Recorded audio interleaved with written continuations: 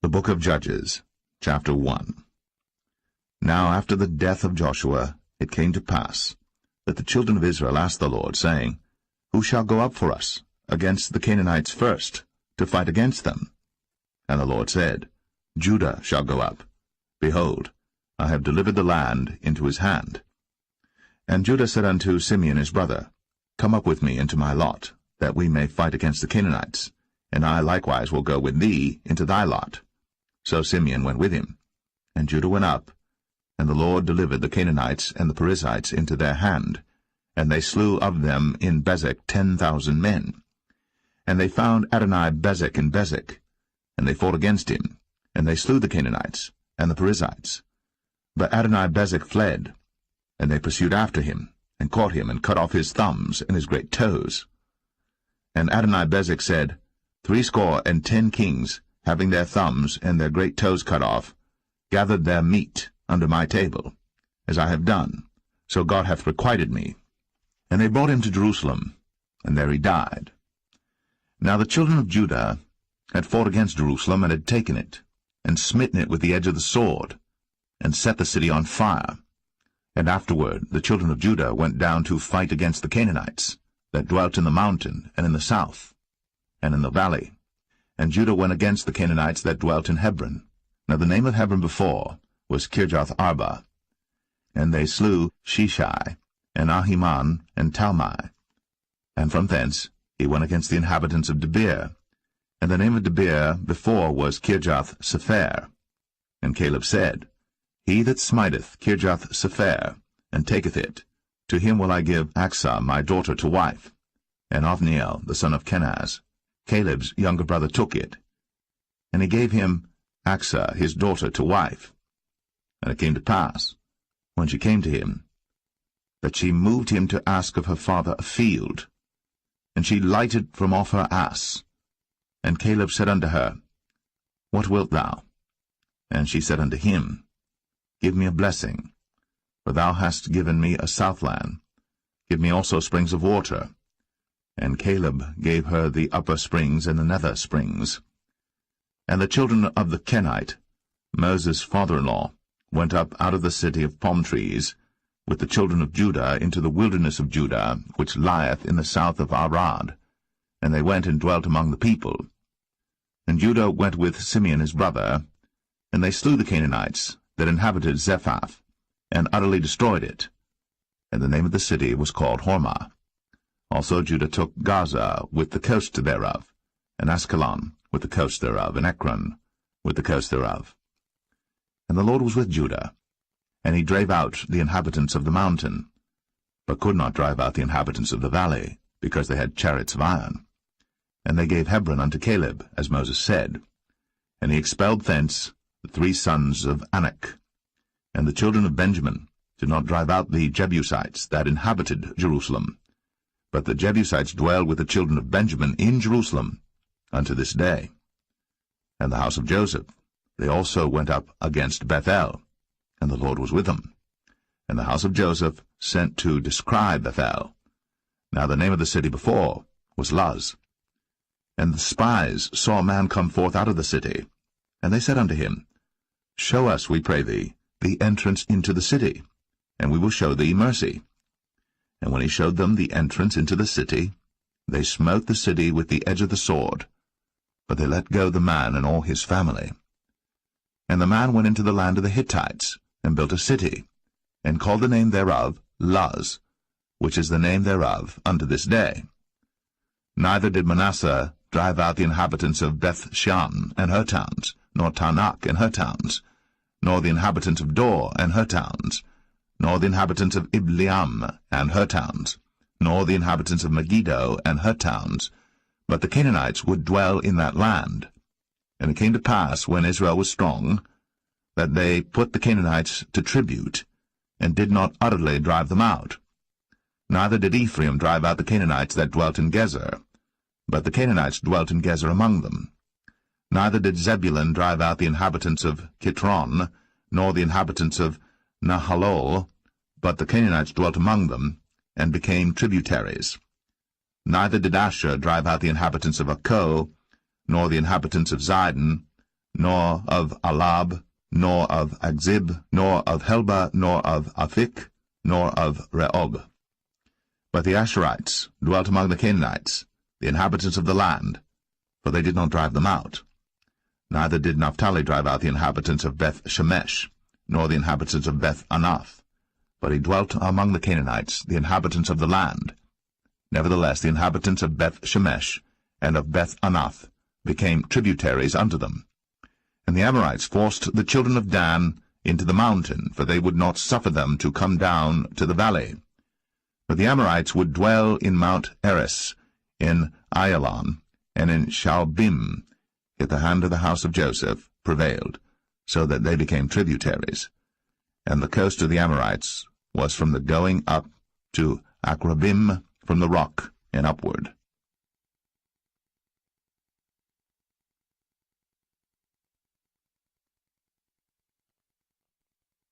Judges 2.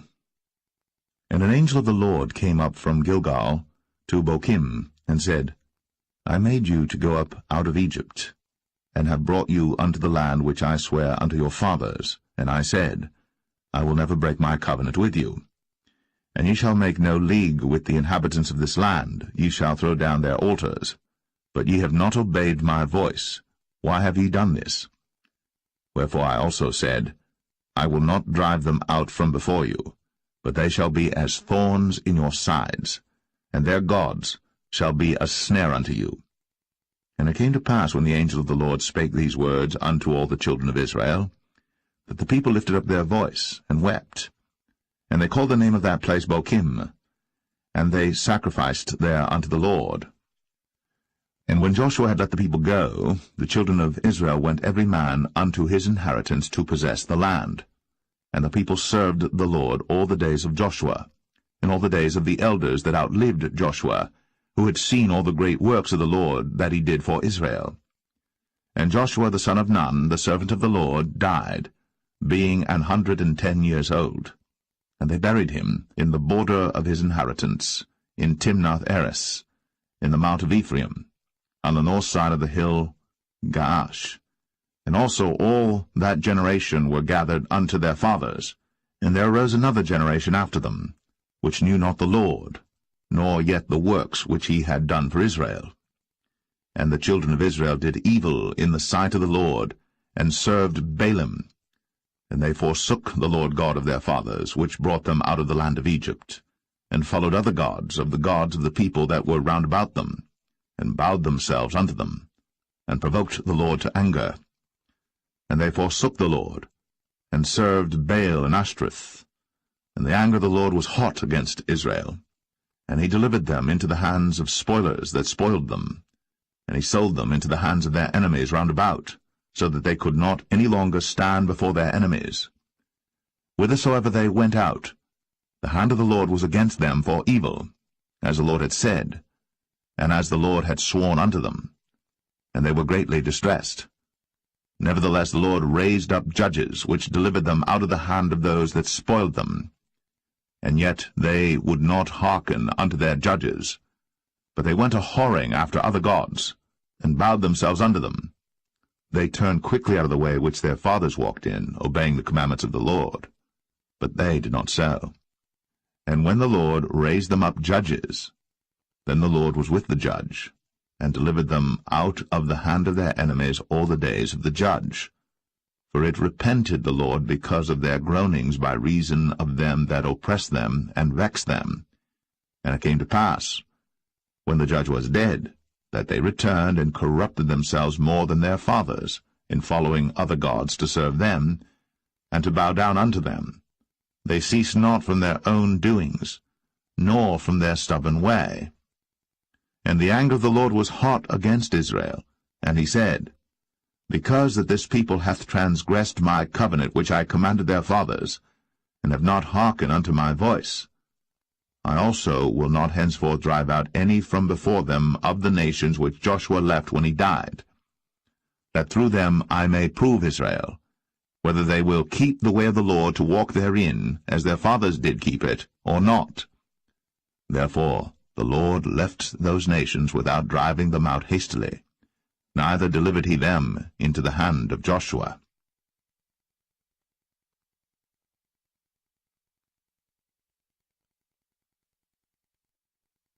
Judges 3. Now these are the nations which the Lord left, to prove Israel by them, even as many of Israel as had not known all the wars of Canaan.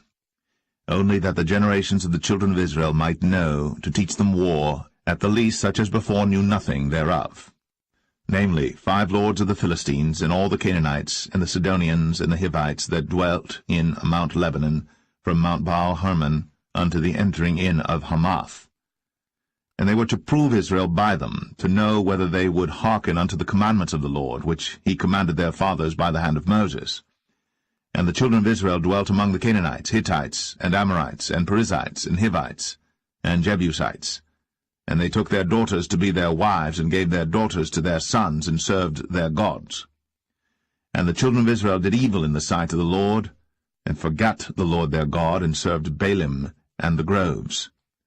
Therefore the anger of the Lord was hot against Israel, and he sold them into the hand of Shushan-Rishathaim, king of Mesopotamia. And the children of Israel served Shushan-Rishathaim 8 years. And when the children of Israel cried unto the Lord raised up a deliverer to the children of Israel, who delivered them, even Othniel, the son of Kenaz, Caleb's younger brother. And the Spirit of the Lord came upon him, and he judged Israel, and went out to war. And the Lord delivered Shushan-Rishathaim, king of Mesopotamia, into his hand. And his hand prevailed against Shushan-Rishathaim. And the land had rest 40 years.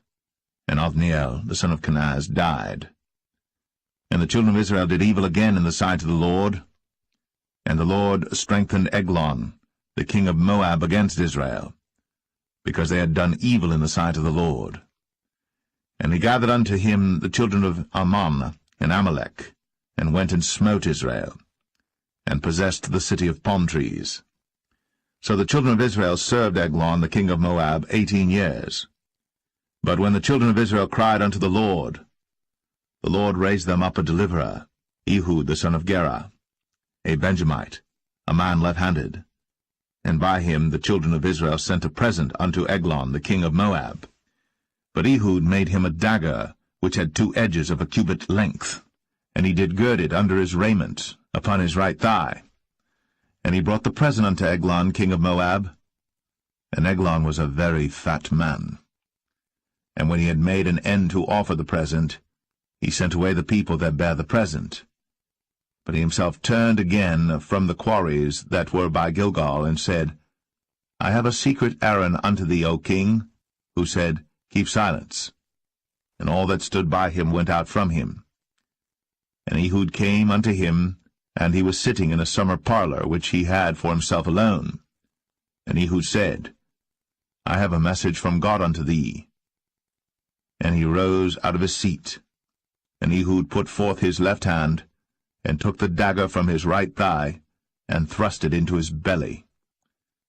And the haft also went in after the blade, and the fat closed upon the blade, so that he could not draw the dagger out of his belly. And the dirt came out. Then Ehud went forth through the porch, and shut the doors of the parlor upon him, and locked them. When he was gone out, his servants came, and when they saw that, behold, the doors of the parlor were locked, they said, Surely he covereth his feet in his summer chamber. And they tarried till they were ashamed, and behold, he opened not the doors of the parlor. Therefore they took a key, and opened them. And behold, their lord was fallen down dead on the earth. And Ehud escaped while they tarried, and passed beyond the quarries, and escaped unto Seirath. And it came to pass, when he was come, that he blew a trumpet in the mountain of Ephraim, and the children of Israel went down with him from the mount, and he before them. And he said unto them, Follow after me, for the Lord hath delivered your enemies the Moabites into your hand. And they went down after him, and took the fords of Jordan toward Moab, and suffered not a man to pass over. And they slew of Moab at that time about 10,000 men, all lusty, and all men of valor, and there escaped not a man. So Moab was subdued that day under the hand of Israel, and the land had rest 80 years. And after him was Shamgar the son of Anath, which slew the Philistines, 600 men with an ox goad, and he also delivered Israel.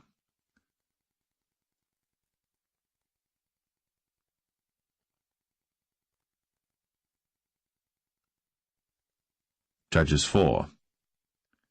And the children of Israel again did evil in the sight of the Lord, when Ehud was dead.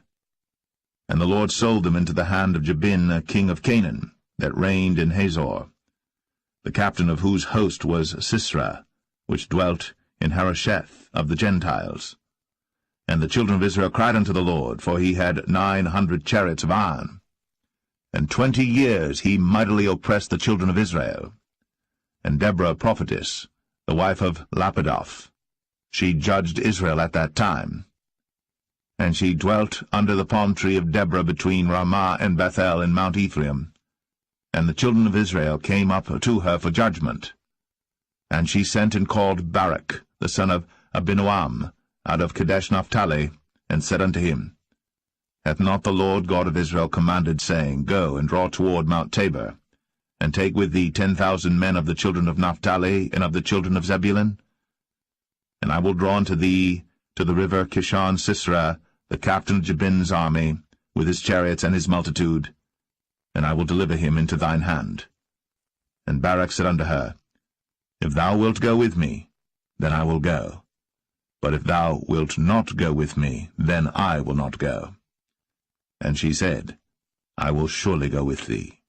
Notwithstanding the journey that thou takest shall not be for thine honour, for the Lord shall sell Sisera into the hand of a woman. And Deborah rose, and went with Barak to Kadesh. And Barak called Zebulun and Naphtali to Kadesh. And he went up with 10,000 men at his feet, and Deborah went up with him. Now Heber the Kenite, which was of the children of Hobab, the father-in-law of Moses, had severed himself from the Kenites, and pitched his tent unto the plain of Zanaim, which is by Kadesh. And they showed Sisera that Barak the son of Abinoam was gone up to Mount Tabor. And Sisera gathered together all his chariots, even 900 chariots of iron, and all the people that were with him, from Harosheth of the Gentiles unto the river of Kishon. And Deborah said unto Barak, Up, for this is the day in which the Lord hath delivered Sisera into thine hand. Is not the Lord gone out before thee? So Barak went down from Mount Tabor, and 10,000 men after him. And the Lord discomfited Sisera, and all his chariots and all his host, with the edge of the sword before Barak, so that Sisera lighted down off his chariot, and fled away on his feet. But Barak pursued after the chariots and after the host, unto Harosheth of the Gentiles, and all the host of Sisera fell upon the edge of the sword, and there was not a man left.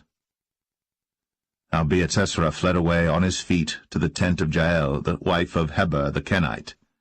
For there was peace between Jabin, the king of Hazor, and the house of Heber the Kenite.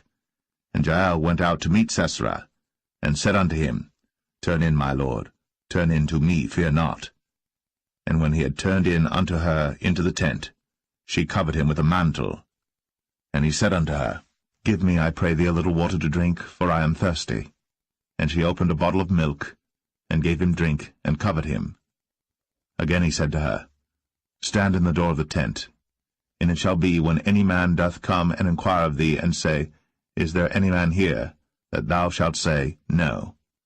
Then Jael, Heber's wife, took a nail of the tent, and took an hammer in her hand, and went softly unto him, and smote the nail into his temples, and fastened it into the ground, for he was fast asleep and weary. So he died. And behold, as Barak pursued Sisera, Jael came out to meet him, and said unto him, Come, and I will show thee the man whom thou seekest. And when he came into her tent, behold, Sisera lay dead, and the nail was in his temples. So God subdued on that day Jabin, the king of Canaan, before the children of Israel. And the hand of the children of Israel prospered, and prevailed against Jabin, the king of Canaan, until they had destroyed Jabin, king of Canaan.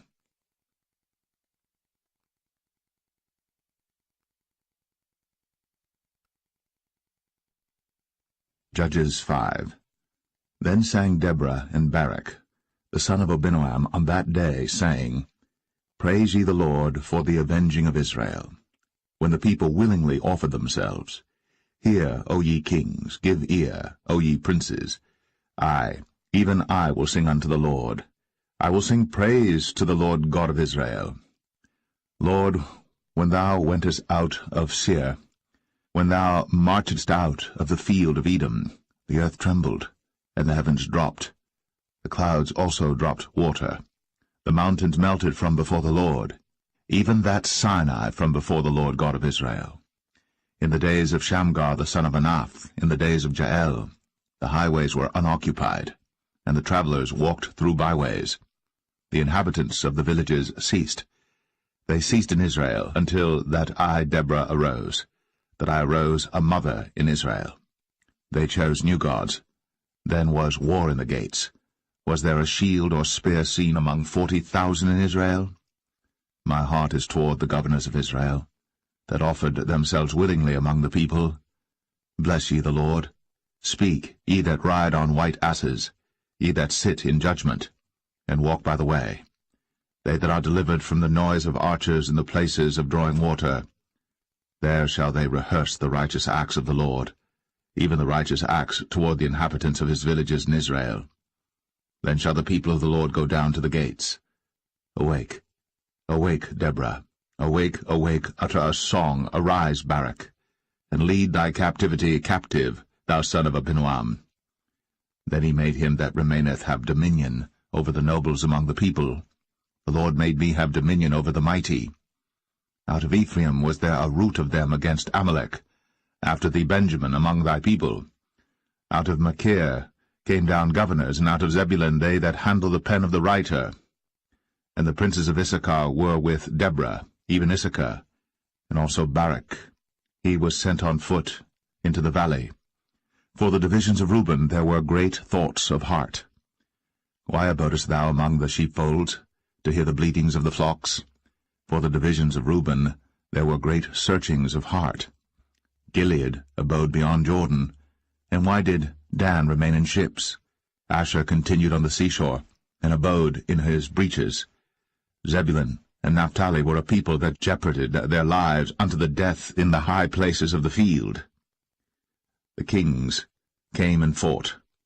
Then fought the kings of Canaan in Tanakh by the waters of Megiddo. They took no gain of money. They fought from heaven. The stars in their courses fought against Sisera. The river of Kishon swept them away, that ancient river, the river Kishon. O my soul, thou hast trodden down strength. Then were the horse hoofs broken by the means of the prancings of their mighty ones. Curse ye Meroz, said the angel of the Lord. Curse ye bitterly the inhabitants thereof, because they came not to the help of the Lord, to the help of the Lord against the mighty. Blessed above women shall Jael the wife of Heber the Kenite be. Blessed shall she be above women in the tent. He asked water, and she gave him milk. She brought forth butter in a lordly dish. She put her hand to the nail, and her right hand to the workman's hammer, and with the hammer she smote Sisera. She smote off his head, when she had pierced and stricken through his temples. At her feet he bowed, he fell, he lay down. At her feet he bowed, he fell. Where he bowed, there he fell down dead. The mother of Sisera looked out at a window, and cried through the lattice, Why is his chariot so long in coming? Why tarry the wheels of his chariot? Her wise ladies answered her, yea, she returned, answered to herself. Have they not sped? Have they not divided the prey? To every man a damsel or two? To Sisera a prey of divers colours, a prey of divers colours of needlework, of divers colours of needlework on both sides, meat for the necks of them that take the spoil? So let all thine enemies perish, O Lord, but let them that love him be as the sun when he goeth forth in his might. And the land had rest 40 years.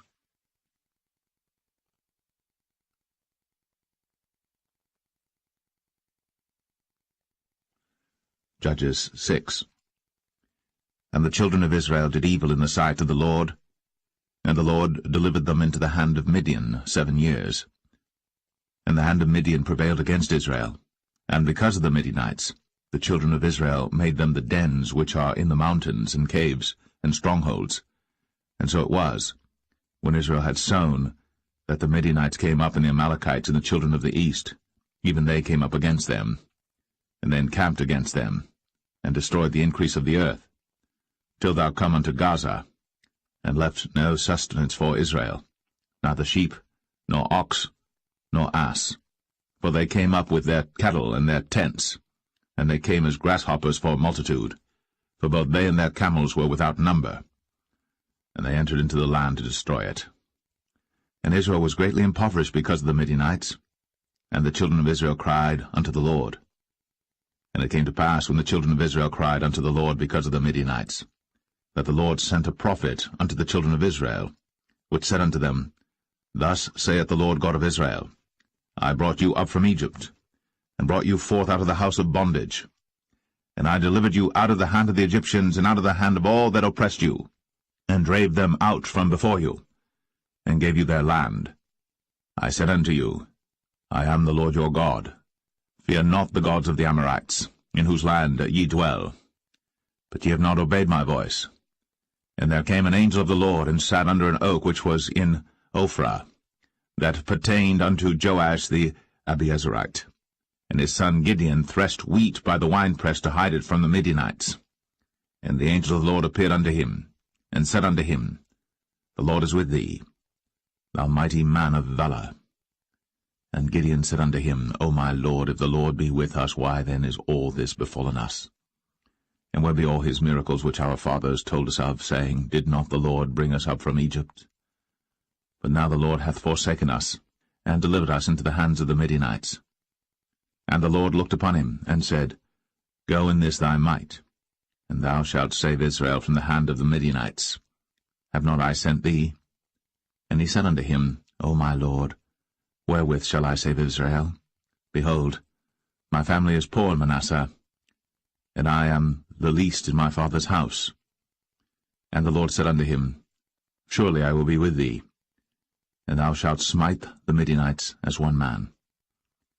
And he said unto him, If now I have found grace in thy sight, then show me a sign that thou talkest with me. Depart not hence, I pray thee, until I come unto thee, and bring forth my present, and set it before thee. And he said, I will tarry until thou come again. And Gideon went in, and made ready a kid, and unleavened cakes of an ephah flour. The flesh he put in a basket, and he put the broth in a pot, and brought it out unto him under the oak, and presented it. And the angel of God said unto him, Take the flesh and the unleavened cakes, and lay them upon this rock, and pour out the broth. And he did so.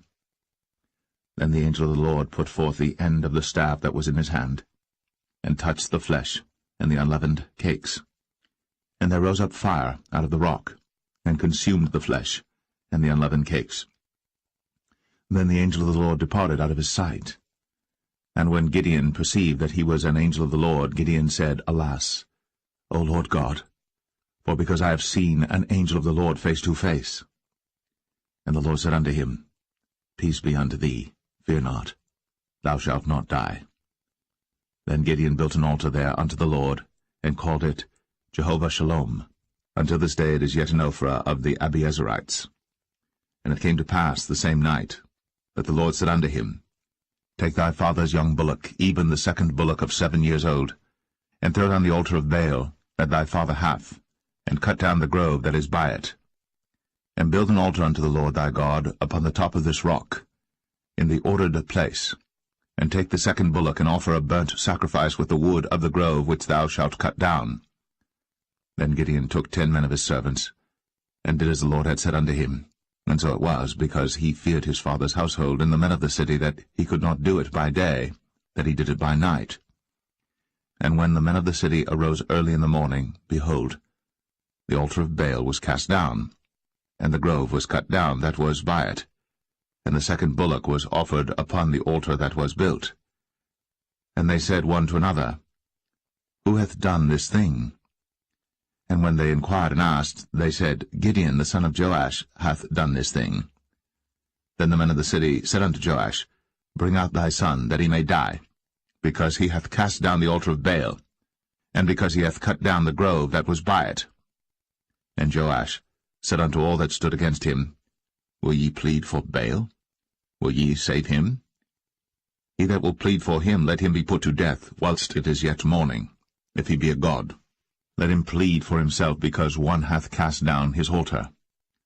Therefore on that day he called him Jerubbaal, saying, Let Baal plead against him, because he hath thrown down his altar. Then all the Midianites and the Amalekites, and the children of the east were gathered together, and went over and pitched in the valley of Jezreel.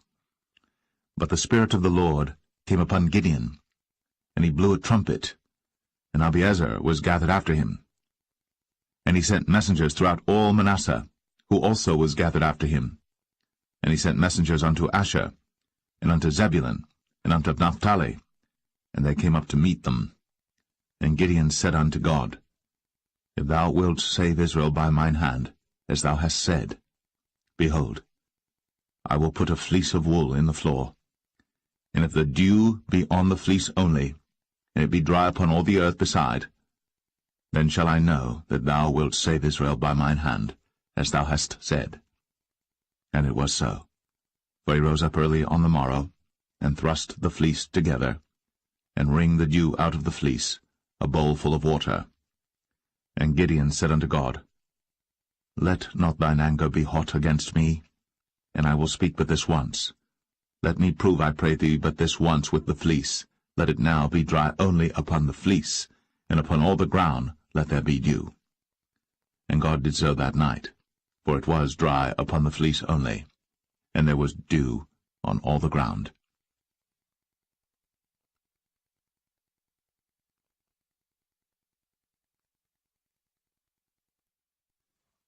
Judges 7. Then Jerubbaal, who is Gideon, and all the people that were with him, rose up early, and pitched beside the well of Harad, so that the host of the Midianites were on the north side of them, by the hill of Moreh in the valley. And the Lord said unto Gideon, The people that are with thee are too many for me to give the Midianites into their hands, lest Israel vaunt themselves against me, saying, Mine own hand hath saved me. Now therefore go to, proclaim in the ears of the people, saying, Whosoever is fearful and afraid, let him return and depart early from Mount Gilead. And there returned to the people 22,000, and there remained 10,000. And the Lord said unto Gideon, The people are yet too many. Bring them down unto the water, and I will try them for thee there. And it shall be that of whom I say unto thee, This shall go with thee, the same shall go with thee.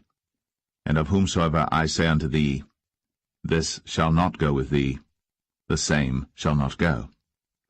So he brought down the people unto the water. And the Lord said unto Gideon, Every one that lappeth of the water with his tongue, as a dog lappeth, him shalt thou set by himself, likewise every one that boweth down upon his knees to drink. And the number of them that lapped, putting their hand to their mouth, were 300 men. But all the rest of the people bowed down upon their knees to drink water. And the Lord said unto Gideon, By the 300 men that lapped will I save you, and deliver the Midianites into thine hand, and let all the other people go every man unto his place. So the people took victuals in their hand, and their trumpets, and he sent all the rest of Israel every man unto his tent, and retained those 300 men, and the host of Midian was beneath him in the valley.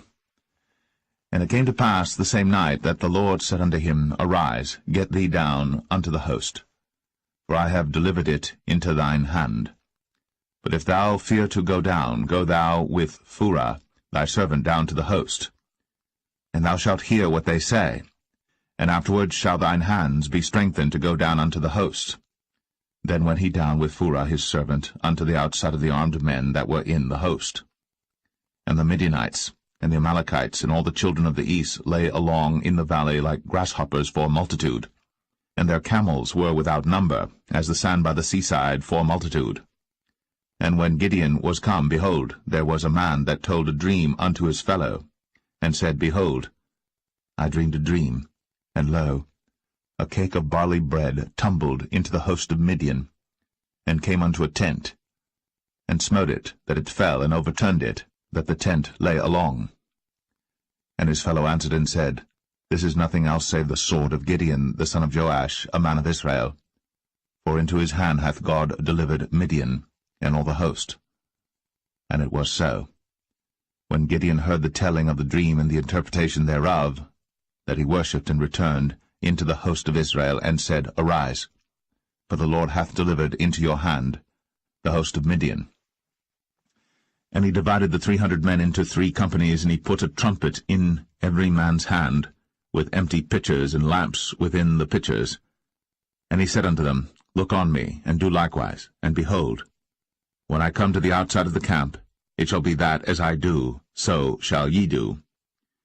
When I blow with the trumpet, I and all that are with me, then blow ye the trumpets also on every side of all the camp, and say, The sword of the Lord and of Gideon. So Gideon and the 100 men that were with him came unto the outside of the camp in the beginning of the middle watch. And they had but newly set the watch, and they blew the trumpets, and brake the pitchers that were in their hands. And the 3 companies blew the trumpets, and brake the pitchers, and held the lamps in their left hands, and the trumpets in their right hands, to blow withal. And they cried, The sword of the Lord and of Gideon. And they stood every man in his place round about the camp. And all the host ran and cried and fled. And the 300 blew the trumpets, and the Lord set every man's sword against his fellow, even throughout all the host. And the host fled to Beth-shittah in Zererath, and to the border of Abel-meholah, unto Tabbath. And the men of Israel gathered themselves together out of Naphtali, and out of Asher, and out of all Manasseh, and pursued after the Midianites. And Gideon sent messengers throughout all Mount Ephraim, saying, Come down against the Midianites, and take before them the waters unto Beth-barah and Jordan. Then all the men of Ephraim gathered themselves together, and took the waters unto Beth-barah and Jordan. And they took 2 princes of the Midianites, Oreb and Zeb. And they slew Oreb upon the rock Oreb, and Zeb they slew at the winepress of Zeb, and pursued Midian, and brought the heads of Oreb and Zeb to Gideon on the other side Jordan.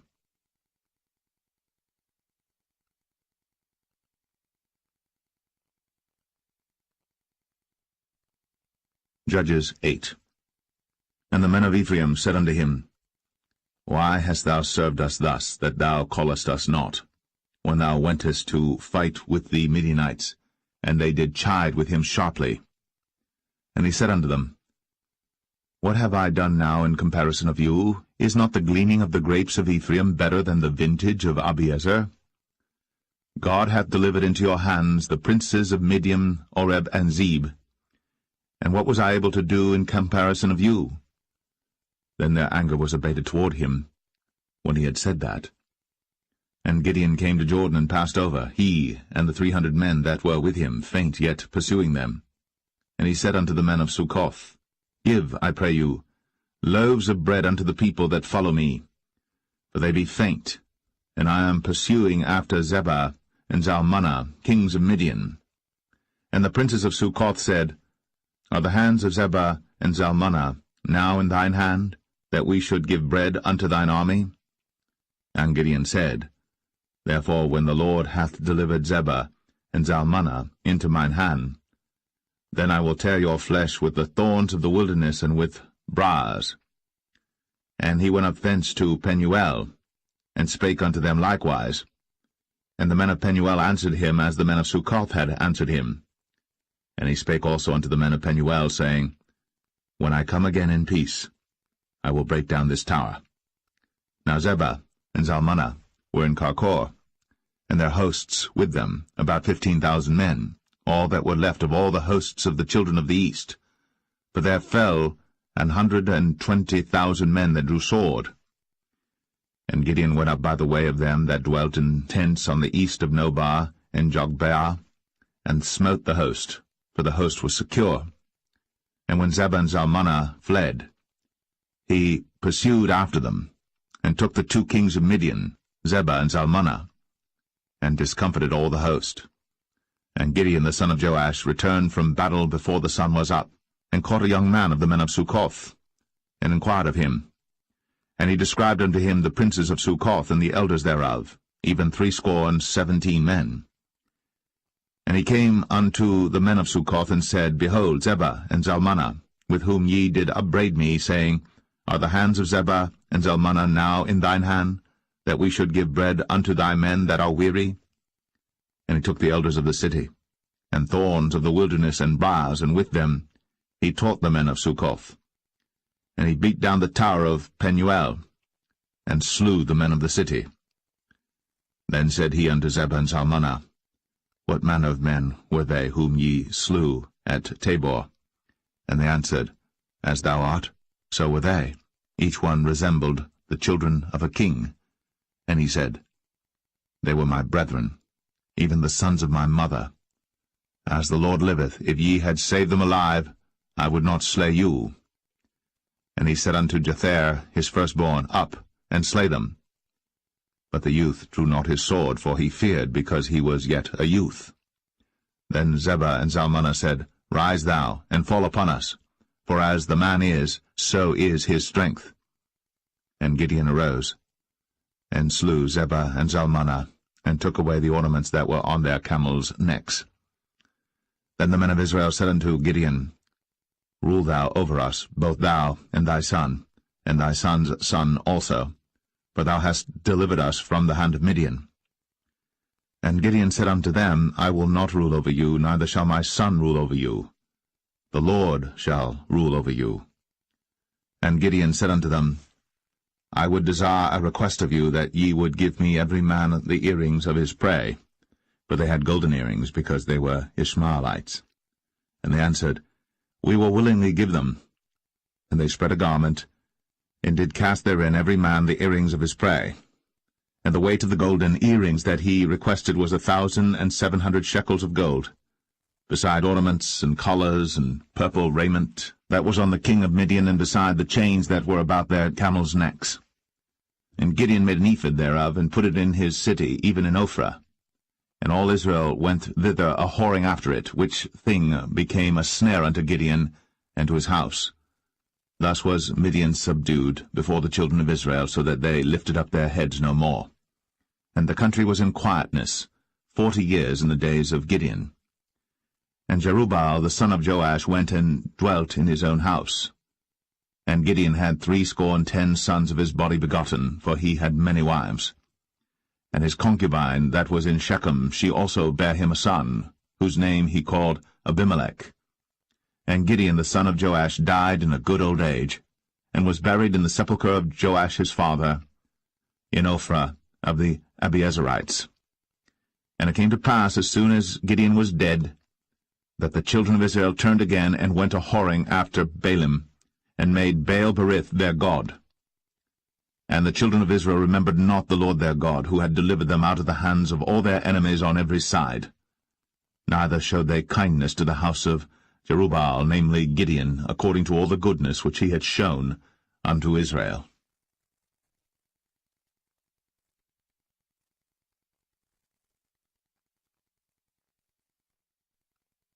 Judges 9.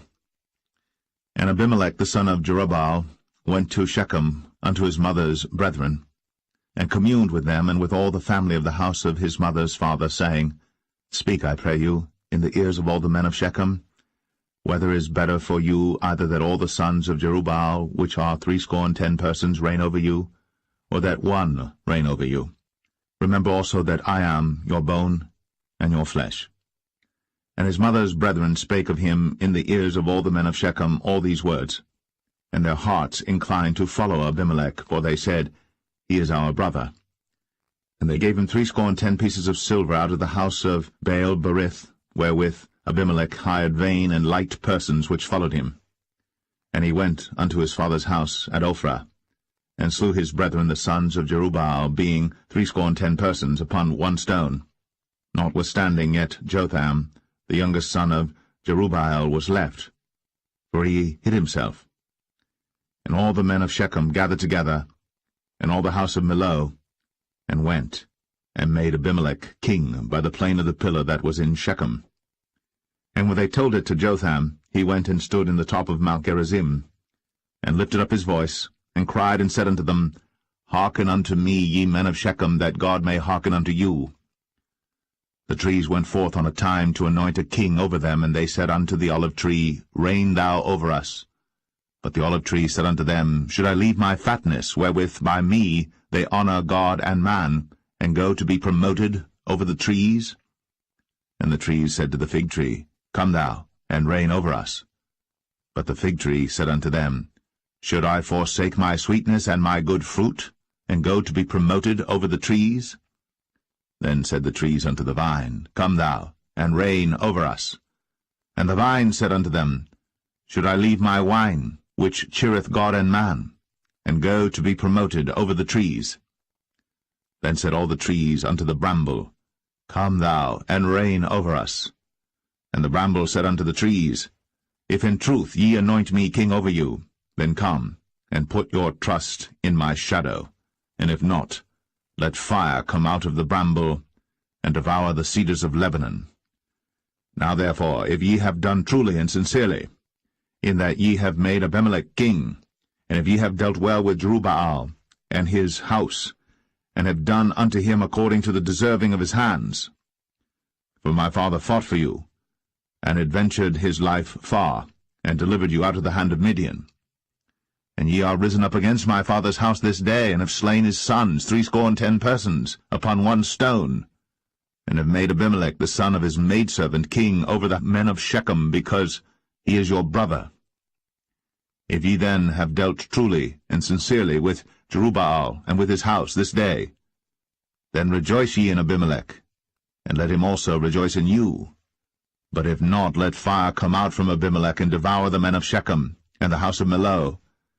And let fire come out from the men of Shechem, and from the house of Millo, and devour Abimelech.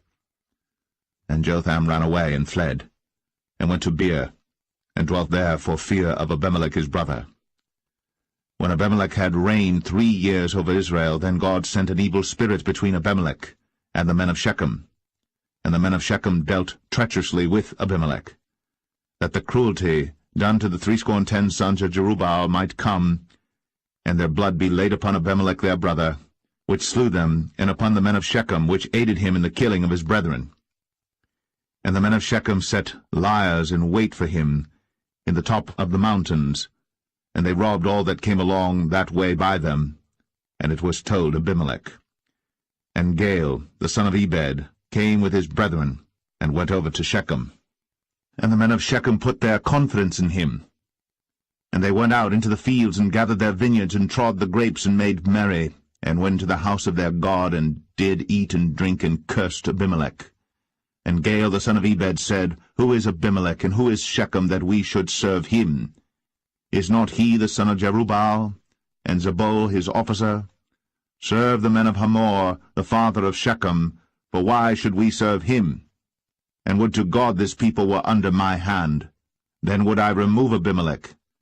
And he said to Abimelech, Increase thine army, and come out. And when Zebul, the ruler of the city, heard the words of Gaal the son of Ebed, his anger was kindled.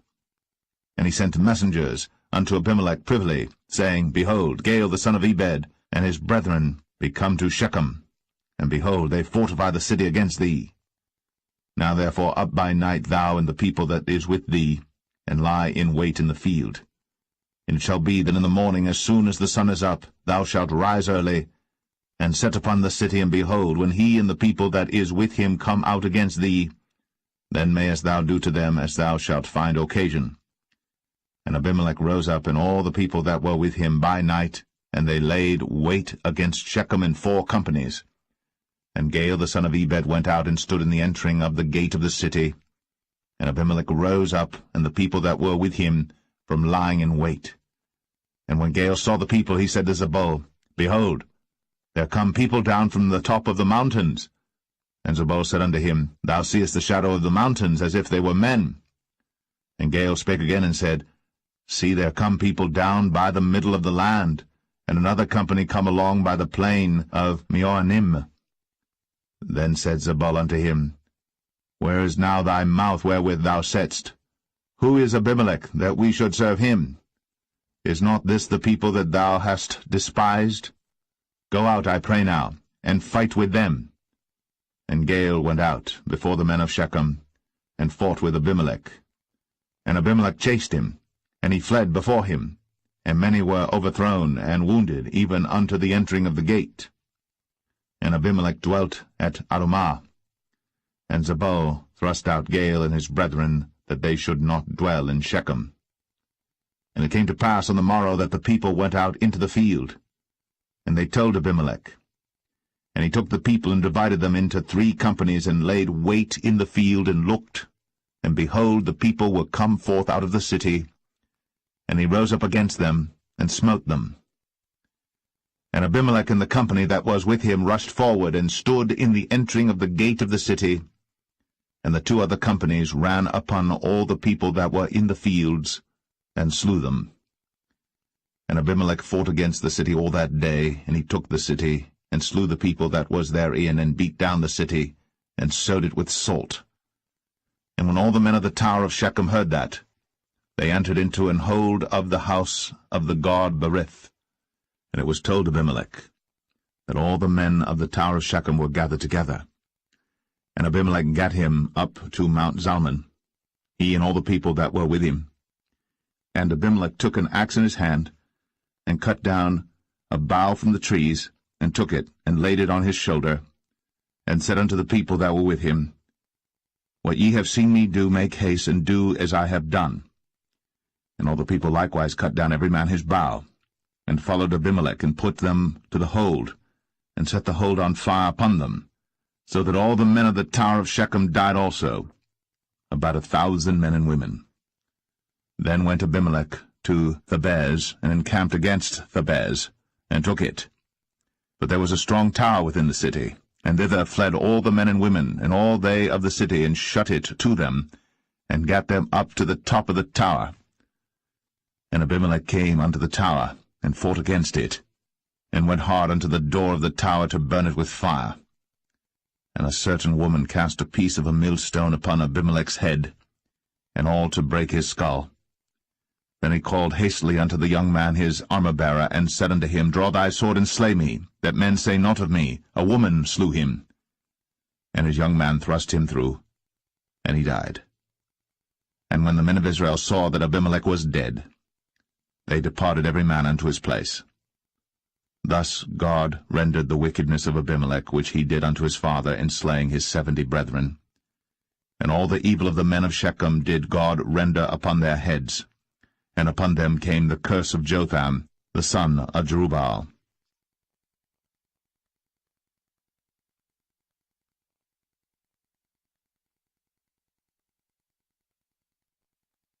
Judges 10. And after Abimelech there arose to defend Israel Tola the son of Puah, the son of Dodo, a man of Issachar. And he dwelt in Shamir in Mount Ephraim. And he judged Israel 23 years, and died, and was buried in Shamir. And after him arose Jair, a Gileadite, and judged Israel 22 years. And he had 30 sons that rode on 30 ass colts. And they had 30 cities, which are called Hovath-Jair unto this day, which are in the land of Gilead. And Jair died, and was buried in Kaman.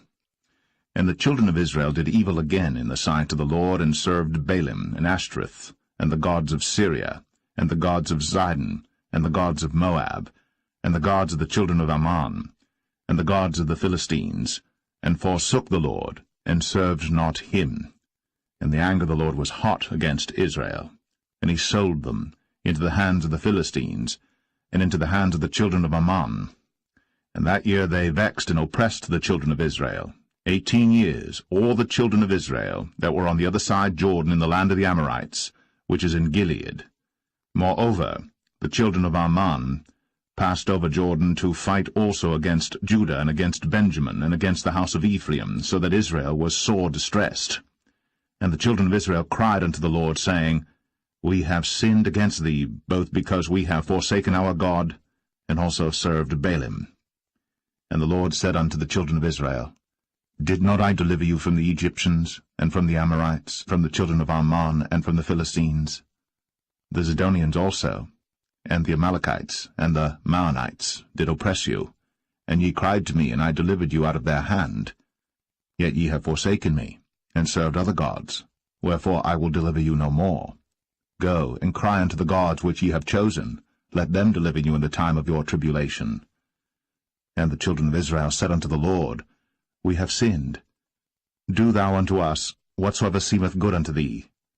Deliver us only, we pray thee, this day. And they put away the strange gods from among them, and served the Lord. And his soul was grieved for the misery of Israel. Then the children of Ammon were gathered together, and encamped in Gilead. And the children of Israel assembled themselves together, and encamped in Mizpeh. And the people and princes of Gilead said one to another, What man is he that will begin to fight against the children of Ammon? He shall be head over all the inhabitants of Gilead.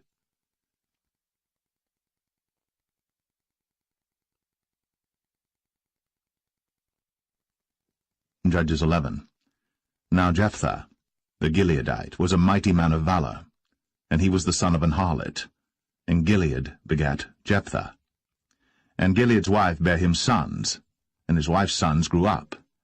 And they thrust out Jephthah, and said unto him, Thou shalt not inherit in our father's house, for thou art the son of a strange woman. Then Jephthah fled from his brethren, and dwelt in the land of Tob. And there were gathered vain men to Jephthah, and went out with him. And it came to pass in process of time, that the children of Ammon made war against Israel. And it was so, that when the children of Ammon made war against Israel, the elders of Gilead went to fetch Jephthah out of the land of Tob. And they said unto Jephthah, Come, and be our captain, that we may fight with the children of Ammon. And Jephthah said unto the elders of Gilead, Did not ye hate me, and expel me out of my father's house? And why are ye come unto me now, when ye are in distress? And the elders of Gilead said unto Jephthah, Therefore we turn again to thee now, that thou mayest go with us, and fight against the children of Ammon, and be our head over all the inhabitants of Gilead. And Jephthah said unto the elders of Gilead, If ye bring me home again to fight against the children of Ammon, and the Lord deliver them before me, shall I be your head? And the elders of Gilead said unto Jephthah, The Lord be witness between us, if we do not so according to thy words. Then Jephthah went with the elders of Gilead, and the people made him head and captain over them. And Jephthah uttered all his words before the Lord in Mizpeh. And Jephthah sent messengers unto the king of the children of Ammon, saying, What hast thou to do with me, that thou art come against me to fight in my land? And the king of the children of Ammon answered unto the messengers of Jephthah, Because Israel took away my land when they came up out of Egypt, from Arnon even unto Jabbok, and unto Jordan. Now therefore restore those lands again peaceably. And Jephthah sent messengers again unto the king of the children of Ammon, and said unto him, Thus saith Jephthah, Israel took not away the land of Moab, nor the land of the children of Ammon. But when Israel came up from Egypt, and walked through the wilderness unto the Red Sea, and came to Kadesh, then Israel sent messengers unto the king of Edom, saying, Let me, I pray thee, pass through thy land. But the king of Edom would not hearken thereto. And in like manner they sent unto the king of Moab, but he would not consent. And Israel abode in Kadesh. Then they went along through the wilderness, and compassed the land of Edom, and the land of Moab, and came by the east side of the land of Moab, and pitched on the other side of Arnon, but came not within the border of Moab, for Arnon was the border of Moab. And Israel sent messengers unto Sihon, king of the Amorites, the king of Heshbon. And Israel said unto him, Let us pass, we pray thee, through thy land into my place. But Sihon trusted not Israel to pass through his coast. But Sihon gathered all his people together, and pitched in Jahaz, and fought against Israel. And the Lord God of Israel delivered Sihon and all his people into the hand of Israel, and they smote them. So Israel possessed all the land of the Amorites, the inhabitants of that country. And they possessed all the coasts of the Amorites, from Arnon even unto Jabbok, and from the wilderness even unto Jordan. So now the Lord God of Israel hath dispossessed the Amorites from before his people Israel. And shouldst thou possess it? Wilt not thou possess that which Chemosh thy God giveth thee to possess? So, whomsoever the Lord our God shall drive out from before us, then will we possess. And now, art thou anything better than Balak the son of Zippor, king of Moab? Did he ever strive against Israel, or did he ever fight against them? While Israel dwelt in Heshbon and her towns, and in Aroer and her towns, and in all the cities that be along by the coasts of Arnon, 300 years? Why therefore did ye not recover them within that time? Wherefore I have not sinned against thee, but thou dost me wrong to war against me.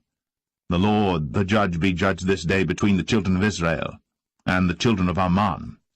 Howbeit the king of the children of Ammon hearkened not unto the words of Jephthah, which he sent him. Then the Spirit of the Lord came upon Jephthah, and he passed over Gilead and Manasseh, and passed over Mizpeh of Gilead, and from Mizpeh of Gilead he passed over unto the children of Ammon. And Jephthah vowed a vow unto the Lord, and said, If thou shalt without fail deliver the children of Ammon into mine hands, then it shall be, that whatsoever cometh forth of the doors of my house to meet me, when I return in peace from the children of Ammon, shall surely be the Lord's, and I will offer it up for a burnt offering. So Jephthah passed over unto the children of Ammon to fight against them, and the Lord delivered them into his hands. And he smote them from Aroer, even till thou come to Minnith, even 20 cities, and unto the plain of the vineyards, with a very great slaughter. Thus the children of Ammon were subdued before the children of Israel. And Jephthah came to Mizpeh unto his house, and behold, his daughter came out to meet him, with timbrels and with dances, and she was his only child. Beside her he had neither son nor daughter. And it came to pass, when he saw her, that he rent his clothes, and said, Alas, my daughter, thou hast brought me very low, and thou art one of them that trouble me. For I have opened my mouth unto the Lord, and I cannot go back. And she said unto him, My father, if thou hast opened thy mouth unto the Lord, do to me according to that which hath proceeded out of thy mouth. For as much as the Lord hath taken vengeance for thee of thine enemies, even of the children of Ammon. And she said unto her father, Let this thing be done for me. Let me alone 2 months, that I may go up and down upon the mountains and bewail my virginity, I and my fellows. And he said, Go. And he sent her away for 2 months. And she went with her companions, and bewailed her virginity upon the mountains. And it came to pass at the end of 2 months, that she returned unto her father, who did with her according to his vow which he had vowed. And she knew no man. And it was a custom in Israel, that the daughters of Israel went yearly to lament the daughter of Jephthah the Gileadite, 4 days in a year.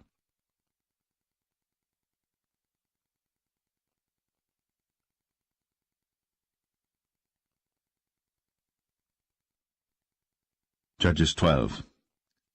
And the men of Ephraim gathered themselves together, and went northward, and said unto Jephthah, Wherefore passedst thou over to fight against the children of Ammon, and didst not call us to go with thee? We will burn thine house upon thee with fire. And Jephthah said unto them, I and my people were at great strife with the children of Ammon. And when I called you, ye delivered me not out of their hands.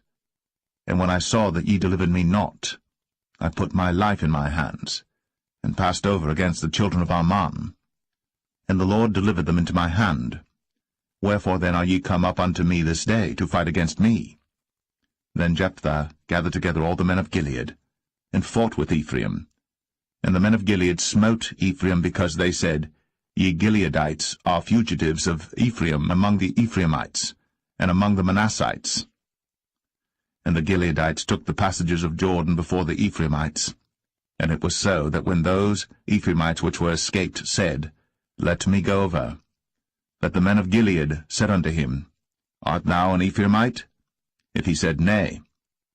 Then said they unto him, Say now, Shibboleth. And he said, Sibboleth, for he could not frame to pronounce it right. Then they took him, and slew him at the passages of Jordan. And there fell at that time of the Ephraimites 42,000. And Jephthah judged Israel 6 years. Then died Jephthah the Gileadite, and was buried in one of the cities of Gilead. And after him Ibzan of Bethlehem judged Israel. And he had 30 sons, and 30 daughters, whom he sent abroad, and took in 30 daughters from abroad for his sons.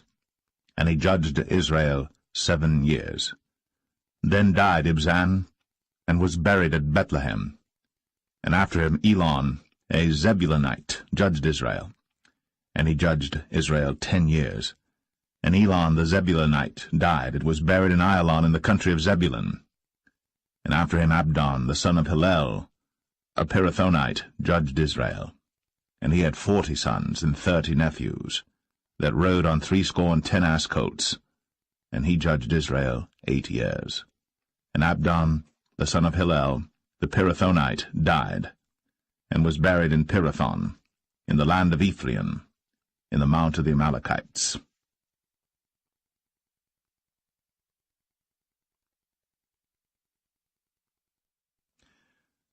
Judges 13. And the children of Israel did evil again in the sight of the Lord, and the Lord delivered them into the hand of the Philistines 40 years. And there was a certain man of Zorah, of the family of the Danites, whose name was Manoah, and his wife was barren, and bare not. And the angel of the Lord appeared unto the woman, and said unto her, Behold now, thou art barren, and bearest not, but thou shalt conceive, and bear a son. Now therefore beware, I pray thee, and drink not wine, nor strong drink, and eat not any unclean thing. For lo, thou shalt conceive and bear a son, and no razor shall come on his head, for the child shall be a Nazarite unto God from the womb, and he shall begin to deliver Israel out of the hand of the Philistines. Then the woman came and told her husband, saying, A man of God came unto me, and his countenance was like the countenance of an angel of God, very terrible. But I asked him not whence he was, neither told he me his name. But he said unto me, Behold, thou shalt conceive, and bear a son. And now drink no wine nor strong drink, neither eat any unclean thing, for the child shall be a Nazarite to God from the womb to the day of his death. Then Manoah entreated the Lord, and said, O my Lord, let the man of God which thou didst send come again unto us, and teach us what we shall do unto the child that shall be born. And God hearkened to the voice of Manoah. And the angel of God came again unto the woman as she sat in the field. But Manoah, her husband, was not with her. And the woman made haste, and ran, and showed her husband, and said unto him, Behold, the man hath appeared unto me, that came unto me the other day. And Manoah arose, and went after his wife, and came to the man, and said unto him, Art thou the man that spakest unto the woman? And he said, I am. And Manoah said, Now let thy words come to pass. How shall we order the child, and how shall we do unto him? And the angel of the Lord said unto Manoah, Of all that I said unto the woman, let her beware. She may not eat of anything that cometh of the vine, neither let her drink wine or strong drink, nor eat any unclean thing. All that I commanded her, let her observe. And Manoah said unto the angel of the Lord, I pray thee, let us detain thee, until we shall have made ready a kid for thee. And the angel of the Lord said unto Manoah, Though thou detain me, I will not eat of thy bread. And if thou wilt offer a burnt offering, thou must offer it unto the Lord. For Manoah knew not that he was an angel of the Lord. And Manoah said unto the angel of the Lord, What is thy name, that when thy sayings come to pass, we may do thee honor? And the angel of the Lord said unto him, Why askest thou thus after my name, seeing it is secret? So Manoah took a kid with a meat offering, and offered it upon a rock unto the Lord. And the angel did wondrously. And Manoah and his wife looked on. For it came to pass, when the flame went up toward heaven from off the altar, that the angel of the Lord ascended in the flame of the altar. And Manoah and his wife looked on it, and fell on their faces to the ground. But the angel of the Lord did no more appear to Manoah and to his wife. Then Manoah knew that he was an angel of the Lord. And Manoah said unto his wife, We shall surely die, because we have seen God. But his wife said unto him, If the Lord were pleased to kill us, he would not have received a burnt offering and a meat offering at our hands, neither would he have shown us all these things, nor would as at this time have told us such things as these. And the woman bare a son, and called his name Samson. And the child grew, and the Lord blessed him. And the Spirit of the Lord began to move him at times in the camp of Dan, between Zorah and Eshtaol.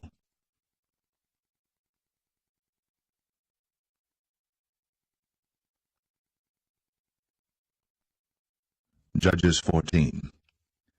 And Samson went down to Timnath, and saw a woman in Timnath of the daughters of the Philistines. And he came up and told his father and his mother, and said, I have seen a woman in Timnath of the daughters of the Philistines. Now therefore get her for me to wife. Then his father and his mother said unto him, Is there never a woman among the daughters of thy brethren, or among all my people, that thou goest to take a wife of the uncircumcised Philistines? And Samson said unto his father, Get her for me, for she pleaseth me well. But his father and his mother knew not that it was of the Lord that he sought an occasion against the Philistines, for at that time the Philistines had dominion over Israel. Then went Samson down, and his father and his mother, to Timnath, and came to the vineyards of Timnath, and behold, a young lion roared against him. And the Spirit of the Lord came mightily upon him, and he rent him as he would have rent a kid, and he had nothing in his hand. But he told not his father or his mother what he had done. And he went down, and talked with the woman, and she pleased Samson well. And after a time he returned to take her. And he turned aside to see the carcass of the lion, and behold, there was a swarm of bees and honey in the carcass of the lion. And he took thereof in his hands, and went on eating, and came to his father and mother, and he gave them, and they did eat. But he told not them that he had taken the honey out of the carcass of the lion. So his father went down unto the woman, and Samson made there a feast, for so used the young men to do. And it came to pass, when they saw him, that they brought 30 companions to be with him. And Samson said unto them, I will now put forth a riddle unto you. If ye can certainly declare it me within the 7 days of the feast, and find it out, then I will give you 30 sheets, and 30 change of garments. But if ye cannot declare it me, then shall ye give me 30 sheets, and 30 change of garments. And they said unto him, Put forth thy riddle, that we may hear it. And he said unto them, Out of the eater came forth meat, and out of the strong came forth sweetness. And they could not in 3 days expound the riddle. And it came to pass on the 7th day, that they said unto Samson's wife, Entice thy husband, that he may declare unto us the riddle, lest we burn thee, and thy father's house with fire. Have ye called us to take that we have? Is it not so? And Samson's wife wept before him, and said, Thou dost but hate me, and lovest me not. Thou hast put forth a riddle unto the children of my people, and hast not told it me. And he said unto her, Behold, I have not told it my father nor my mother. And shall I tell it thee? And she wept before him the 7 days, while their feast lasted. And it came to pass on the 7th day, that he told her, because she lay sore upon him, and she told the riddle to the children of her people. And the men of the city said unto him on the 7th day before the sun went down, What is sweeter than honey? And what is stronger than a lion? And he said unto them, If ye had not plowed with my heifer, ye had not found out my riddle. And the Spirit of the Lord came upon him, and he went down to Ashkelon, and slew 30 men of them, and took their spoil, and gave change of garments unto them which expounded the riddle. and his anger was kindled, and he went up to his father's house. But Samson's wife was given to his companion, whom he had used as his friend.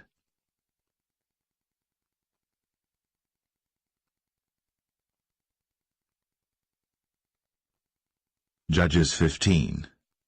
But it came to pass within a while after, in the time of wheat harvest, that Samson visited his wife with a kid, and he said, I will go in to my wife into the chamber. But her father would not suffer him to go in. And her father said, I verily thought that thou hadst utterly hated her. Therefore I gave her to thy companion. Is not her younger sister fairer than she? Take her, I pray thee, instead of her. And Samson said concerning them, Now shall I be more blameless than the Philistines, though I do them a displeasure. And Samson went and caught 300 foxes, and took firebrands, and turned tail to tail, and put a firebrand in the midst between two tails. And when he had set the brands on fire, he let them go into the standing corn of the Philistines, and burnt up both the shocks, and also the standing corn with the vineyards and olives. Then the Philistines said, Who hath done this? And they answered, Samson, the son-in-law of the Timnite, because he had taken his wife, and given her to his companion. And the Philistines came up, and burnt her and her father with fire. And Samson said unto them, Though ye have done this, yet will I be avenged of you, and after that I will cease. And he smote them hip and thigh with a great slaughter, and he went down and dwelt in the top of the rock Etam. Then the Philistines went up, and pitched in Judah, and spread themselves in Lehi. And the men of Judah said, Why are ye come up against us? And they answered, To bind Samson are we come up, to do to him as he hath done to us. Then 3,000 men of Judah went to the top of the rock Etam, and said to Samson, Knowest thou not that the Philistines are rulers over us? What is this that thou hast done unto us? And he said unto them, As they did unto me, so have I done unto them. And they said unto him, We are come down to bind thee, that we may deliver thee into the hand of the Philistines. And Samson said unto them, Swear unto me, that ye will not fall upon me yourselves. And they spake unto him, saying, No, but we will bind thee fast, and deliver thee into their hand. But surely we will not kill thee. And they bound him with 2 new cords, and brought him up from the rock. And when he came unto Lehi, the Philistines shouted against him, and the Spirit of the Lord came mightily upon him, and the cords that were upon his arms became as flax that was burnt with fire, and his bands loosed from off his hands. And he found a new jawbone of an ass, and put forth his hand, and took it, and slew 1,000 men therewith. And Samson said, With the jawbone of an ass, heaps upon heaps, with the jaw of an ass have I slain 1,000 men. And it came to pass, when he had made an end of speaking, that he cast away the jawbone out of his hand, and called that place Ramath Lehi.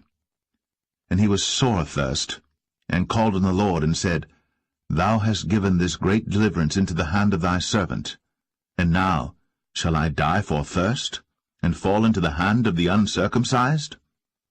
But God clave an hollow place that was in the jaw, and there came water thereout. And when he had drunk, his spirit came again, and he revived. Wherefore he called the name thereof En-Hakkore, which is in Lehi unto this day. And he judged Israel in the days of the Philistines 20 years.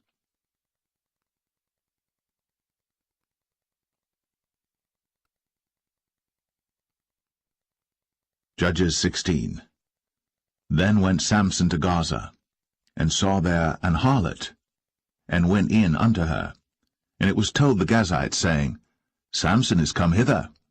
And they compassed him in, and laid wait for him all night in the gate of the city, and were quiet all the night, saying, In the morning, when it is day, we shall kill him. And Samson lay till midnight, and arose at midnight, and took the doors of the gate of the city, and the 2 posts, and went away with them, bar and all, and put them upon his shoulders, and carried them up to the top of an hill that is before Hebron. And it came to pass afterward, that he loved a woman in the valley of Sorek, whose name was Delilah. And the lords of the Philistines came up unto her, and said unto her, Entice him, and see wherein his great strength lieth, and by what means we may prevail against him, that we may bind him to afflict him. And we will give thee every one of us 1,100 pieces of silver. And Delilah said to Samson, Tell me, I pray thee, wherein thy great strength lieth, and wherewith thou mightest be bound to afflict thee? And Samson said unto her, If they bind me with 7 green withs that were never dried, then shall I be weak, and be as another man. Then the lords of the Philistines brought up to her 7 green withs, which had not been dried, and she bound him with them. Now there were men lying in wait, abiding with her in the chamber. And she said unto him, The Philistines be upon thee, Samson. And he brake the withs, as a thread of tow is broken when it toucheth the fire. So his strength was not known. And Delilah said unto Samson, Behold, thou hast mocked me, and told me lies. Now tell me, I pray thee, wherewith thou mightest be bound. And he said unto her, If they bind me fast with new ropes, that never were occupied, then shall I be weak, and be as another man. Delilah therefore took new ropes, and bound him therewith, and said unto him, The Philistines be upon thee, Samson. And there were liers in wait, abiding in the chamber. And he brake them from off his arms like a thread. And Delilah said unto Samson, Hitherto thou hast mocked me, and told me lies. Tell me wherewith thou mightest be bound. And he said unto her, If thou weavest the 7 locks of my head with the web. And she fastened it with the pin, and said unto him, The Philistines be upon thee, Samson. And he awaked out of his sleep, and went away with the pin of the beam, and with the web. And she said unto him, How canst thou say, I love thee, when thine heart is not with me? Thou hast mocked me these 3 times, and hast not told me wherein thy great strength lieth. And it came to pass, when she pressed him daily with her words, and urged him, so that his soul was vexed unto death, that he told her all his heart, and said unto her, There hath not come a razor upon mine head, for I have been a Nazarite unto God from my mother's womb.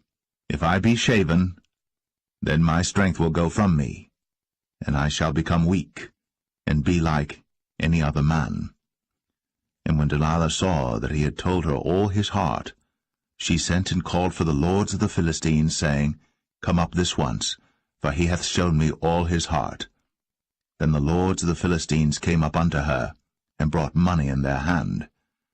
And she made him sleep upon her knees, and she called for a man, and she caused him to shave off the 7 locks of his head, and she began to afflict him, and his strength went from him. And she said, The Philistines be upon thee, Samson. And he awoke out of his sleep, and said, I will go out as at other times before, and shake myself. And he wist not that the Lord was departed from him. But the Philistines took him, and put out his eyes, and brought him down to Gaza, and bound him with fetters of brass, and he did grind in the prison house. Howbeit, the hair of his head began to grow again after he was shaven. Then the lords of the Philistines gathered them together, for to offer a great sacrifice unto Dagon their god, and to rejoice, for they said, Our God hath delivered Samson our enemy into our hand. And when the people saw him, they praised their God, for they said, Our God hath delivered into our hands our enemy, and the destroyer of our country, which slew many of us. And it came to pass, when their hearts were merry, that they said, Call for Samson, that he may make us sport. And they called for Samson out of the prison house, and he made them sport, and they set him between the pillars. And Samson said unto the lad that held him by the hand, Suffer me that I may feel the pillars whereupon the house standeth, that I may lean upon them. Now the house was full of men and women, and all the lords of the Philistines were there. And there were upon the roof about 3,000 men and women that beheld, while Samson made sport. And Samson called unto the Lord, and said, O Lord God, remember me, I pray thee, and strengthen me, I pray thee, only this once, O God, that I may be at once avenged of the Philistines for my 2 eyes. And Samson took hold of the 2 middle pillars upon which the house stood, and on which it was borne up, of the one with his right hand, and of the other with his left. And Samson said, Let me die with the Philistines. And he bowed himself with all his might. And the house fell upon the lords, and upon all the people that were therein. So the dead which he slew at his death were more than they which he slew in his life. Then his brethren and all the house of his father came down, and took him, and brought him up, and buried him between Zorah and Eshtaol, in the burying place of Manoah his father. And he judged Israel 20 years.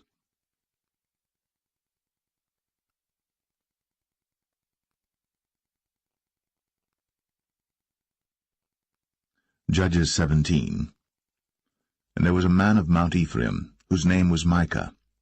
And he said unto his mother, The 1,100 shekels of silver that were taken from thee, about which thou cursedst, and spakest of also in mine ears, behold, the silver is with me, I took it. And his mother said, Blessed be thou of the Lord, my son. And when he had restored the 1,100 shekels of silver to his mother said, I had wholly dedicated the silver unto the Lord from my hand for my son, to make a graven image and a molten image. Now therefore I will restore it unto thee. Yet he restored the money unto his mother, and his mother took 200 shekels of silver, and gave them to the founder, who made thereof a graven image and a molten image, and they were in the house of Micah. And the man Micah had an house of gods, and made an ephod, and teraphim, and consecrated one of his sons, who became his priest. In those days there was no king in Israel, but every man did that which was right in his own eyes. And there was a young man out of Bethlehem, Judah, of the family of Judah, who was a Levite, and he sojourned there. And the man departed out of the city from Bethlehem, Judah, to sojourn where he could find a place. And he came to Mount Ephraim, to the house of Micah, as he journeyed. And Micah said unto him, Whence comest thou? And he said unto him, I am a Levite of Bethlehem, Judah, and I go to sojourn where I may find a place. And Micah said unto him, Dwell with me, and be unto me a father and a priest, and I will give thee 10 shekels of silver by the year, and a suit of apparel, and thy victuals. So the Levite went in. And the Levite was content to dwell with the man, and the young man was unto him as one of his sons. And Micah consecrated the Levite, and the young man became his priest, and was in the house of Micah. Then said Micah, Now know I that the Lord will do me good, seeing I have a Levite to my priest.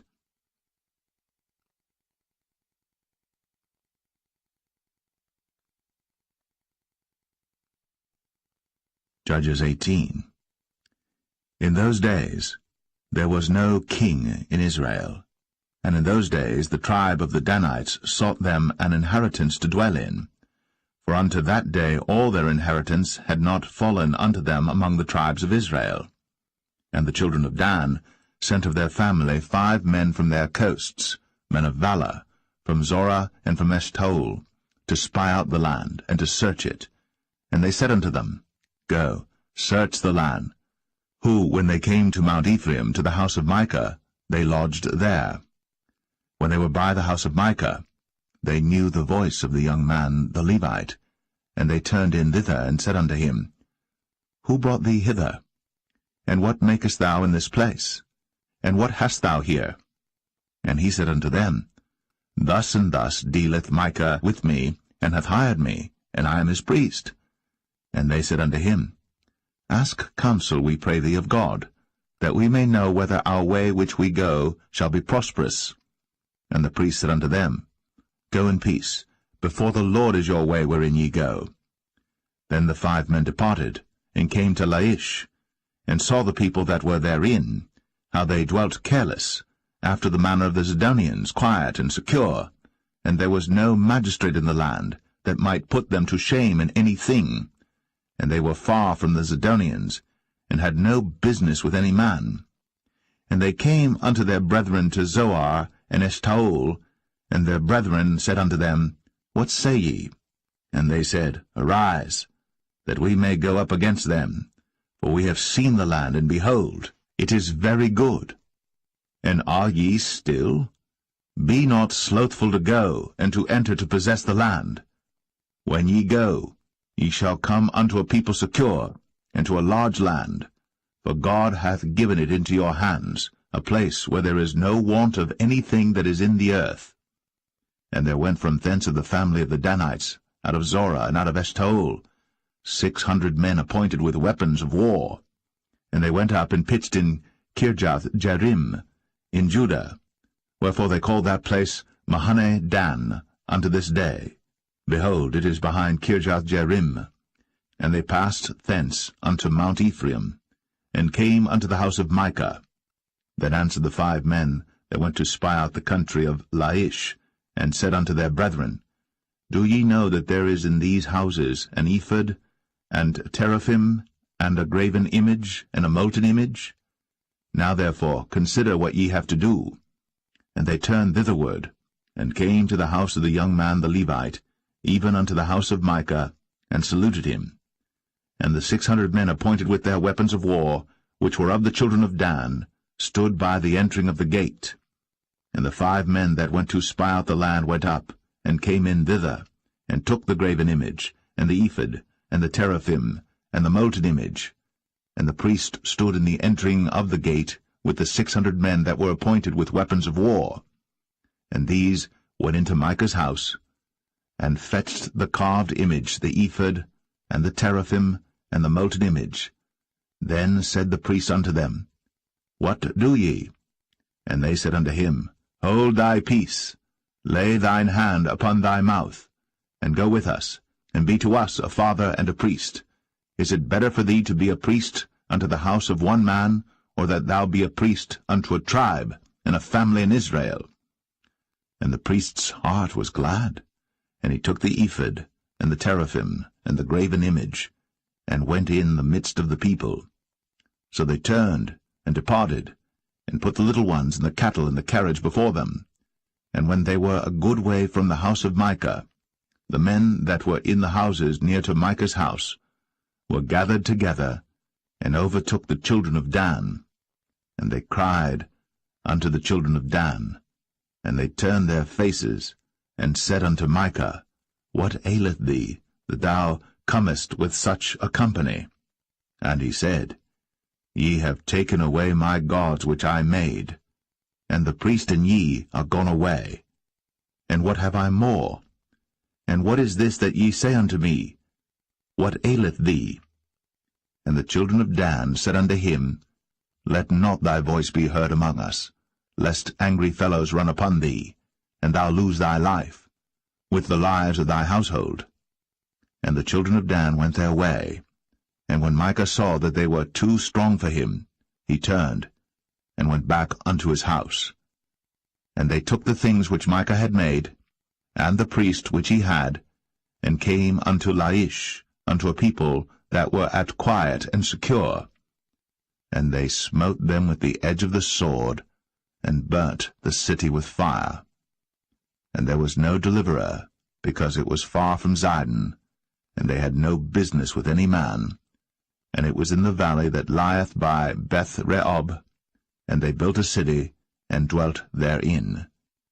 And they called the name of the city Dan, after the name of Dan their father, who was born unto Israel.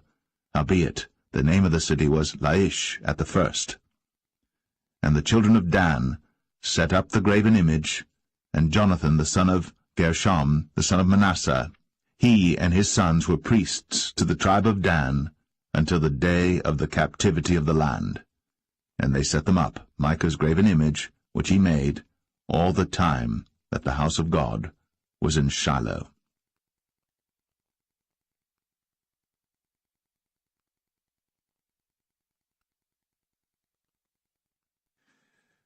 Judges 19. And it came to pass in those days, when there was no king in Israel, that there was a certain Levite sojourning on the side of Mount Ephraim, who took to him a concubine out of Bethlehem, Judah. And his concubine played the whore against him, and went away from him unto her father's house to Bethlehem, Judah, and was there 4 whole months. And her husband arose, and went after her, to speak friendly unto her, and to bring her again, having his servant with him, and a couple of asses. And she brought him into her father's house. And when the father of the damsel saw him, he rejoiced to meet him. And his father-in-law, the damsel's father, retained him, and he abode with him 3 days. So they did eat and drink and lodged there. And it came to pass on the 4th day, when they arose early in the morning, that he rose up to depart. And the damsel's father said unto his son-in-law, Comfort thine heart with a morsel of bread, and afterward go your way. And they sat down, and did eat and drink both of them together. For the damsel's father had said unto the man, Be content, I pray thee, and tarry all night, and let thine heart be merry. And when the man rose up to depart, his father-in-law urged him, therefore he lodged there again. And he rose early in the morning on the 5th day to depart. And the damsel's father said, Comfort thine heart, I pray thee. And they tarried until afternoon, and they did eat both of them. And when the man rose up to depart, he and his concubine, and his servant, his father-in-law, the damsel's father, said unto him, Behold, now the day draweth toward evening. I pray you, tarry all night. Behold, the day groweth to an end. Lodge here, that thine heart may be merry. And tomorrow get you early on your way, that thou mayest go home. But the man would not tarry that night, but he rose up and departed, and came over against Jebus, which is Jerusalem. And there were with him 2 asses saddled. His concubine also was with him. And when they were by Jebus, the day was far spent. And the servant said unto his master, Come, I pray thee, and let us turn into this city of the Jebusites, and lodge in it. And his master said unto him, We will not turn aside hither into the city of a stranger, that is not of the children of Israel. We will pass over to Gibeah. And he said unto his servant, Come, and let us draw near to one of these places to lodge all night in Gibeah, or in Ramah. And they passed on, and went their way. And the sun went down upon them when they were by Gibeah, which belongeth to Benjamin. And they turned aside thither, to go in and to lodge in Gibeah. And when he went in, he sat him down in a street of the city, for there was no man that took them into his house to lodging. And behold, there came an old man from his work out of the field at even, which was also of Mount Ephraim, and he sojourned in Gibeah. But the men of the place were Benjamites. And when he had lifted up his eyes, he saw a wayfaring man in the street of the city. And the old man said, Whither goest thou? And whence comest thou? And he said unto him, We are passing from Bethlehem, Judah, toward the side of Mount Ephraim. From thence am I. And I went to Bethlehem, Judah. But I am now going to the house of the Lord, and there is no man that receiveth me to house. Yet there is both straw and provender for our asses, and there is bread and wine also for me, and for thy handmaid, and for the young man which is with thy servants. There is no want of anything. And the old man said, Peace be with thee. Howsoever let all thy wants lie upon me, only lodge not in the street. So he brought him into his house, and gave provender unto the asses, and they washed their feet, and did eat and drink. Now as they were making their hearts merry, behold, the men of the city, certain sons of Belial, beset the house round about, and beat at the door, and spake to the master of the house, the old man, saying, Bring forth the man that came into thine house, that we may know him. And the man, the master of the house, went out unto them, and said unto them, Nay, my brethren, nay, I pray you, do not so wickedly. Seeing that this man is come into mine house, do not this folly. Behold, here is my daughter, a maiden, and his concubine. Them I will bring out now, and humble ye them, and do with them what seemeth good unto you. but unto this man do not so vile a thing. But the men would not hearken to him. So the man took his concubine, and brought her forth unto them. And they knew her, and abused her all the night until the morning. And when the day began to spring, they let her go. Then came the woman in the dawning of the day, and fell down at the door of the man's house, where her lord was, till it was light. And her lord rose up in the morning, and opened the doors of the house, and went out to go his way. And behold, the woman, his concubine, was fallen down at the door of the house, and her hands were upon the threshold. And he said unto her, Up, and let us be going. But none answered. Then the man took her up upon an ass, and the man rose up, and gat him unto his place. And when he was come into his house, he took a knife, and laid hold on his concubine, and divided her, together with her bones, into 12 pieces, and sent her into all the coasts of Israel. And it was so, that all that saw it said, There was no such deed done, nor seen from the day that the children of Israel came up out of the land of Egypt, unto this day. Consider of it, take advice, and speak your minds.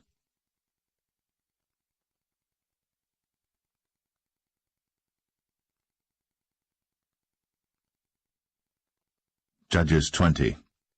Then all the children of Israel went out, and the congregation was gathered together as one man, from Dan even to Beersheba, with the land of Gilead, unto the Lord in Mizpeh.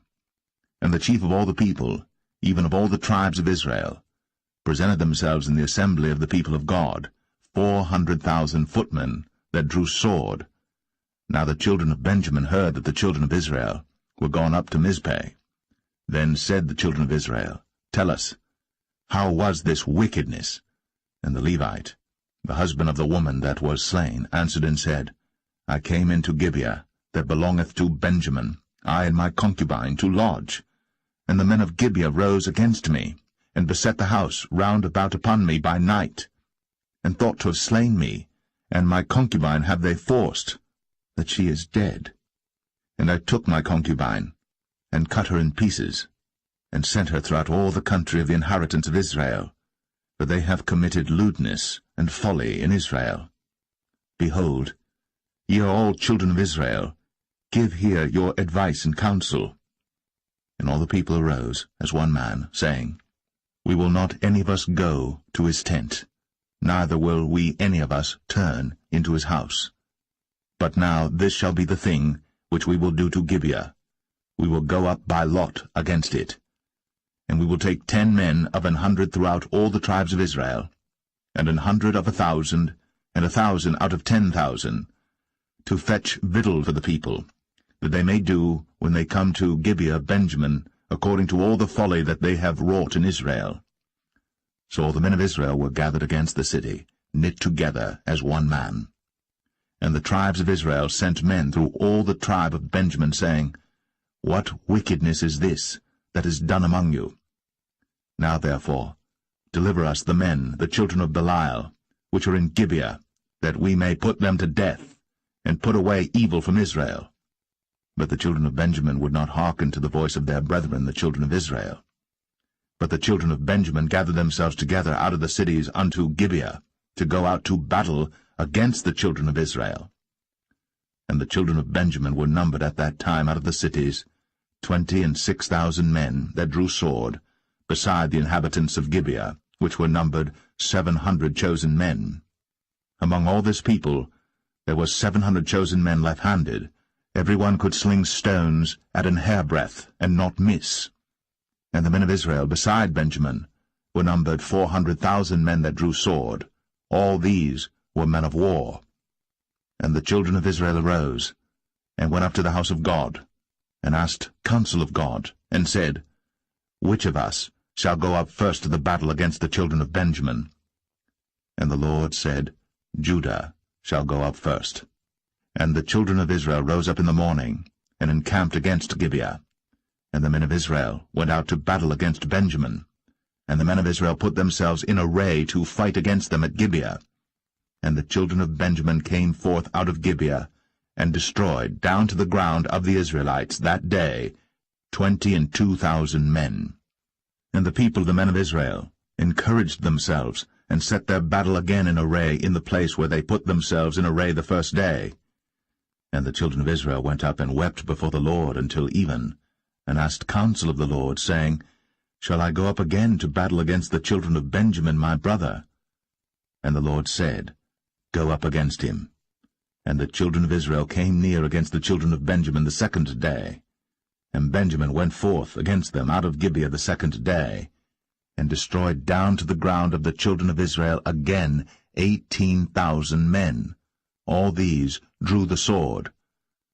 Then all the children of Israel and all the people went up, and came unto the house of God, and wept, and sat there before the Lord, and fasted that day until even, and offered burnt offerings and peace offerings before the Lord. And the children of Israel inquired of the Lord, for the ark of the covenant of God was there in those days. And Phinehas, the son of Eleazar, the son of Aaron, stood before it in those days, saying, Shall I yet again go out to battle against the children of Benjamin my brother? Or shall I cease? And the Lord said, Go up, for tomorrow I will deliver them into thine hand. And Israel set liers in wait round about Gibeah. And the children of Israel went up against the children of Benjamin on the third day, and put themselves in array against Gibeah, as at other times. And the children of Benjamin went out against the people, and were drawn away from the city. And they began to smite of the people, and kill, as at other times, in the highways, of which one goeth up to the house of God, and the other to Gibeah in the field, about 30 men of Israel. And the children of Benjamin said, They are smitten down before us, as at the first. But the children of Israel said, Let us flee, and draw them from the city unto the highways. And all the men of Israel rose up out of their place, and put themselves in array at Baal-Tamar. And the liers in wait of Israel came forth out of their places, even out of the meadows of Gibeah. And there came against Gibeah 10,000 chosen men out of all Israel. And the battle was sore, but they knew not that evil was near them. And the Lord smote Benjamin before Israel. And the children of Israel destroyed of the Benjamites that day 25,000 and 100 men. All these drew the sword. So the children of Benjamin saw that they were smitten. For the men of Israel gave place to the Benjamites, because they trusted unto the liers in wait, which they had set beside Gibeah. And the liers in wait hasted, and rushed upon Gibeah. And the liers in wait drew themselves along, and smote all the city with the edge of the sword. Now there was an appointed sign between the men of Israel and the liers in wait, that they should make a great flame with smoke rise up out of the city. And when the men of Israel retired in the battle, Benjamin began to smite and kill of the men of Israel about 30 persons, for they said, Surely they are smitten down before us, as in the first battle. But when the flame began to arise up out of the city with a pillar of smoke, the Benjamites looked behind them, and behold, the flame of the city ascended up to heaven. And when the men of Israel turned again, the men of Benjamin were amazed, for they saw that evil was come upon them. Therefore they turned their backs before the men of Israel unto the way of the wilderness. But the battle overtook them, and them which came out of the cities they destroyed in the midst of them. Thus they enclosed the Benjamites round about, and chased them, and trod them down with ease over against Gibeah toward the sunrising. And there fell of Benjamin 18,000 men. All these were men of valor. And they turned and fled toward the wilderness, unto the rock of Rimmon. And they gleaned of them in the highways 5,000 men, and pursued hard after them unto Kidom, and slew 2,000 men of them. So that all which fell that day of Benjamin were 25,000 men that drew the sword. All these were men of valor. But 600 men turned and fled to the wilderness unto the rock Rimmon, and abode in the rock Rimmon 4 months. And the men of Israel turned again upon the children of Benjamin, and smote them with the edge of the sword, as well the men of every city, as the beast, and all that came to hand. Also they set on fire all the cities that they came to.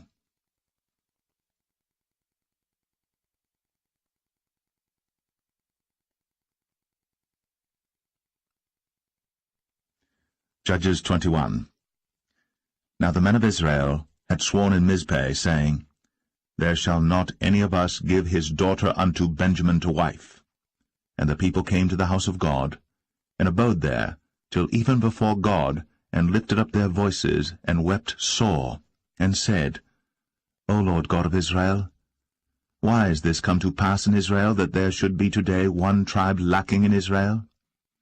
And it came to pass on the morrow, that the people rose early, and built there an altar, and offered burnt offerings and peace offerings. And the children of Israel said, Who is there among all the tribes of Israel, that came not up with the congregation unto the Lord?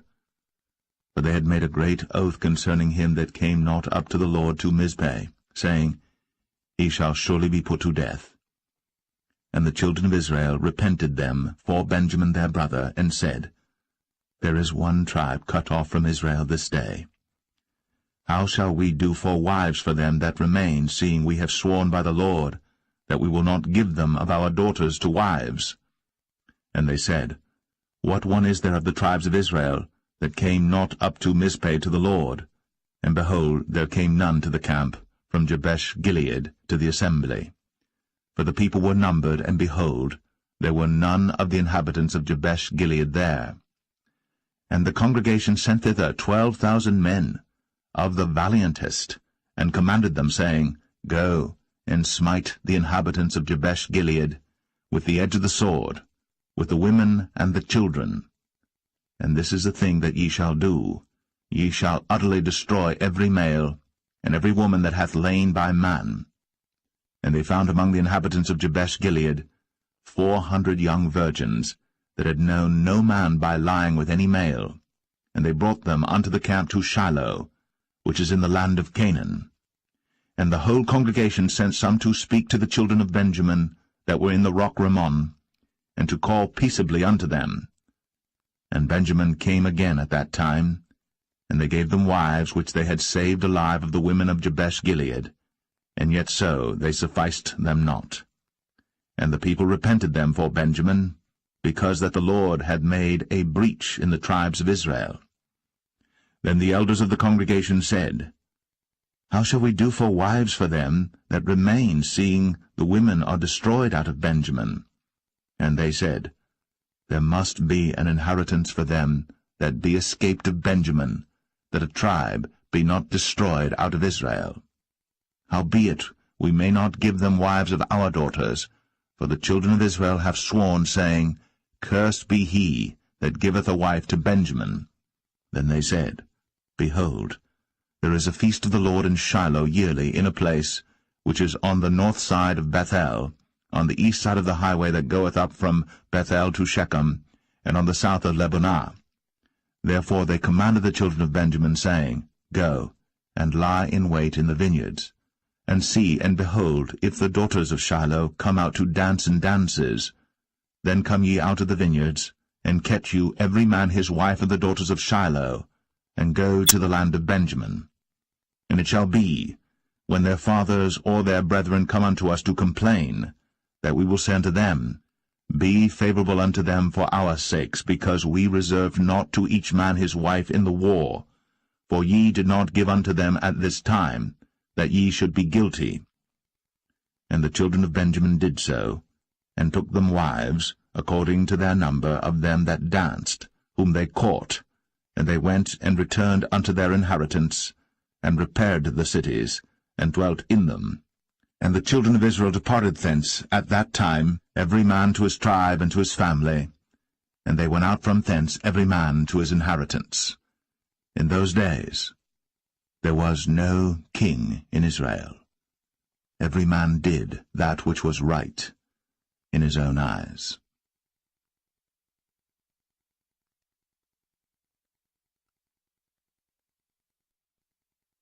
The Book of Ruth, Chapter 1. Now it came to pass in the days when the judges ruled, that there was a famine in the land, and a certain man of Bethlehem, Judah, went to sojourn in the country of Moab, he and his wife, and his 2 sons. And the name of the man was Elimelech, and the name of his wife Naomi, and the name of his 2 sons Mahlon and Chilion, Ephrathites of Bethlehem, Judah. And they came into the country of Moab, and continued there. And Elimelech, Naomi's husband, died, and she was left, and her 2 sons. And they took them wives of the women of Moab. The name of the one was Orpah, and the name of the other Ruth, and they dwelled there about 10 years. And Mahlon and Chilion died also, both of them, and the woman was left of her 2 sons and her husband. Then she arose with her daughters-in-law, that she might return from the country of Moab, for she had heard in the country of Moab how that the Lord had visited his people in giving them bread. Wherefore she went forth out of the place where she was, and her 2 daughters-in-law with her, and they went on the way to return unto the land of Judah. And Naomi said unto her 2 daughters-in-law, Go, return each to her mother's house. The Lord deal kindly with you, as ye have dealt with the dead, and with me. The Lord grant you that ye may find rest, each of you, in the house of her husband. Then she kissed them, and they lifted up their voice, and wept. And they said unto her, Surely we will return with thee unto thy people. And Naomi said, Turn again, my daughters, why will ye go with me? Are there yet any more sons in my womb, that they may be your husbands? Turn again, my daughters, go your way. For I am too old to have an husband. If I should say I have hope, if I should have an husband also tonight, and should also bear sons, would ye tarry for them till they were grown? Would ye stay for them from having husbands? Nay, my daughters, for it grieveth me much for your sakes that the hand of the Lord is gone out against me. And they lifted up their voice, and wept again. And Orpah kissed her mother-in-law. But Ruth clave unto her, and she said, Behold, thy sister-in-law is gone back unto her people, and unto her gods. Return thou after thy sister-in-law. And Ruth said, Entreat me not to leave thee, or to return from following after thee, for whither thou goest, I will go, and where thou lodgest, I will lodge. Thy people shall be my people, and thy God my God. Where thou diest will I die, and there will I be buried.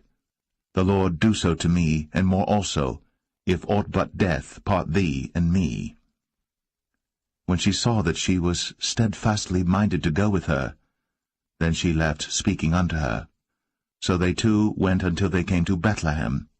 And it came to pass, when they were come to Bethlehem, that all the city was moved about them, and they said, Is this Naomi? And she said unto them, Call me not Naomi, call me Mara, for the Almighty hath dealt very bitterly with me. I went out full, and the Lord hath brought me home again empty. Why then call ye me Naomi, seeing the Lord hath testified against me, and the Almighty hath afflicted me? So Naomi returned, and Ruth the Moabitess her daughter-in-law with her, which returned out of the country of Moab, and they came to Bethlehem in the beginning of barley harvest.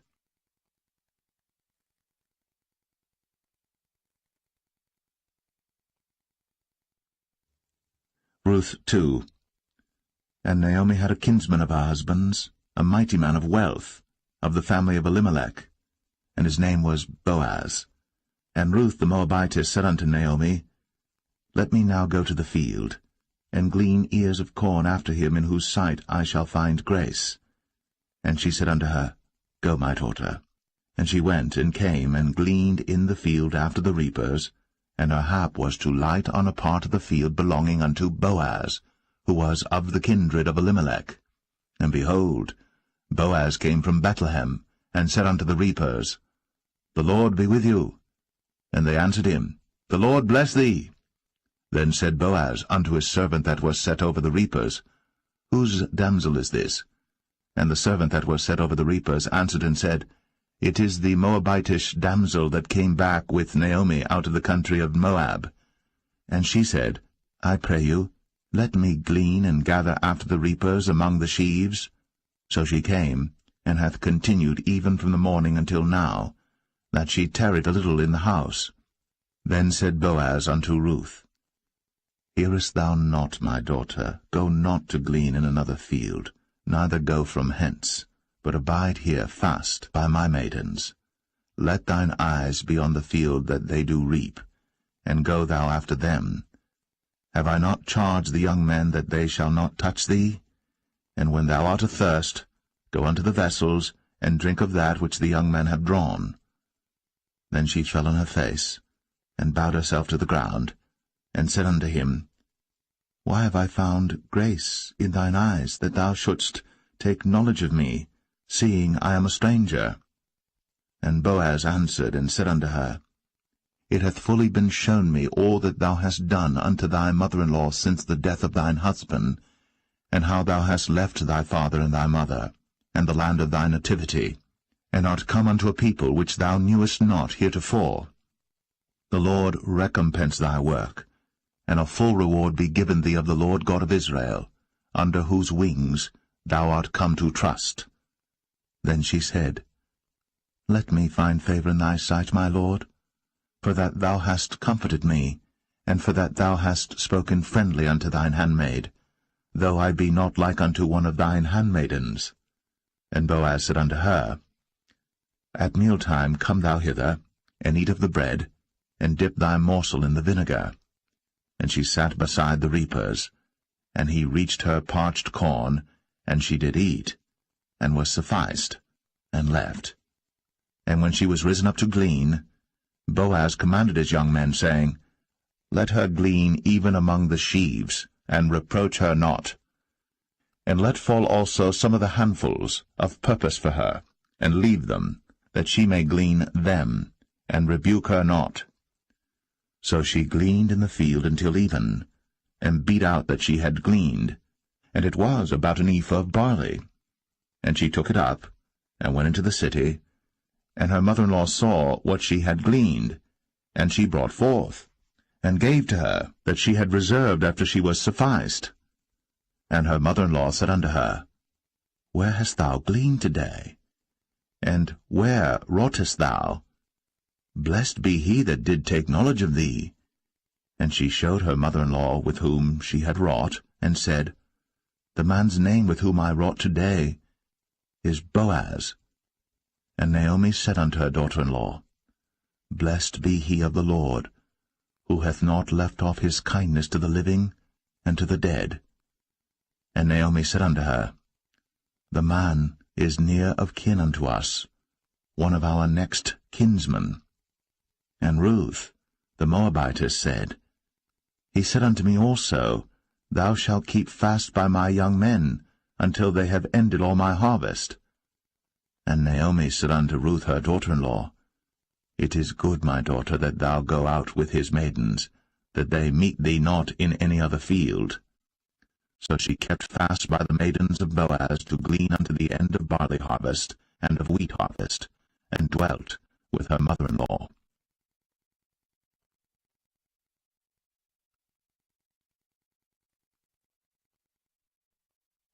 Ruth 3. Then Naomi her mother-in-law said unto her, My daughter, shall I not seek rest for thee, that it may be well with thee? And now is not Boaz of our kindred, with whose maidens thou wast? Behold, he winnoweth barley tonight in the threshing floor.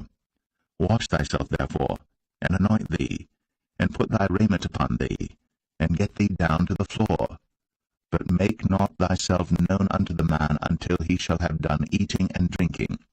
And it shall be, when he lieth down, that thou shalt mark the place where he shall lie, and thou shalt go in, and uncover his feet, and lay thee down, and he will tell thee what thou shalt do. And she said unto her, All that thou sayest unto me, I will do. And she went down unto the floor, and did according to all that her mother-in-law bade her. And when Boaz had eaten and drunk, and his heart was merry, he went to lie down at the end of the heap of corn. And she came softly, and uncovered his feet, and laid her down. And it came to pass at midnight, that the man was afraid, and turned himself, and behold, a woman lay at his feet. And he said, Who art thou? And she answered, I am Ruth thine handmaid. Spread therefore thy skirt over thine handmaid, for thou art a near kinsman. And he said, Blessed be thou the Lord, my daughter, for thou hast shown more kindness in the latter end than at the beginning, inasmuch as thou followest not young men, whether poor or rich. And now, my daughter, fear not. I will do to thee all that thou requirest, for all the city of my people doth know that thou art a virtuous woman. And now it is true that I am thy near kinsman. Howbeit, there is a kinsman nearer than I. Tarry this night, and it shall be in the morning that if he will perform unto thee the part of a kinsman, well, let him do the kinsman's part. But if he will not do the part of a kinsman to thee, then will I do the part of a kinsman to thee, as the Lord liveth. Lie down until the morning. And she lay at his feet until the morning, and she rose up before one could know another. And he said, Let it not be known that a woman came into the floor. Also he said, Bring the veil that thou hast upon thee, and hold it. And when she held it, he measured 6 measures of barley, and laid it on her. And she went into the city. And when she came to her mother-in-law, she said, Who art thou, my daughter? And she told her all that the man had done to her. And she said, These 6 measures of barley gave he me, for he said to me, Go not empty unto thy mother-in-law. Then said she, Sit still, my daughter, until thou know how the matter will fall, for the man will not be in rest until he have finished the thing this day.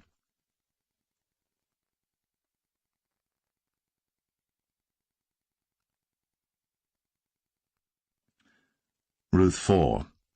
Then went Boaz up to the gate, and sat him down there, and behold, the kinsman of whom Boaz spake came by, unto whom he said, Ho, such a one, turn aside, sit down here. And he turned aside, and sat down. And he took 10 men of the elders of the city, and said, Sit ye down here. And they sat down.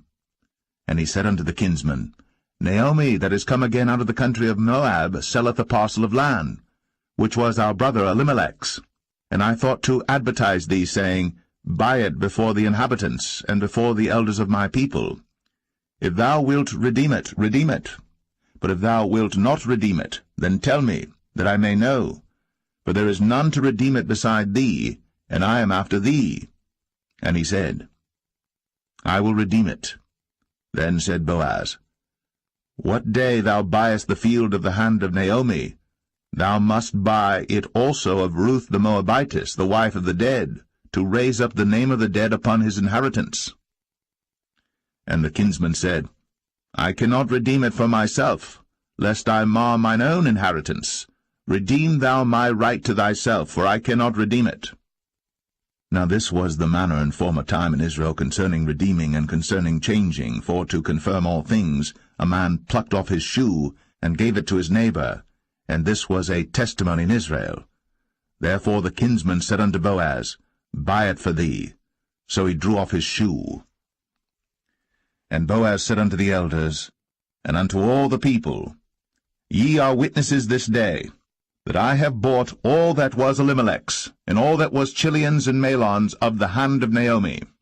Moreover, Ruth the Moabitess, the wife of Mahlon, have I purchased to be my wife, to raise up the name of the dead upon his inheritance, that the name of the dead be not cut off from among his brethren, and from the gate of his place. Ye are witnesses this day. And all the people that were in the gate, and the elders said, We are witnesses. The Lord make the woman that is come into thine house like Rachel and like Leah, which two did build the house of Israel. And do thou worthily in Ephratah, and be famous in Bethlehem. And let thy house be like the house of Pharez, whom Tamar bare unto Judah, of the seed which the Lord shall give thee of this young woman. So Boaz took Ruth, and she was his wife. And when he went in unto her, the Lord gave her conception, and she bare a son. And the women said unto Naomi, Blessed be the Lord, which hath not left thee this day without a kinsman, that his name may be famous in Israel. And he shall be unto thee a restorer of thy life, and a nourisher of thine old age. For thy daughter-in-law, which loveth thee, which is better to thee than 7 sons, hath borne him. And Naomi took the child, and laid it in her bosom, and became nurse unto it. And the women her neighbors gave it a name, saying, There is a son born to Naomi. And they called his name Obed. He is the father of Jesse, the father of David. Now these are the generations of Pharez. Pharez begat Hezron, and Hezron begat Ram, and Ram begat Amminadab, and Amminadab begat Nahshon, and Nahshon begat Salmon, and Salmon begat Boaz, and Boaz begat Obed, and Obed begat Jesse, and Jesse begat David.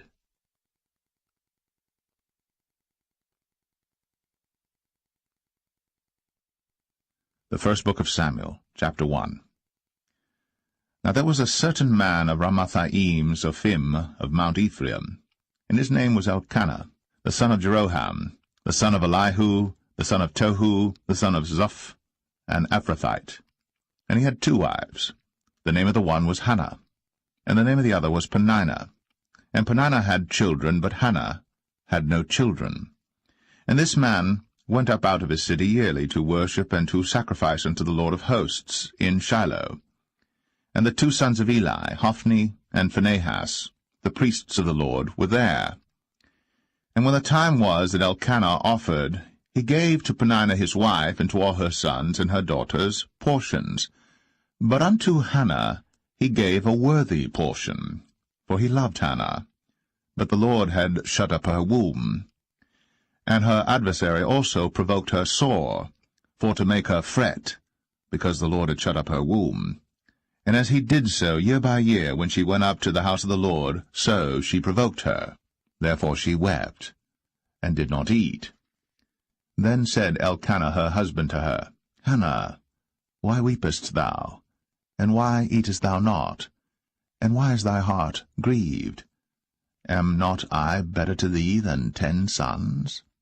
So Hannah rose up after they had eaten in Shiloh, and after they had drunk.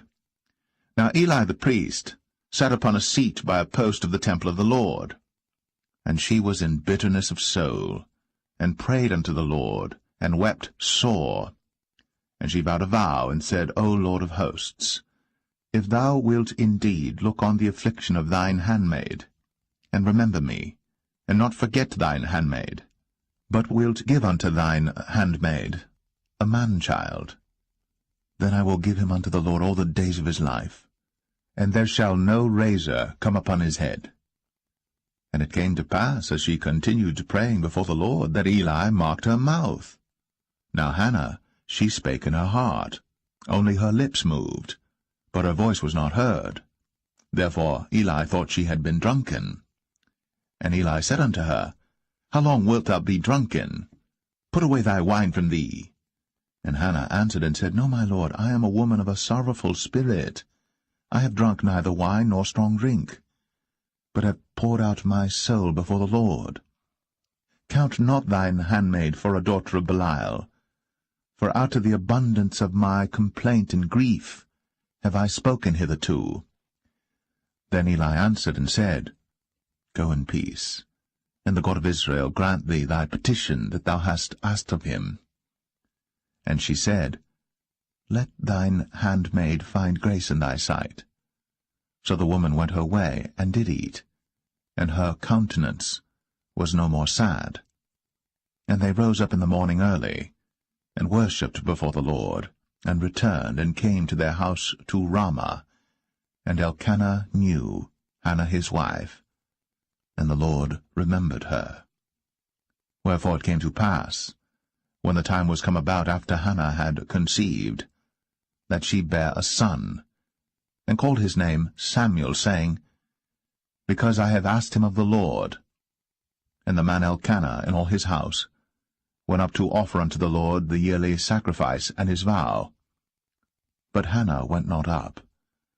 For she said unto her husband, I will not go up until the child be weaned, and then I will bring him, that he may appear before the Lord, and there abide for ever. And Elkanah her husband said unto her, Do what seemeth thee good. Tarry until thou have weaned him. Only the Lord establish his word. So the woman abode, and gave her son suck, until she weaned him.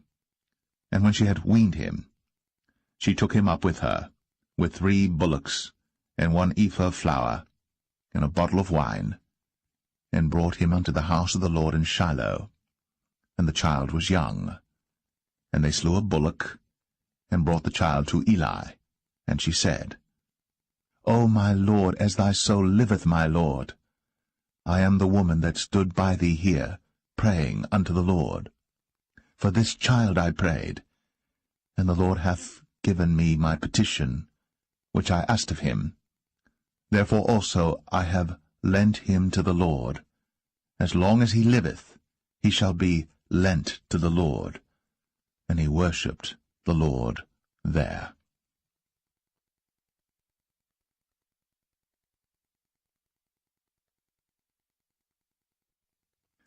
1 Samuel chapter 2. And Hannah prayed and said, My heart rejoiceth in the Lord. Mine horn is exalted in the Lord. My mouth is enlarged over mine enemies, because I rejoice in thy salvation. There is none holy as the Lord, for there is none beside thee. Neither is there any rock like our God. Talk no more so exceeding proudly. Let not arrogancy come out of your mouth. For the Lord is a God of knowledge, and by him actions are weighed. The bows of the mighty men are broken, and they that stumbled are girded with strength. They that were full have hired out themselves for bread, and they that were hungry ceased, so that the barren hath borne 7, and she that hath many children is waxed feeble. The Lord killeth, and maketh alive. He bringeth down to the grave, and bringeth up. The Lord maketh poor, and maketh rich. He bringeth low, and lifteth up. He raiseth up the poor out of the dust, and lifteth up the beggar from the dunghill, to set them among princes, and to make them inherit the throne of glory. For the pillars of the earth are the Lord's, and he hath set the world upon them. He will keep the feet of his saints, and the wicked shall be silent in darkness, for by strength shall no man prevail. The adversaries of the Lord shall be broken to pieces. Out of heaven shall he thunder upon them. The Lord shall judge the ends of the earth, and he shall give strength unto his king, and exalt the horn of his anointed. And Elkanah went to Ramah to his house, and the child did minister unto the Lord before Eli the priest. Now the sons of Eli were sons of Belial. They knew not the Lord. And the priest's custom with the people was, that when any man offered sacrifice, the priest's servant came, while the flesh was in seething, with a flesh-hook of 3 teeth in his hand, and he struck it into the pan or kettle or cauldron or pot. All that the flesh-hook brought up, the priest took for himself. So they did in Shiloh unto all the Israelites that came thither. Also before they burnt the fat, the priest's servant came and said to the man that sacrificed, Give flesh to roast for the priest, for he will not have sodden flesh of thee, but raw. And if any man said unto him, Let them not fail to burn the fat presently, and then take as much as thy soul desireth, then he would answer him, Nay, but thou shalt give it me now, and if not, I will take it by force. Wherefore the sin of the young men was very great before the Lord, for men abhorred the offering of the Lord. But Samuel ministered before the Lord, being a child, girded with a linen ephod. Moreover, his mother made him a little coat, and brought it to him from year to year, when she came up with her husband to offer the yearly sacrifice. And Eli blessed Elkanah and his wife, and said, The Lord give thee seed of this woman for the loan which is lent to the Lord. And they went unto their own home. And the Lord visited Hannah, so that she conceived, and bare 3 sons and 2 daughters. And the child Samuel grew before the Lord. Now Eli was very old, and heard all that his sons did unto all Israel, and how they lay with the women that assembled at the door of the tabernacle of the congregation. And he said unto them, Why do ye such things? For I hear of your evil dealings by all this people. Nay, my sons, for it is no good report that I hear. Ye make the Lord's people to transgress. If one man sin against another, the judge shall judge him. But if a man sin against the Lord, who shall entreat for him? Notwithstanding, they hearkened not unto the voice of their father, because the Lord would slay them. And the child Samuel grew on, and was in favor both with the Lord and also with men. And there came a man of God unto Eli, and said unto him, Thus saith the Lord, Did I plainly appear unto the house of thy father, when they were in Egypt, in Pharaoh's house? And did I choose him out of all the tribes of Israel to be my priest, to offer upon mine altar, to burn incense, to wear an ephod before me? And did I give unto the house of thy father all the offerings made by fire of the children of Israel? Wherefore kick ye at my sacrifice and at mine offering, which I have commanded in my habitation, and honourest thy sons above me, to make yourselves fat with the chiefest of all the offerings of Israel my people? Wherefore the Lord God of Israel saith, I said indeed that thy house, and the house of thy father, should walk before me for ever. But now the Lord saith, Be it far from me, for them that honour me I will honour, and they that despise me shall be lightly esteemed. Behold, the days come, that I will cut off thine arm, and the arm of thy father's house, that there shall not be an old man in thine house. And thou shalt see an enemy in my habitation, in all the wealth which God shall give Israel. And there shall not be an old man in thine house for ever. And the man of thine whom I shall not cut off from mine altar shall be to consume thine eyes and to grieve thine heart, and all the increase of thine house shall die in the flower of their age. And this shall be a sign unto thee, that shall come upon thy 2 sons, on Hophni and Phinehas, in one day. They shall die, both of them. And I will raise me up a faithful priest, that shall do according to that which is in mine heart and in my mind. And I will build him a sure house, and he shall walk before mine anointed for ever.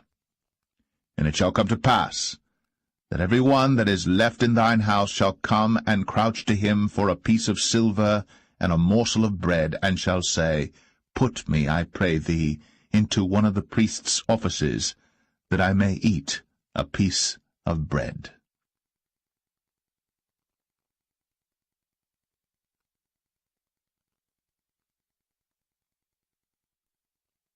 1 Samuel 3. And the child Samuel ministered unto the Lord before Eli. And the word of the Lord was precious in those days. There was no open vision. And it came to pass at that time, when Eli was laid down in his place, and his eyes began to wax dim, that he could not see, and ere the lamp of God went out in the temple of the Lord, where the ark of God was, and Samuel was laid down to sleep, that the Lord called Samuel, and he answered, Here am I. And he ran unto Eli, and said, Here am I, for thou calledst me. And he said, I called not. Lie down again. And he went and lay down. And the Lord called yet again, Samuel. And Samuel arose and went to Eli, and said, Here am I, for thou didst call me. And he answered, I called not, my son. Lie down again.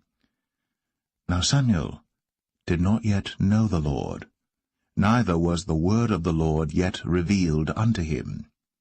And the Lord called Samuel again the third time, and he arose, and went to Eli, and said, Here am I, for thou didst call me. And Eli perceived that the Lord had called the child. Therefore Eli said unto Samuel, Go, lie down, and it shall be, if he call thee, that thou shalt say, Speak, Lord, for thy servant heareth. So Samuel went, and lay down in his place. And the Lord came, and stood, and called, as at other times, Samuel, Samuel. Then Samuel answered, Speak, for thy servant heareth.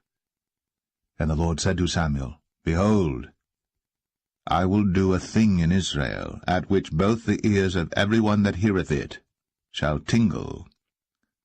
In that day I will perform against Eli all things which I have spoken concerning his house. When I begin, I will also make an end. For I have told him that I will judge his house for ever for the iniquity which he knoweth, because his sons made themselves vile, and he restrained them not.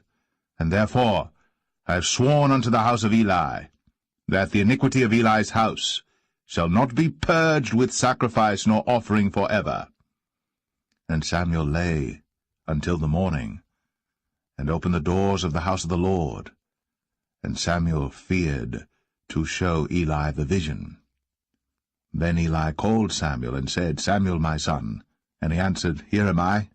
And he said, What is the thing that the Lord hath said unto thee? I pray thee, hide it not from me. God do so to thee, and more also, if thou hide anything from me of all the things that he said unto thee. And Samuel told him every whit, and hid nothing from him. And he said, It is the Lord. Let him do what seemeth him good. And Samuel grew, and the Lord was with him, and did let none of his words fall to the ground. And all Israel from Dan even to Beersheba knew that Samuel was established to be a prophet of the Lord. And the Lord appeared again in Shiloh. For the Lord revealed himself to Samuel in Shiloh by the word of the Lord.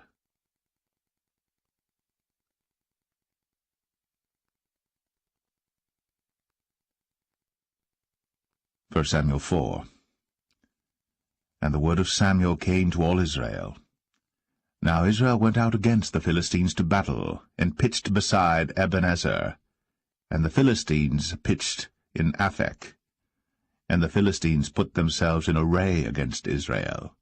And when they joined battle, Israel was smitten before the Philistines, and they slew of the army in the field about 4,000 men. And when the people were come into the camp, the elders of Israel said, Wherefore hath the Lord smitten us today before the Philistines? Let us fetch the ark of the covenant of the Lord out of Shiloh unto us, that, when it cometh among us, it may save us out of the hand of our enemies. So the people sent to Shiloh, that they might bring from thence the ark of the covenant of the Lord of hosts, which dwelleth between the cherubims. And the two sons of Eli, Hophni and Phinehas, were there with the ark of the covenant of God. And when the ark of the covenant of the Lord came into the camp, all Israel shouted with a great shout, so that the earth rang again. And when the Philistines heard the noise of the shout, they said, What meaneth the noise of this great shout in the camp of the Hebrews? And they understood that the ark of the Lord was come into the camp. And the Philistines were afraid, for they said, God is come into the camp. And they said, Woe unto us! For there hath not been such a thing heretofore. Woe unto us! Who shall deliver us out of the hand of these mighty gods? These are the gods that smote the Egyptians with all the plagues in the wilderness. Be strong, and quit yourselves like men, O ye Philistines, that ye be not servants unto the Hebrews, as they have been to you. Quit yourselves like men, and fight. And the Philistines fought, and Israel was smitten, and they fled every man into his tent. And there was a very great slaughter, for there fell of Israel 30,000 footmen.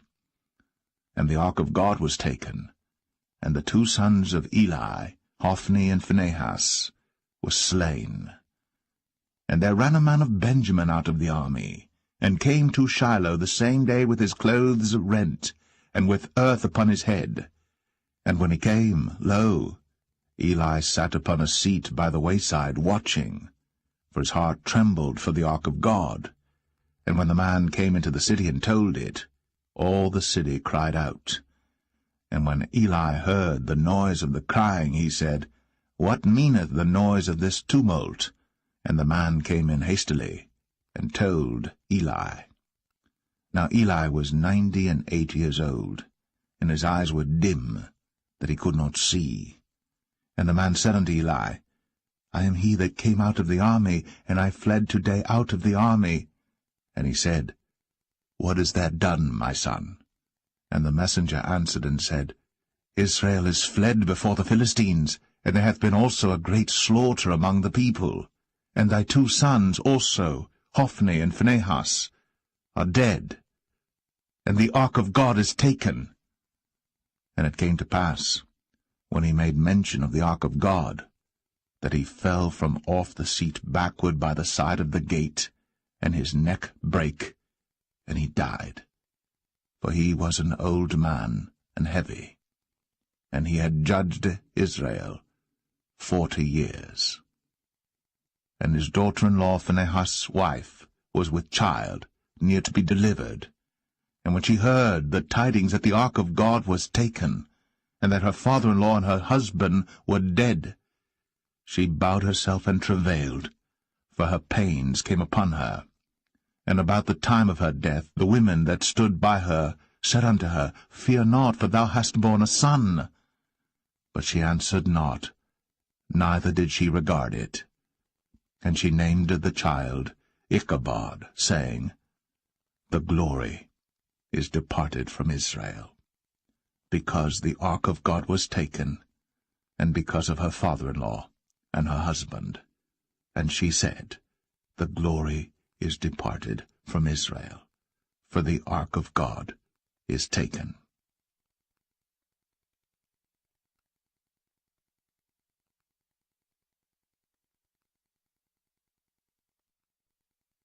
First Samuel 5. And the Philistines took the ark of God, and brought it from Ebenezer unto Ashdod. When the Philistines took the ark of God, they brought it into the house of Dagon, and set it by Dagon. And when they of Ashdod arose early on the morrow, behold, Dagon was fallen upon his face to the earth before the ark of the Lord. And they took Dagon, and set him in his place again. And when they arose early on the morrow morning, behold, Dagon was fallen upon his face to the ground before the ark of the Lord, and the head of Dagon, and both the palms of his hands were cut off upon the threshold. Only the stump of Dagon was left to him. Therefore neither the priests of Dagon, nor any that come into Dagon's house, tread on the threshold of Dagon in Ashdod unto this day. But the hand of the Lord was heavy upon them of Ashdod, and he destroyed them, and smote them with emerods, even Ashdod, and the coast thereof. And when the men of Ashdod saw that it was so, they said, The ark of the God of Israel shall not abide with us, for his hand is sore upon us, and upon Dagon our God. They sent therefore, and gathered all the lords of the Philistines unto them, and said, What shall we do with the ark of the God of Israel? And they answered, Let the ark of the God of Israel be carried about unto Gath. And they carried the ark of the God of Israel about thither. And it was so, that after they had carried it about, the hand of the Lord was against the city with a very great destruction, and he smote the men of the city, both small and great, and they had emerods in their secret parts. Therefore they sent the ark of God to Ekron, And it came to pass, as the ark of God came to Ekron, that the Ekronites cried out, saying, They have brought about the ark of the God of Israel to us, to slay us and our people. So they sent and gathered together all the lords of the Philistines, and said, Send away the ark of the God of Israel, and let it go again to his own place, that it slay us not and our people. For there was a deadly destruction throughout all the city. The hand of God was very heavy there. And the men that died not were smitten with the emerods, and the cry of the city went up to heaven.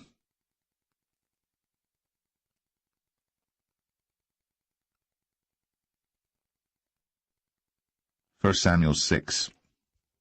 And the ark of the Lord was in the country of the Philistines 7 months. And the Philistines called for the priests and the diviners, saying, What shall we do to the ark of the Lord? Tell us wherewith we shall send it to his place. And they said, If ye send away the ark of the God of Israel, send it not empty, but in any wise return him a trespass offering. Then ye shall be healed, and it shall be known to you why his hand is not removed from you. Then said they, What shall be the trespass offering which we shall return to him? They answered, 5 golden emerods, and 5 golden mice, according to the number of the lords of the Philistines. For one plague was on you all, and on your lords. Wherefore ye shall make images of your emerods, and images of your mice that mar the land, and ye shall give glory unto the God of Israel. Peradventure he will lighten his hand from off you, and from off your gods, and from off your land. Wherefore then do ye harden your hearts, as the Egyptians and Pharaoh hardened their hearts, when he had wrought wonderfully among them? Did they not let the people go, and they departed? Now therefore make a new cart, and take 2 milch kine, on which there hath come no yoke, and tie the kine to the cart, and bring their calves home from them. And take the ark of the Lord, and lay it upon the cart, and put the jewels of gold, which ye return him for a trespass offering, in a coffer by the side thereof, and send it away, that it may go. And see, if it goeth up by the way of his own coast, to Bethshemesh, then he hath done us this great evil. But if not, then we shall know that it is not his hand that smote us. It was a chance that happened to us. And the men did so, and took 2 milch kine, and tied them to the cart, and shut up their calves at home. And they laid the ark of the Lord upon the cart, and the coffer with the mice of gold, and the images of their emerods. And the kine took the straight way to the way of Bethshemesh, and went along the highway, lowing as they went, and turned not aside to the right hand or to the left. And the lords of the Philistines went after them unto the border of Bethshemesh. And they of Bethshemesh were reaping their wheat harvest in the valley. And they lifted up their eyes, and saw the ark, and rejoiced to see it. And the cart came into the field of Joshua, a Bethshemite, and stood there, where there was a great stone. And they clave the wood of the cart, and offered the kine a burnt offering unto the Lord. And the Levites took down the ark of the Lord, and the coffer that was with it, wherein the jewels of gold were, and put them on the great stone. And the men of Bethshemesh offered burnt offerings, and sacrificed sacrifices the same day unto the Lord. And when the 5 lords of the Philistines had seen it, they returned to Ekron the same day. And these are the golden emerods, which the Philistines returned for a trespass offering unto the Lord: for Ashdod 1, for Gaza 1, for Ashkelon 1, for Gath 1, for Ekron 1. And the golden mice, according to the number of all the cities of the Philistines, belonging to the 5 lords, both of fenced cities and of country villages, even unto the great stone of Abel, whereon they set down the ark of the Lord, which stone remaineth unto this day in the field of Joshua the Bethshemite. And he smote the men of Bethshemesh, because they had looked into the ark of the Lord. Even he smote of the people 50,000 and 60 men. And the people lamented, because the Lord had smitten many of the people with a great slaughter. And the men of Bethshemesh said, Who is able to stand before this holy Lord God? and to whom shall he go up from us? And they sent messengers to the inhabitants of Kirjath-jearim, saying, The Philistines have brought again the ark of the Lord. Come ye down, and fetch it up to you.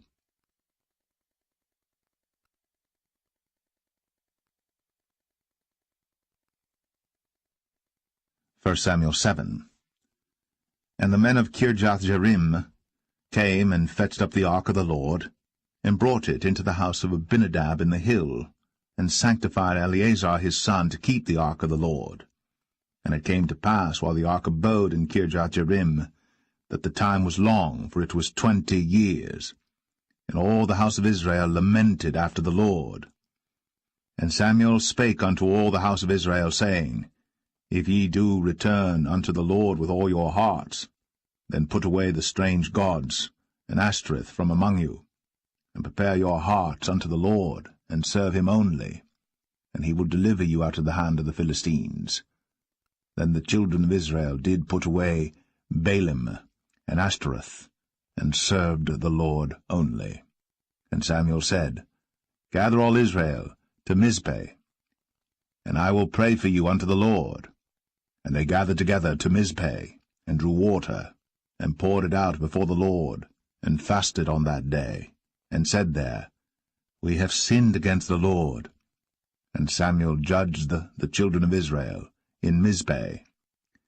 And when the Philistines heard that the children of Israel were gathered together to Mizpeh, the lords of the Philistines went up against Israel. And when the children of Israel heard it, they were afraid of the Philistines. And the children of Israel said to Samuel, Cease not to cry unto the Lord our God for us, that he will save us out of the hand of the Philistines. And Samuel took a sucking lamb, and offered it for a burnt offering holy unto the Lord. And Samuel cried unto the Lord for Israel. And the Lord heard him. And as Samuel was offering up the burnt offering, the Philistines drew near to battle against Israel. But the Lord thundered with a great thunder on that day upon the Philistines, and discomfited them, and they were smitten before Israel. And the men of Israel went out of Mizpeh, and pursued the Philistines, and smote them until they came under Bethkar. Then Samuel took a stone, and set it between Mizpeh and Shen, and called the name of it Ebenezer, saying, Hitherto hath the Lord helped us. So the Philistines were subdued, and they came no more into the coast of Israel. And the hand of the Lord was against the Philistines all the days of Samuel. And the cities which the Philistines had taken from Israel were restored to Israel, from Ekron even unto Gath. And the coasts thereof did Israel deliver out of the hands of the Philistines. And there was peace between Israel and the Amorites. And Samuel judged Israel all the days of his life. And he went from year to year in circuit to Bethel, and Gilgal, and Mizpeh, and judged Israel in all those places. And his return was to Ramah, for there was his house, and there he judged Israel, and there he built an altar unto the Lord.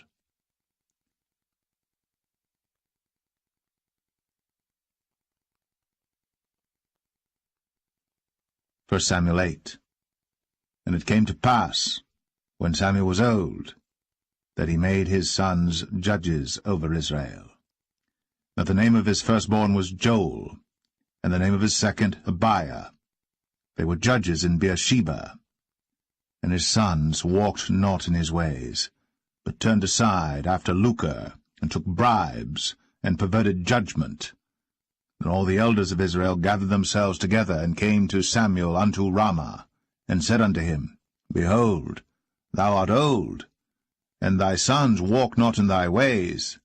Now make us a king to judge us like all the nations. But the thing displeased Samuel, when they said, Give us a king to judge us.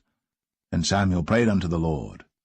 And the Lord said unto Samuel, Hearken unto the voice of the people in all that they say unto thee. For they have not rejected thee, but they have rejected me, that I should not reign over them. According to all the works which they have done since the day that I brought them up out of Egypt, even unto this day, wherewith they have forsaken me, and served other gods, so do they also unto thee. Now therefore hearken unto their voice, howbeit yet protest solemnly unto them, and show them the manner of the king that shall reign over them. And Samuel told all the words of the Lord unto the people that asked of him a king. And he said, This will be the manner of the king that shall reign over you. He will take your sons, and appoint them for himself, for his chariots, and to be his horsemen, and some shall run before his chariots. And he will appoint him captains over thousands, and captains over 50s, and will set them to ear his ground, and to reap his harvest, and to make his instruments of war, and instruments of his chariots. And he will take your daughters to be confectionaries, and to be cooks, and to be bakers. And he will take your fields, and your vineyards, and your oliveyards, even the best of them, and give them to his servants. And he will take the tenth of your seed, and of your vineyards, and give to his officers, and to his servants. And he will take your men-servants, and your maidservants, and your goodliest young men, and your asses, and put them to his work. He will take the tenth of your sheep, and ye shall be his servants. And ye shall cry out in that day because of your king which ye shall have chosen you. And the Lord will not hear you in that day. Nevertheless, the people refused to obey the voice of Samuel, and they said, Nay, but we will have a king over us, that we also may be like all the nations, and that our king may judge us, and go out before us, and fight our battles. And Samuel heard all the words of the people, and he rehearsed them in the ears of the Lord. And the Lord said to Samuel, Hearken unto their voice, and make them a king. And Samuel said unto the men of Israel, Go ye every man unto his city.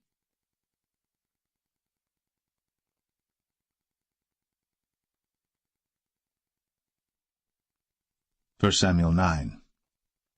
Now there was a man of Benjamin, whose name was Kish, the son of Abiel, the son of Zeror, the son of Bechorath, the son of Aphiah, a Benjamite, a mighty man of power. And he had a son whose name was Saul, a choice young man, and a goodly. And there was not among the children of Israel a goodlier person than he. From his shoulders and upward he was higher than any of the people. And the asses of Kish, Saul's father, were lost. And Kish said to Saul his son, Take now one of the servants with thee, and arise, go seek the asses. And he passed through Mount Ephraim, and passed through the land of Shalisha. But they found them not. Then they passed through the land of Shalim, and there they were not. And he passed through the land of the Benjamites, but they found them not. And when they were come to the land of Zuph, Saul said to his servant that was with him, Come, and let us return, lest my father leave caring for the asses, and take thought for us. And he said unto him, Behold now, there is in this city a man of God, and he is an honorable man. All that he saith cometh surely to pass. Now let us go thither. Peradventure he can show us our way that we should go. Then said Saul to his servant, But behold, if we go, what shall we bring the man? For the bread is spent in our vessels, and there is not a present to bring to the man of God. What have we?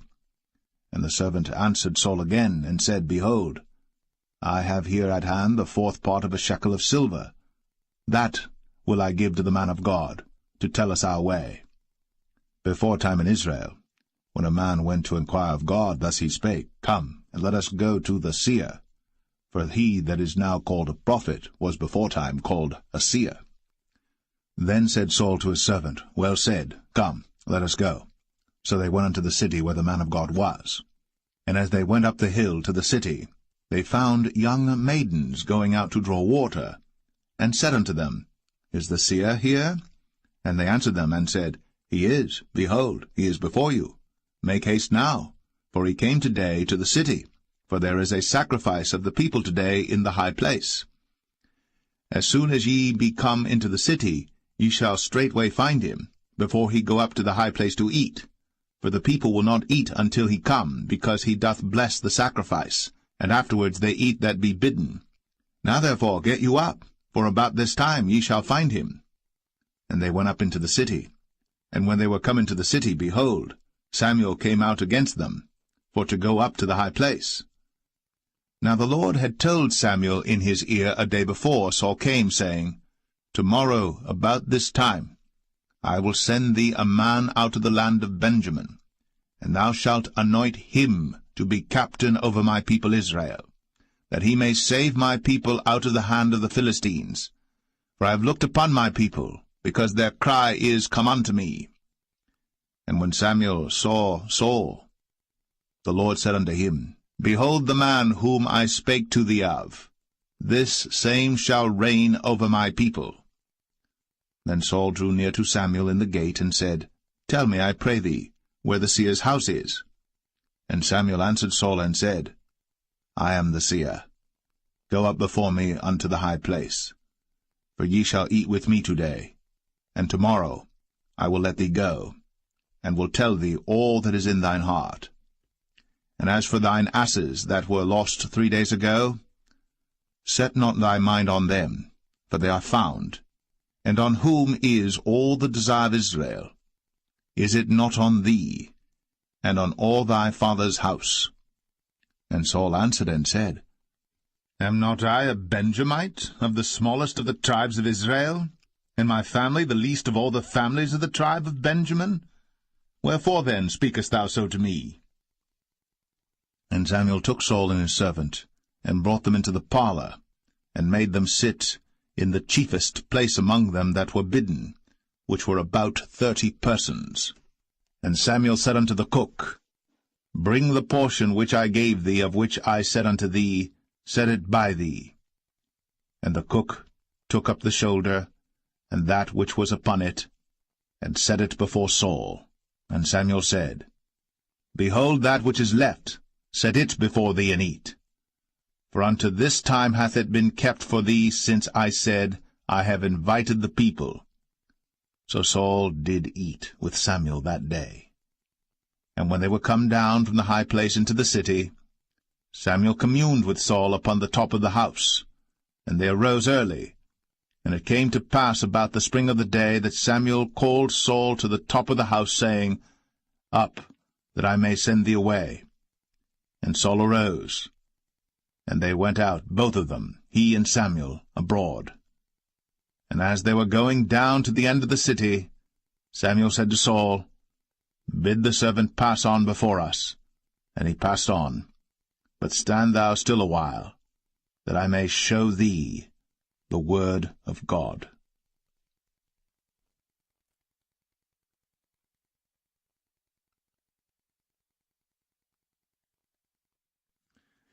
1 Samuel 10. Then Samuel took a vial of oil, and poured it upon his head, and kissed him, and said, Is it not because the Lord hath anointed thee to be captain over his inheritance? When thou art departed from me today, then thou shalt find 2 men by Rachel's sepulchre, in the border of Benjamin at Zelzah. And they will say unto thee, The asses which thou wentest to seek are found. And lo, thy father hath left the care of the asses, and sorroweth for you, saying, What shall I do for my son? Then shalt thou go on forward from thence, and thou shalt come to the plain of Tabor.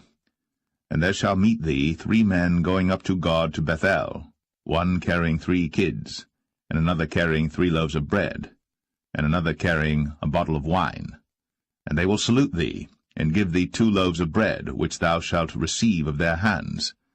After that thou shalt come to the hill of God, where is the garrison of the Philistines. And it shall come to pass, when thou art come thither to the city, that thou shalt meet a company of prophets coming down from the high place, with a psaltery, and a tabret, and a pipe, and a harp before them, and they shall prophesy. And the Spirit of the Lord will come upon thee, and thou shalt prophesy with them, and shalt be turned into another man.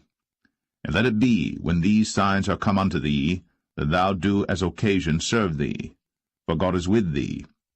And thou shalt go down before me to Gilgal, and behold, I will come down unto thee to offer burnt offerings, and to sacrifice sacrifices of peace offerings. 7 days shalt thou tarry, till I come to thee, and show thee what thou shalt do.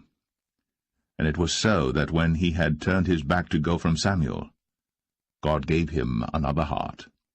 And all those signs came to pass that day.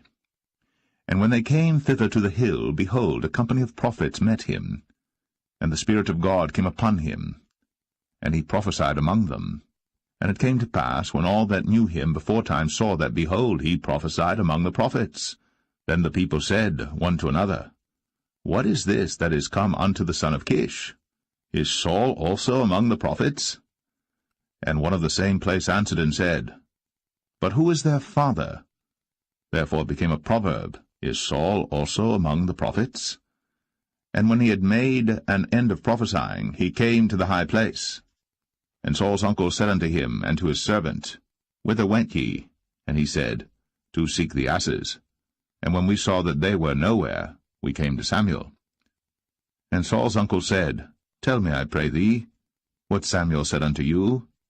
And Saul said unto his uncle, He told us plainly that the asses were found. But of the matter of the kingdom whereof Samuel spake, he told him not. And Samuel called the people together unto the Lord to Mizpeh, and said unto the children of Israel, Thus saith the Lord God of Israel, I brought up Israel out of Egypt, and delivered you out of the hand of the Egyptians, and out of the hand of all kingdoms, and of them that oppressed you. And ye have this day rejected your God, who himself saved you out of all your adversities and your tribulations. And ye have said unto him, Nay, but set a king over us. Now therefore present yourselves before the Lord by your tribes and by your thousands. And when Samuel had caused all the tribes of Israel to come near, the tribe of Benjamin was taken. When he had caused the tribe of Benjamin to come near by their families, the family of Matri was taken. And Saul the son of Kish was taken. And when they sought him, he could not be found. Therefore they inquired of the Lord further, if the man should yet come thither. And the Lord answered, Behold, he hath hid himself among the stuff. And they ran and fetched him thence. And when he stood among the people, he was higher than any of the people, from his shoulders and upward. And Samuel said to all the people, See ye him, whom the Lord hath chosen, that there is none like him among all the people? And all the people shouted and said, God save the king. Then Samuel told the people the manner of the kingdom, and wrote it in a book, and laid it up before the Lord. And Samuel sent all the people away, every man to his house. And Saul also went home to Gibeah, and there went with him a band of men, whose hearts God had touched. But the children of Belial said, How shall this man save us? And they despised him, and brought him no presents. But he held his peace.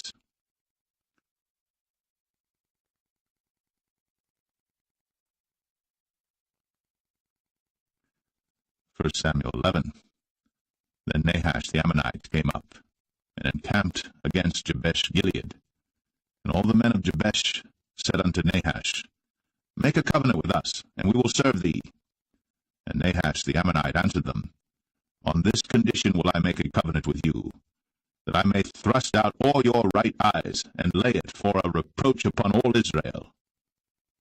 And the elders of Jabesh said unto him, Give us 7 days' respite, that we may send messengers unto all the coasts of Israel, and then, if there be no man to save us, we will come out to thee.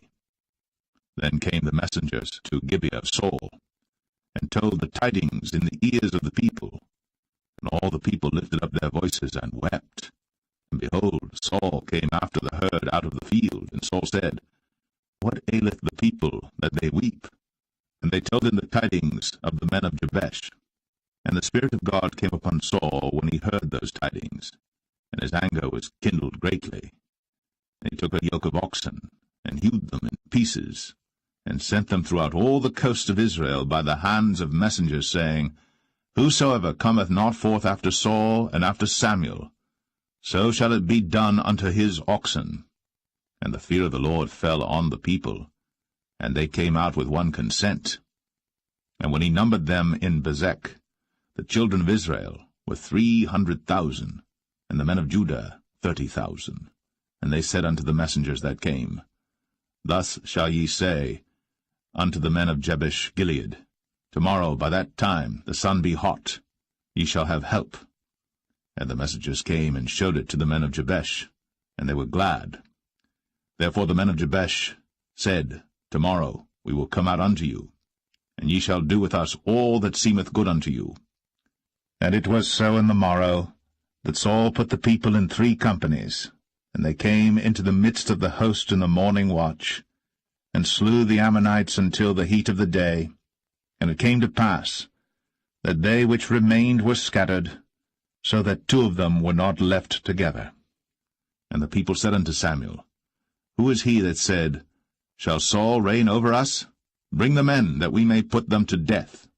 And Saul said, There shall not a man be put to death this day, for today the Lord hath wrought salvation in Israel. Then said Samuel to the people, Come, and let us go to Gilgal, and renew the kingdom there.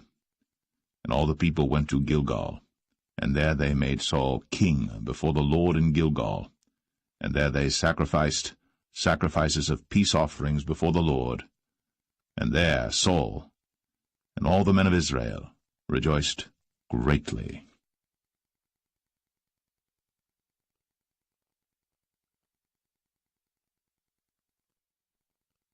1 Samuel 12.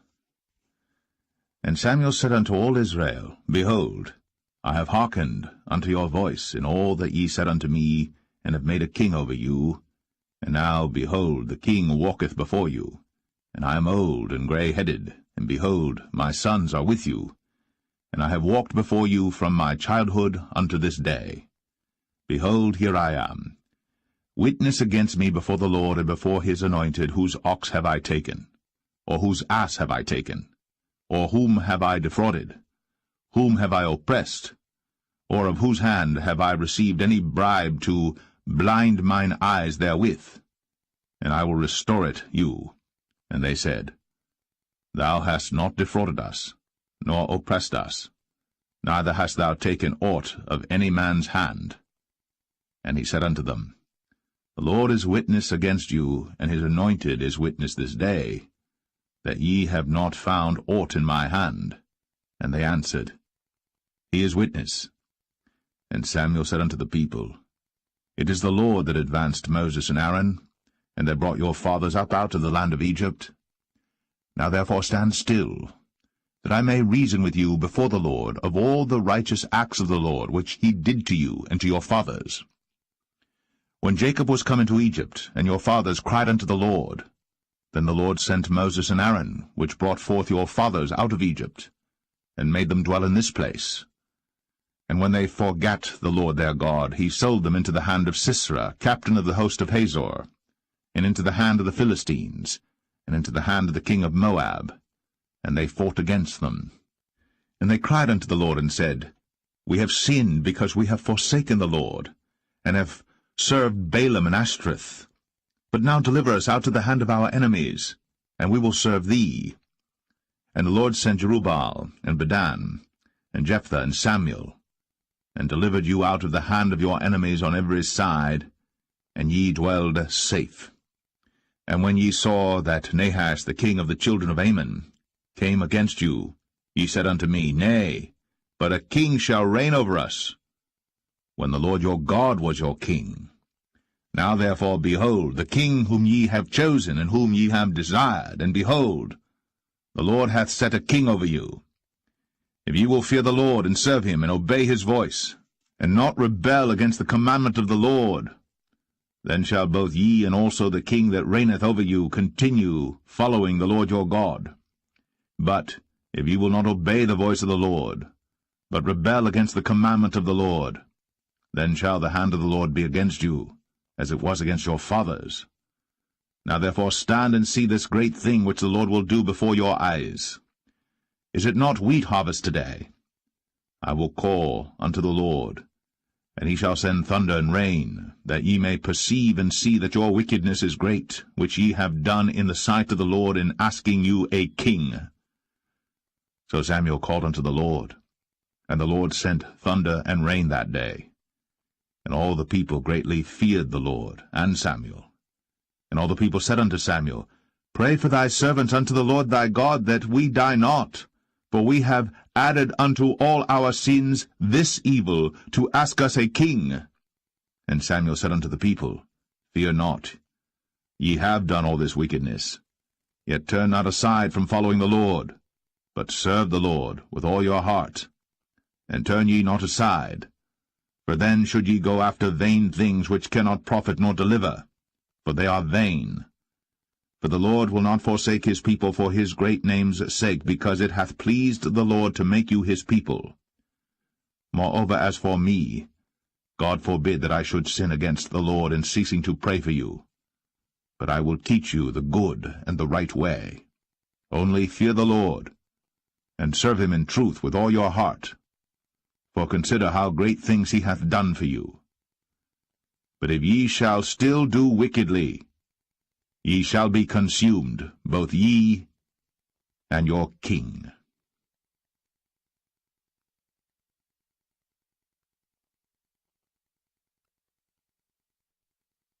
1 Samuel 13. Saul reigned 1 year.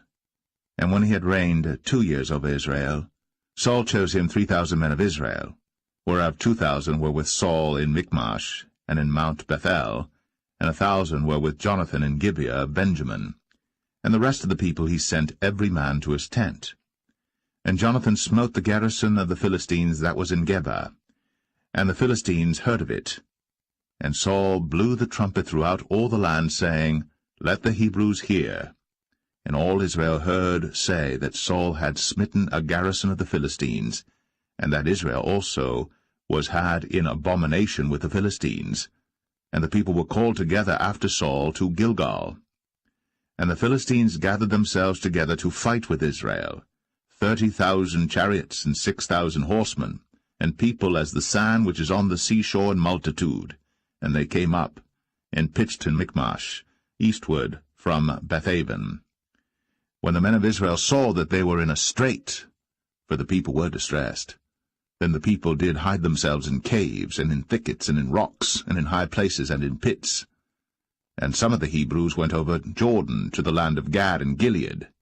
As for Saul, he was yet in Gilgal, and all the people followed him, trembling. And he tarried 7 days according to the set time that Samuel had appointed. But Samuel came not to Gilgal, and the people were scattered from him. And Saul said, Bring hither a burnt offering to me, and peace offerings. And he offered the burnt offering. And it came to pass that as soon as he had made an end of offering the burnt offering, behold, Samuel came. And Saul went out to meet him, that he might salute him. And Samuel said, What hast thou done? And Saul said, Because I saw that the people were scattered from me, and that thou camest not within the days appointed, and that the Philistines gathered themselves together at Michmash. Therefore said I, The Philistines will come down now upon me to Gilgal, and I have not made supplication unto the Lord. I forced myself therefore, and offered a burnt offering. And Samuel said to Saul, Thou hast done foolishly. Thou hast not kept the commandment of the Lord thy God, which he commanded thee. For now would the Lord have established thy kingdom upon Israel for ever. But now thy kingdom shall not continue. The Lord hath sought him a man after his own heart. And the Lord hath commanded him to be captain over his people, because thou hast not kept that which the Lord commanded thee. And Samuel arose, and gat him up from Gilgal unto Gibeah of Benjamin. And Saul numbered the people that were present with him about 600 men.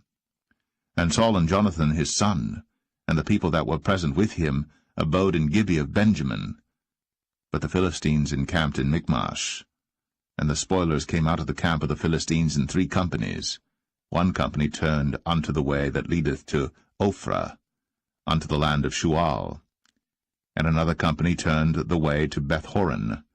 And another company turned to the way of the border that looketh to the valley of Zeboim, toward the wilderness. Now there was no smith found throughout all the land of Israel. For the Philistines said, Lest the Hebrews make them swords or spears. But all the Israelites went down to the Philistines to sharpen every man his share, and his coulter, and his axe, and his mattock. Yet they had a file for the mattocks, and for the coulters, and for the forks, and for the axes, and to sharpen the goads. So it came to pass in the day of battle that there was neither sword nor spear found in the hand of any of the people that were with Saul and Jonathan. But with Saul and with Jonathan his son was there found. And the garrison of the Philistines went out to the passage of Michmash.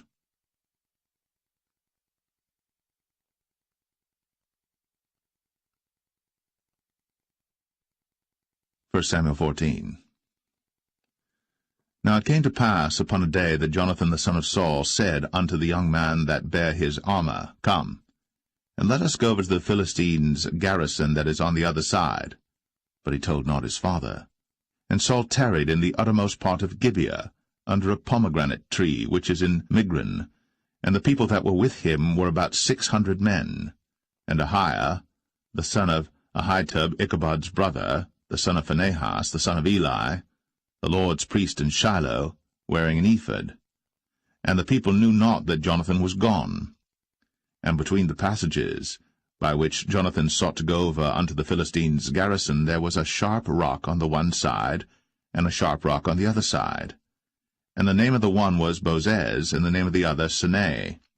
The forefront of the one was situate northward over against Michmash, and the other southward over against Gibeah. And Jonathan said to the young men that bare his armor, Come, and let us go over unto the garrison of these uncircumcised. It may be that the Lord will work for us, for there is no restraint to the Lord to save by many or by few. And his armor-bearer said unto him, Do all that is in thine heart, turn thee, behold, I am with thee according to thy heart. Then said Jonathan, Behold, we will pass over unto these men, and we will discover ourselves unto them. If they say thus unto us, Tarry until we come to you, then we will stand still in our place, and will not go up unto them. But if they say thus, Come up unto us, then we will go up, for the Lord hath delivered them into our hand, and this shall be a sign unto us. And both of them discovered themselves unto the garrison of the Philistines. And the Philistines said, Behold, the Hebrews come forth out of the holes where they had hid themselves. And the men of the garrison answered Jonathan and his armor-bearer, and said, Come up to us, and we will show you a thing. And Jonathan said unto his armor-bearer, Come up after me, for the Lord hath delivered them into the hand of Israel. And Jonathan climbed up upon his hands and upon his feet, and his armor-bearer after him, and they fell before Jonathan, and his armor-bearer slew after him. And that first slaughter which Jonathan and his armor-bearer made was about 20 men, within as it were an half acre of land, which a yoke of oxen might plough. And there was trembling in the host, in the field, and among all the people. The garrison and the spoilers, they also trembled, and the earth quaked. So it was a very great trembling. And the watchmen of Saul and Gibeah of Benjamin looked, and behold, the multitude melted away, and they went on beating down one another. Then said Saul unto the people that were with him, Number now, and see who is gone from us. And when they had numbered, behold, Jonathan and his armor-bearer were not there. And Saul said unto Ahiah, Bring hither the ark of God. For the ark of God was at that time with the children of Israel. And it came to pass, while Saul talked unto the priest, that the noise that was in the host of the Philistines went on and increased. And Saul said unto the priest, Withdraw thine hand. And Saul and all the people that were with him assembled themselves. And they came to the battle. And behold, every man's sword was against his fellow, and there was a very great discomfiture. Moreover, the Hebrews that were with the Philistines before that time, which went up with them into the camp from the country round about, even they also turned to be with the Israelites that were with Saul and Jonathan. Likewise all the men of Israel, which had hid themselves in Mount Ephraim, when they heard that the Philistines fled, even they also followed hard after them in the battle. So the Lord saved Israel that day. And the battle passed over unto Bethaven. And the men of Israel were distressed that day. For Saul had adjured the people, saying, Cursed be the man that eateth any food until evening, that I may be avenged on mine enemies. So none of the people tasted any food. And all they of the land came to a wood, and there was honey upon the ground. And when the people were come into the wood, behold, the honey dropped. but no man put his hand to his mouth, for the people feared the oath. But Jonathan heard not, when his father charged the people with the oath, wherefore he put forth the end of the rod that was in his hand, and dipped it in an honeycomb, and put his hand to his mouth, and his eyes were enlightened. Then answered one of the people, and said, Thy father straitly charged the people with an oath, saying, Cursed be the man that eateth any food this day. And the people were faint. Then said Jonathan, My father hath troubled the land. See, I pray you, how mine eyes have been enlightened, because I tasted a little of this honey. How much more, if haply the people had eaten freely today of the spoil of their enemies which they found? For had there not been now a much greater slaughter among the Philistines? And they smote the Philistines that day, from Michmash to Ailon. And the people were very faint.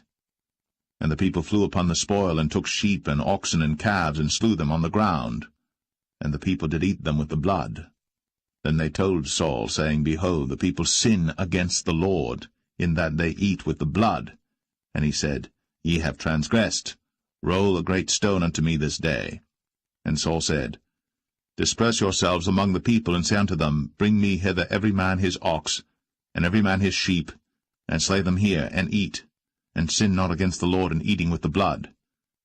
And all the people brought every man his ox with him that night, and slew them there. And Saul built an altar unto the Lord. The same was the first altar that he built unto the Lord. And Saul said, Let us go down after the Philistines by night, and spoil them until the morning light, and let us not leave a man of them. And they said, Do whatsoever seemeth good unto thee. Then said the priest, Let us draw near hither unto God. And Saul asked counsel of God, Shall I go down after the Philistines? Wilt thou deliver them into the hand of Israel? But he answered him not that day. And Saul said, Draw ye near hither, all the chief of the people, and know and see wherein this sin hath been this day. For as the Lord liveth, which saveth Israel, though it be in Jonathan my son, he shall surely die. But there was not a man among all the people that answered him.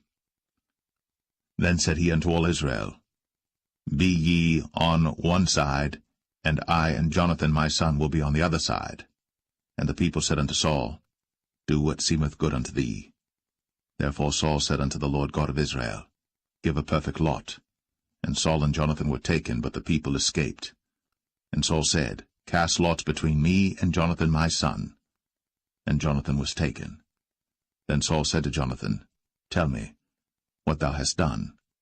And Jonathan told him, and said, I did but taste a little honey with the end of the rod that was in mine hand, and lo, I must die. And Saul answered, God do so and more also, for thou shalt surely die, Jonathan. And the people said unto Saul, Shall Jonathan die, who hath wrought this great salvation in Israel? God forbid, as the Lord liveth. There shall not one hair of his head fall to the ground, for he hath wrought with God this day. So the people rescued Jonathan, that he died not. Then Saul went up from following the Philistines, and the Philistines went to their own place. So Saul took the kingdom over Israel, and fought against all his enemies on every side, against Moab, and against the children of Ammon, and against Edom, and against the kings of Zobah, and against the Philistines, and whithersoever he turned himself, he vexed them. And he gathered an host, and smote the Amalekites, and delivered Israel out of the hands of them that spoiled them. Now the sons of Saul were Jonathan and Ishuai, and Melch-Ishuai. And the names of his two daughters were these, the name of the firstborn Merab, and the name of the younger Michal. And the name of Saul's wife was Ahinoam, the daughter of Ahimaaz. And the name of the captain of his host was Abner, the son of Ner, Saul's uncle. And Kish was the father of Saul, and Ner, the father of Abner, was the son of Abiel. And there was sore war against the Philistines all the days of Saul. And when Saul saw any strong man or any valiant man, he took him unto him.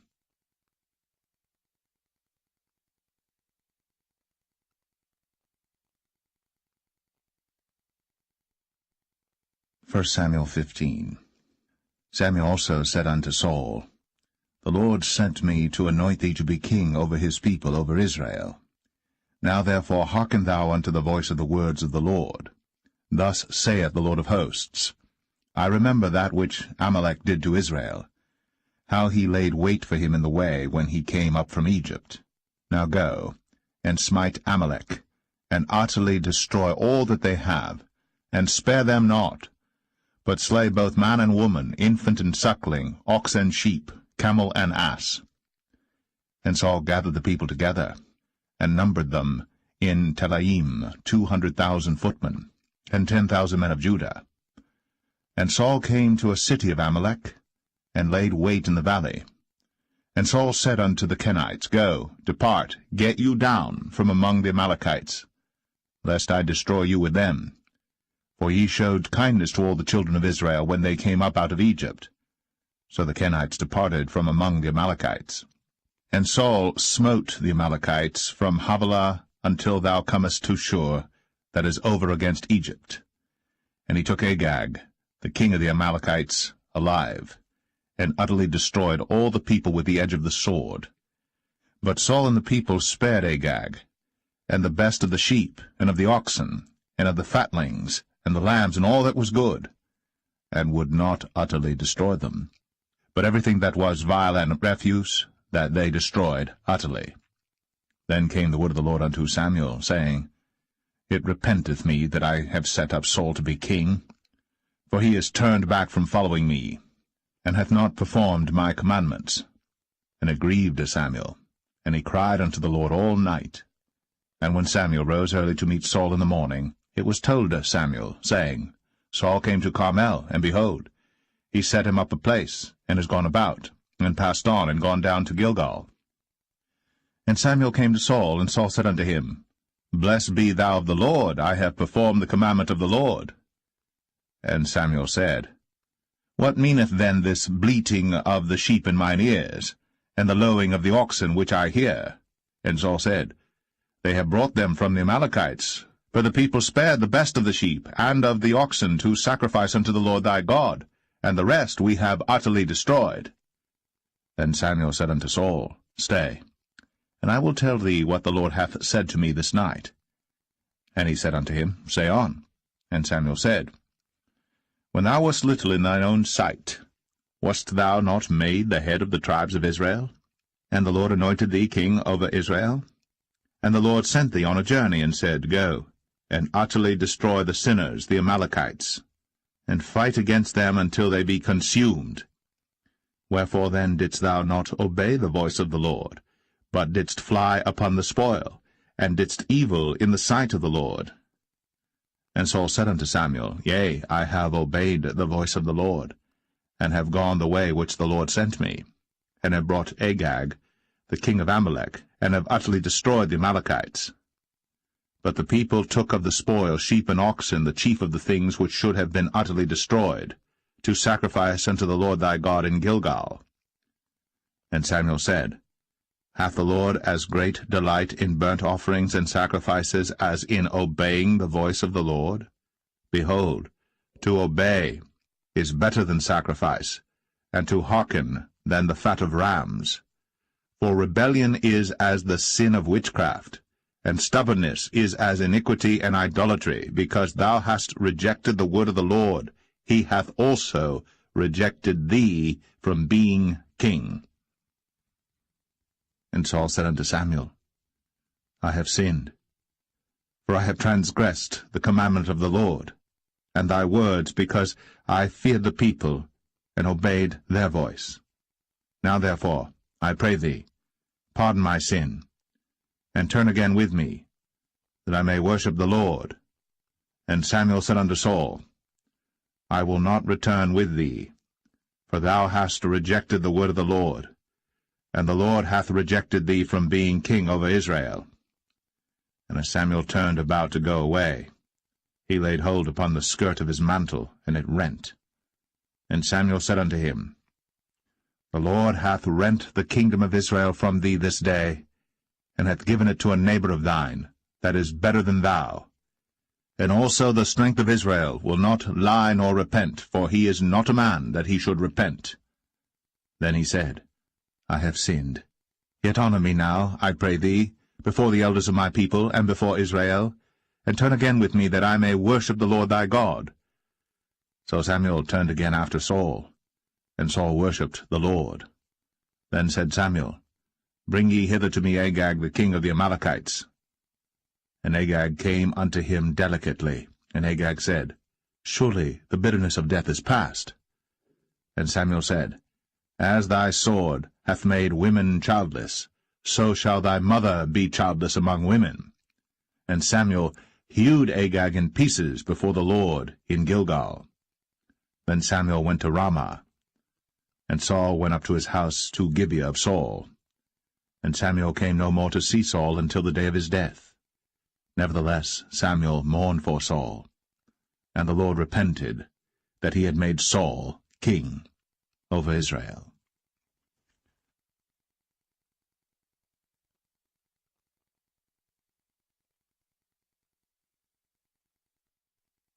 1 Samuel 16. And the Lord said unto Samuel, How long wilt thou mourn for Saul, seeing I have rejected him from reigning over Israel? Fill thine horn with oil, and go. I will send thee to Jesse the Bethlehemite, for I have provided me a king among his sons. And Samuel said, How can I go? If Saul hear it, he will kill me. And the Lord said, Take an heifer with thee, and say, I am come to sacrifice to the Lord. And call Jesse to the sacrifice. And I will show thee what thou shalt do, and thou shalt anoint unto me him whom I name unto thee. And Samuel did that which the Lord spake, and came to Bethlehem. And the elders of the town trembled at his coming, and said, Comest thou peaceably? And he said, Peaceably. I am come to sacrifice unto the Lord. Sanctify yourselves, and come with me to the sacrifice. And he sanctified Jesse and his sons, and called them to the sacrifice. And it came to pass, when they were come, that he looked on Eliab, and said, Surely the Lord's anointed is before him. But the Lord said unto Samuel, Look not on his countenance, or on the height of his stature, because I have refused him. For the Lord seeth not as man seeth. For man looketh on the outward appearance, but the Lord looketh on the heart. Then Jesse called Abinadab, and made him pass before Samuel, and he said, Neither hath the Lord chosen this. Then Jesse made Shammah to pass by, and he said, Neither hath the Lord chosen this. Again Jesse made 7 of his sons to pass before Samuel. And Samuel said unto Jesse, The Lord hath not chosen these. And Samuel said unto Jesse, Are here all thy children? And he said, There remaineth yet the youngest, and behold, he keepeth the sheep. And Samuel said unto Jesse, Send and fetch him, for we will not sit down till he come hither. And he sent and brought him in. Now he was ruddy, and withal of a beautiful countenance, and goodly to look to. And the Lord said, Arise, anoint him, for this is he. Then Samuel took the horn of oil, and anointed him in the midst of his brethren. And the Spirit of the Lord came upon David from that day forward. So Samuel rose up, and went to Ramah. But the Spirit of the Lord departed from Saul, and an evil spirit from the Lord troubled him. And Saul's servant said unto him, Behold now, an evil spirit from God troubleth thee. Let our Lord now command thy servants, which are before thee, to seek out a man, who is a cunning player on an harp. And it shall come to pass, when the evil spirit from God is upon thee, that he shall play with his hand, and thou shalt be well. And Saul said unto his servants, Provide me now a man that can play well, and bring him to me. Then answered one of the servants, and said, Behold, I have seen a son of Jesse the Bethlehemite, that is cunning in playing, and a mighty valiant man, and a man of war, and prudent in matters, and a comely person. And the Lord is with him. Wherefore Saul sent messengers unto Jesse, and said, Send me David thy son, which is with the sheep. And Jesse took an ass laden with bread, and a bottle of wine, and a kid, and sent them by David his son unto Saul. And David came to Saul, and stood before him. And he loved him greatly, and he became his armor-bearer. And Saul sent to Jesse, saying, Let David, I pray thee, stand before me, for he hath found favor in my sight. And it came to pass, when the evil spirit from God was upon Saul, that David took an harp, and played with his hand. So Saul was refreshed, and was well. And the evil spirit departed from him.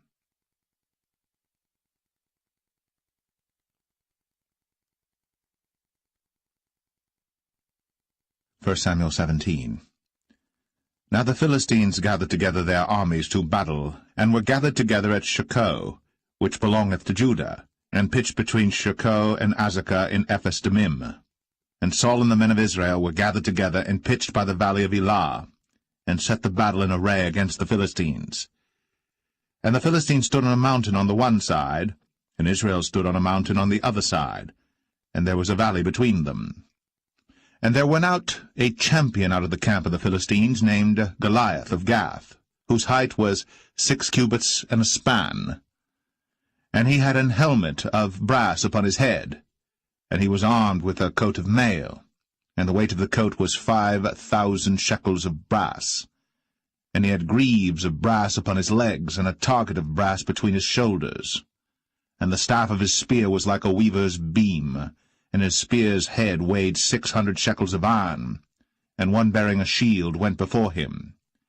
And he stood and cried unto the armies of Israel, and said unto them, Why are ye come out to set your battle in array?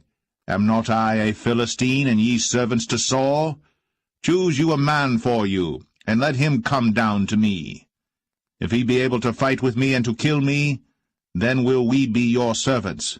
But if I prevail against him, and kill him, then shall ye be our servants, and serve us. And the Philistine said, I defy the armies of Israel this day. Give me a man, that we may fight together.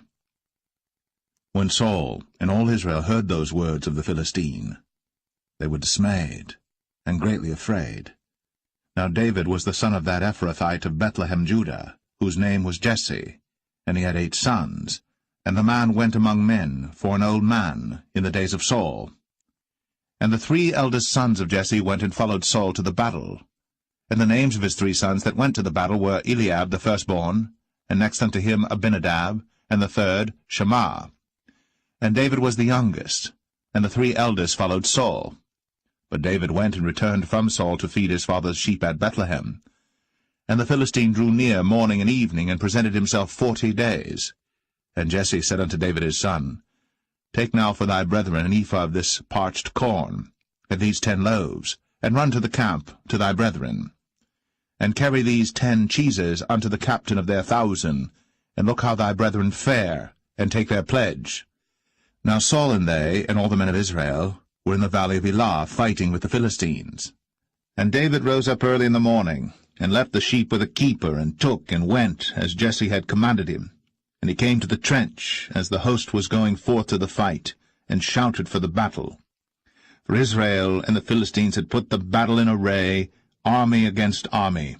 And David left his carriage in the hand of the keeper of the carriage, and ran into the army, and came and saluted his brethren.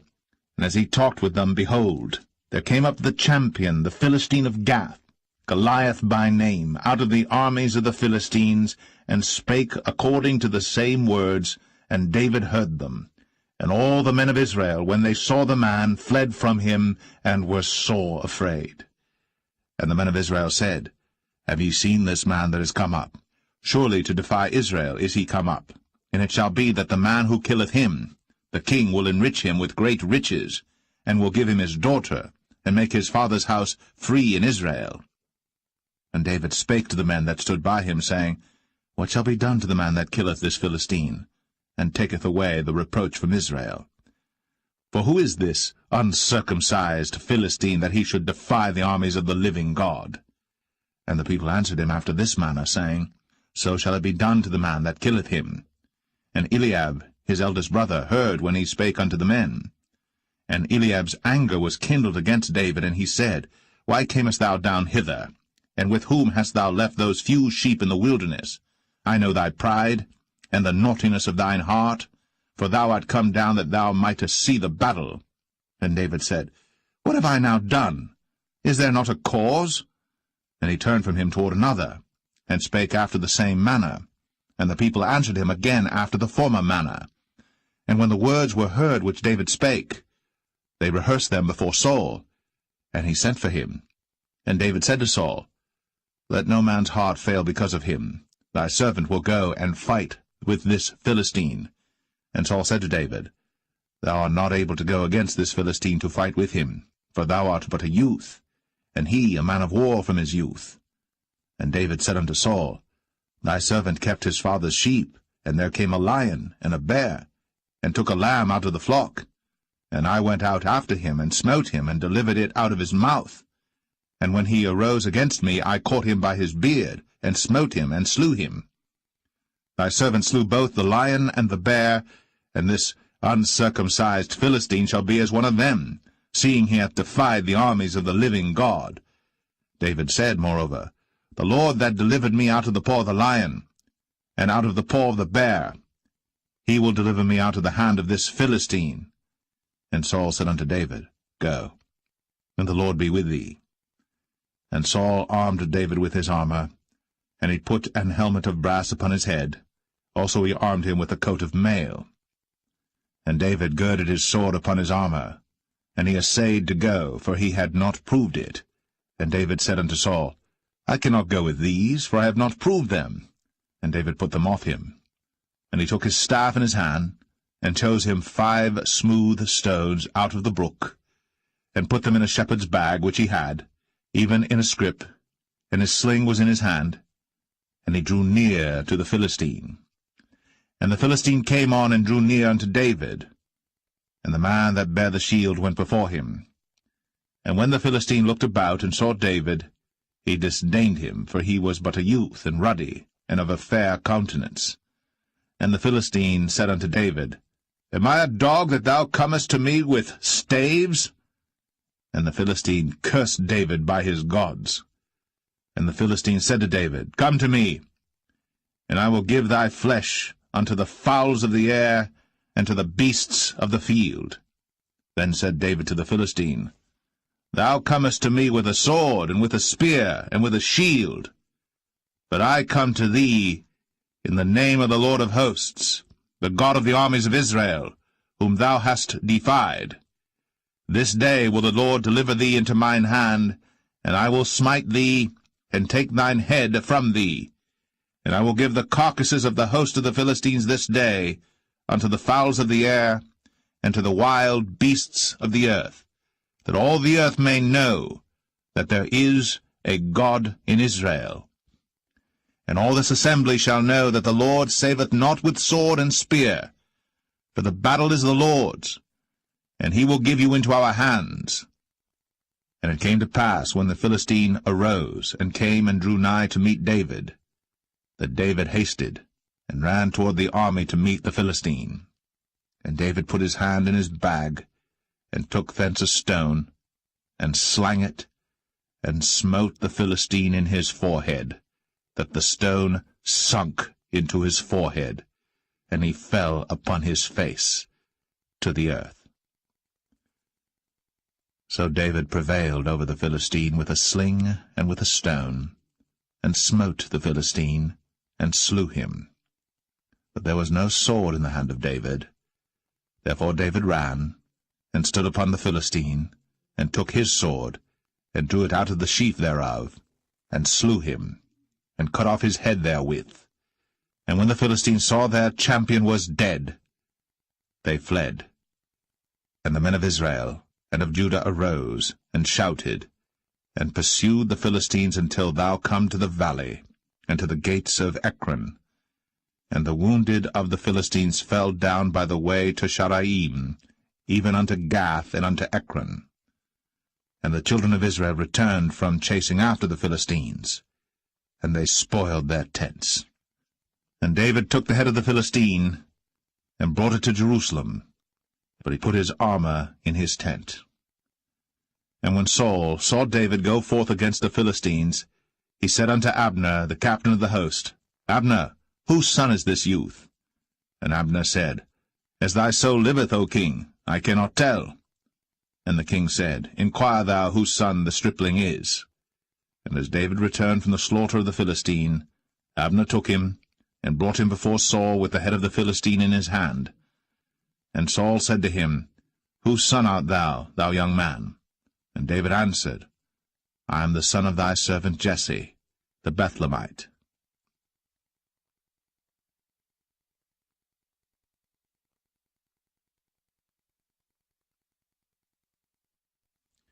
First Samuel 18.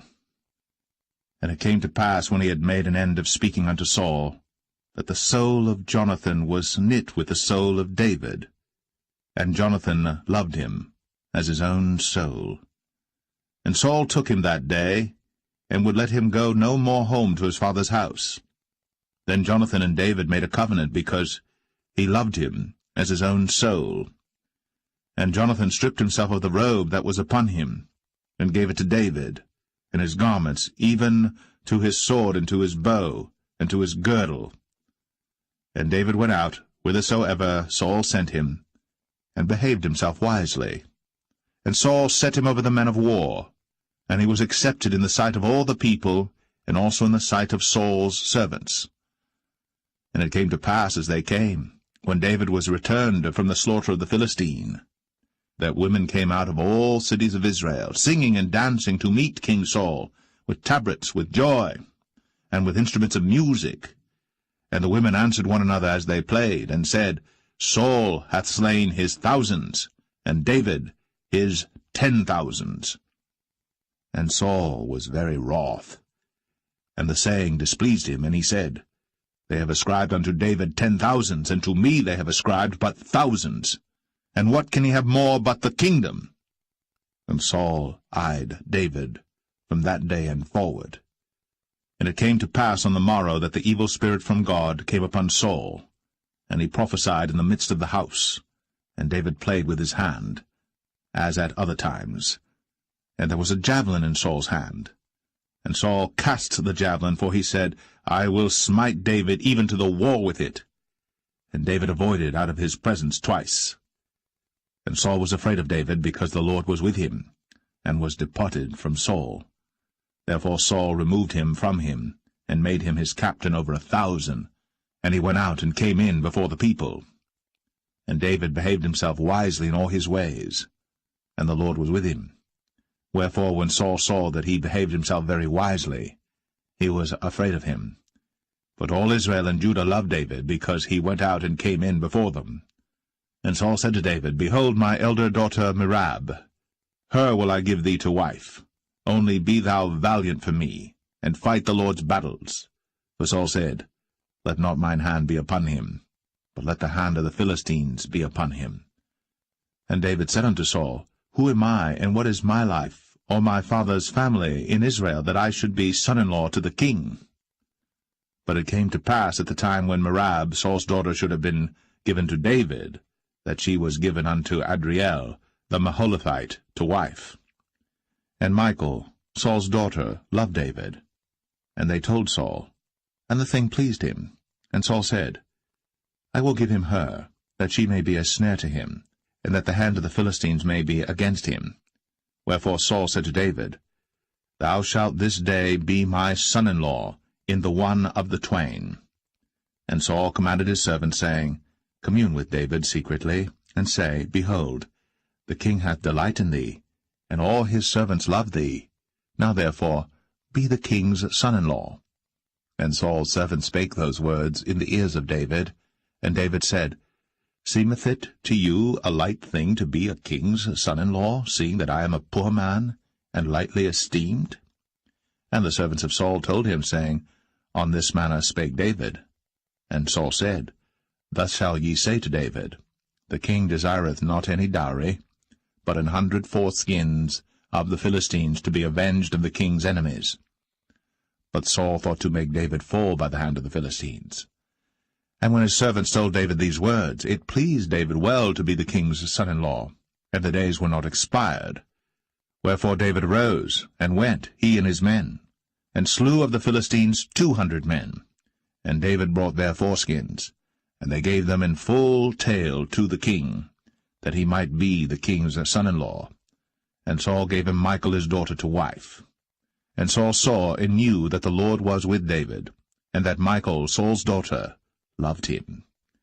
And Saul was yet the more afraid of David, and Saul became David's enemy continually.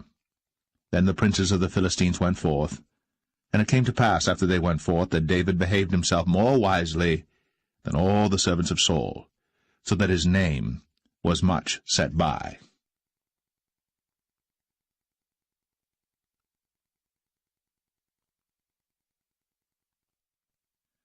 1 Samuel 19. And Saul spake to Jonathan his son, and to all his servants, that they should kill David. But Jonathan Saul's son delighted much in David. And Jonathan told David, saying, Saul my father seeketh to kill thee. Now therefore I pray thee, take heed to thyself until the morning, and abide in a secret place, and hide thyself. And I will go out and stand beside my father in the field where thou art. And I will commune with my father of thee, and what I see, that I will tell thee. And Jonathan spake good of David unto Saul his father, and said unto him, Let not the king sin against his servant, against David, because he hath not sinned against thee, and because his works have been to thee ward very good. For he did put his life in his hand, and slew the Philistine. And the Lord wrought a great salvation for all Israel. Thou sawest it, and didst rejoice. Wherefore then wilt thou sin against innocent blood, to slay David without a cause? And Saul hearkened unto the voice of Jonathan. And Saul sware, As the Lord liveth, he shall not be slain. And Jonathan called David. And Jonathan showed him all those things. And Jonathan brought David to Saul, and he was in his presence, as in times past. And there was war again. And David went out, and fought with the Philistines, and slew them with a great slaughter, and they fled from him. And the evil spirit from the Lord was upon Saul, as he sat in his house with his javelin in his hand. And David played with his hand. And Saul sought to smite David even to the wall with the javelin, but he slipped away out of Saul's presence. And he smote the javelin to the wall, and David fled, and escaped that night. Saul also sent messengers unto David's house, to watch him, and to slay him in the morning. And Michal, David's wife, told him, saying, If thou save not thy life tonight, tomorrow thou shalt be slain. So Michal let David down through a window, and he went and fled, and escaped. And Michal took an image, and laid it in the bed, and put a pillow of goat's hair for his bolster, and covered it with a cloth. And when Saul sent messengers to take David, she said, He is sick. And Saul sent the messengers again to see David, saying, Bring him up to me in the bed, that I may slay him. And when the messengers were come in, behold, there was an image in the bed, with a pillow of goat's hair for his bolster. And Saul said unto Michal, Why hast thou deceived me so, and sent away mine enemy, that he is escaped? And Michal answered Saul, He said unto me, Let me go, why should I kill thee? So David fled, and escaped, and came to Samuel to Ramah, and told him all that Saul had done to him. And he and Samuel went, and dwelt in Naueth. And it was told Saul, saying, Behold, David is at Naueth in Ramah. And Saul sent messengers to take David. And when they saw the company of the prophets prophesying, and Samuel standing as appointed over them, the Spirit of God was upon the messengers of Saul, and they also prophesied. And when it was told Saul, he sent other messengers, and they prophesied likewise. And Saul sent messengers again the third time, and they prophesied also. Then went he also to Ramah, and came to a great well that is in Sechu. And he asked and said, Where are Samuel and David? And one said, Behold, they be at Naueth in Ramah. And he went thither to Naueth in Ramah. And the Spirit of God was upon him also. And he went on, and prophesied, until he came to Naueth in Ramah. And he stripped off his clothes also, and prophesied before Samuel in like manner, and lay down naked all that day, and all that night. Wherefore they say, Is Saul also among the prophets?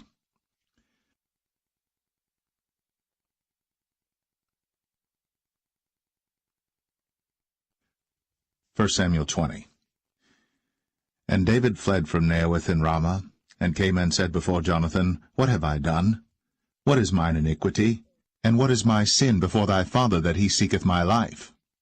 And he said unto him, God forbid, thou shalt not die. Behold, my father will do nothing either great or small, but that he will show it me.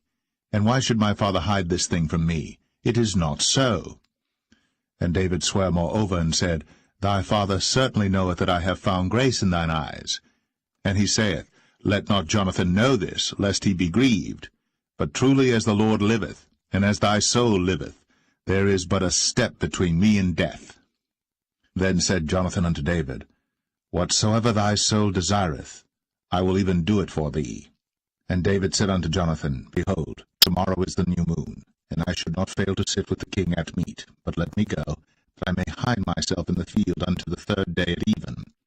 If thy father miss me, then say, David earnestly asked leave of me that he might run to Bethlehem his city, for there is a yearly sacrifice there for all the family. If he say thus, it is well, thy servant shall have peace. But if he be very wroth, then be sure that evil is determined by him. Therefore thou shalt deal kindly with thy servant, for thou hast brought thy servant into a covenant of the Lord with thee. Notwithstanding, if there be in me iniquity, slay me thyself. For why shouldest thou bring me to thy father? And Jonathan said, Far be it from thee, for if I knew certainly that evil were determined by my father to come upon thee, then would not I tell it thee? Then said David to Jonathan, Who shall tell me? Or what if thy father answer thee roughly? And Jonathan said unto David, Come, and let us go out into the field. And they went out, both of them, into the field. And Jonathan said unto David, O Lord God of Israel, when I have sounded my father about tomorrow any time, or the third day, and behold, if there be good toward David, and I then said not unto thee, and show it to thee, the Lord do so, and much more to Jonathan. But if it please my father to do thee evil, then I will show it thee, and send thee away, that thou mayest go in peace, and the Lord be with thee, as he hath been with my father. And thou shalt not only while yet I live show me the kindness of the Lord, that I die not, but also thou shalt not cut off thy kindness from my house forever, no, not when the Lord hath cut off the enemies of David every one from the face of the earth. So Jonathan made a covenant with the house of David, saying, Let the Lord even require it at the hand of David's enemies. And Jonathan caused David to swear again, because he loved him, for he loved him as he loved his own soul. Then Jonathan said to David, Tomorrow is the new moon, and thou shalt be missed, because thy seat will be empty. And when thou hast stayed 3 days, then thou shalt go down quickly, and come to the place where thou didst hide thyself when the business was in hand, and shalt remain by the stone Zelle. And I will shoot 3 arrows on the side thereof, as though I shot at a mark, and behold, I will send a lad, saying, Go, find out the arrows. If I expressly say unto the lad, Behold, the arrows are on this side of thee, take them, then come thou. For there is peace to thee, and no hurt, as the Lord liveth. But if I say thus unto the young man, Behold, the arrows are beyond thee, go thy way, for the Lord hath sent thee away. And as touching the matter which thou and I have spoken of, behold, the Lord be between thee and me forever. So David hid himself in the field. And when the new moon was come, the king sat him down to eat meat. And the king sat upon his seat as at other times, even upon a seat by the wall. And Jonathan arose, and Abner sat by Saul's side, and David's place was empty. Nevertheless Saul spake not anything that day, for he thought, Something hath befallen him. He is not clean. Surely he is not clean. And it came to pass on the morrow, which was the 2nd day of the month, that David's place was empty. And Saul said unto Jonathan his son, Wherefore cometh not the son of Jesse to meat, neither yesterday, nor today? And Jonathan answered Saul, David earnestly asked leave of me to go to Bethlehem. And he said, Let me go, I pray thee. For our family hath a sacrifice in the city, and my brother, he hath commanded me to be there. And now, if I have found favour in thine eyes, let me get away, I pray thee, and see my brethren. Therefore he cometh not unto the king's table. Then Saul's anger was kindled against Jonathan. And he said unto him, Thou son of the perverse, rebellious woman, Do not I know that thou hast chosen the son of Jesse to thine own confusion, and unto the confusion of thy mother's nakedness? For as long as the son of Jesse liveth upon the ground, thou shalt not be established, nor thy kingdom. Wherefore, now send and fetch him unto me, for he shall surely die. And Jonathan answered Saul his father, and said unto him, Wherefore shall he be slain? What hath he done? And Saul cast a javelin at him to smite him, whereby Jonathan knew that it was determined of his father to slay David.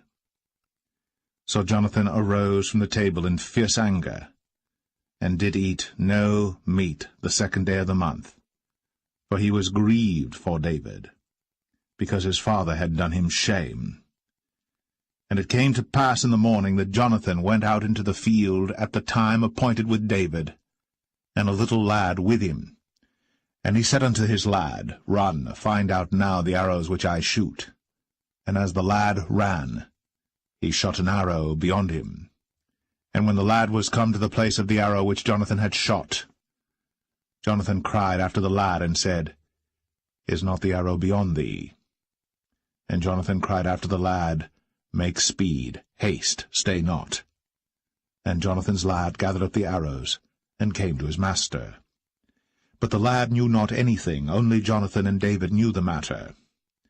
And Jonathan gave his artillery unto his lad, and said unto him, Go, carry them to the city.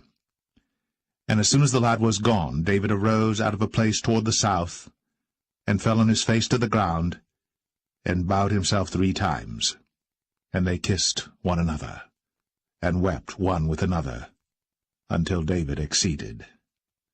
And Jonathan said to David, Go in peace, forasmuch as we have sworn both of us in the name of the Lord, saying, The Lord be between me and thee, and between my seed and thy seed forever. And he arose, and departed. And Jonathan went into the city.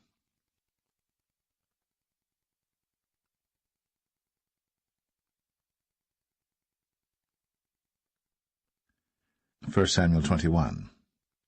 Then came David to Nob, to Ahimelech the priest.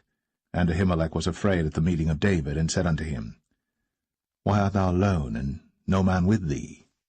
And David said unto Ahimelech the priest, The king hath commanded me a business, and hath said unto me, Let no man know anything of the business whereabout I send thee, and what I have commanded thee. And I have appointed my servants to such and such a place. Now therefore, what is under thine hand? Give me 5 loaves of bread in mine hand, or what there is present. And the priest answered David, and said, There is no common bread under mine hand, but there is hallowed bread, if the young men have kept themselves at least from women. And David answered the priest, and said unto him, Of a truth, women have been kept from us, about these 3 days, since I came out. And the vessels of the young men are holy, and the bread is in a manner common, yea, though it was sanctified this day in the vessel. So the priests gave him hallowed bread, for there was no bread there but the showbread, that was taken from before the Lord, to put hot bread in the day when it was taken away. Now a certain man of the servants of Saul was there that day, detained before the Lord, and his name was Doeg, an Edomite, the chiefest of the herdmen that belonged to Saul. And David said unto Ahimelech, And is there not here under thine hand spear or sword? For I have neither brought my sword nor my weapons with me, because the king's business required haste. And the priest said, The sword of Goliath the Philistine, whom thou slewest in the valley of Elah, behold, it is here, wrapped in a cloth behind the ephod. If thou wilt take that, take it, for there is no other save that here. And David said, There is none like that, give it me. And David arose, and fled that day for fear of Saul, and went to Achish, the king of Gath. And the servants of Achish said unto him, Is not this David the king of the land? Did they not sing one to another of him in dances, saying, Saul hath slain his thousands, and David his 10,000s? And David laid up these words in his heart, and was sore afraid of Achish, the king of Gath. And he changed his behavior before them, and feigned himself mad in their hands, and scrabbled on the doors of the gate. and let his spittle fall down upon his beard. Then said Achish unto his servants, Lo, ye see the man is mad. Wherefore then have ye brought him to me? Have I need of madmen, that ye have brought this fellow to play the madman in my presence? Shall this fellow come into my house?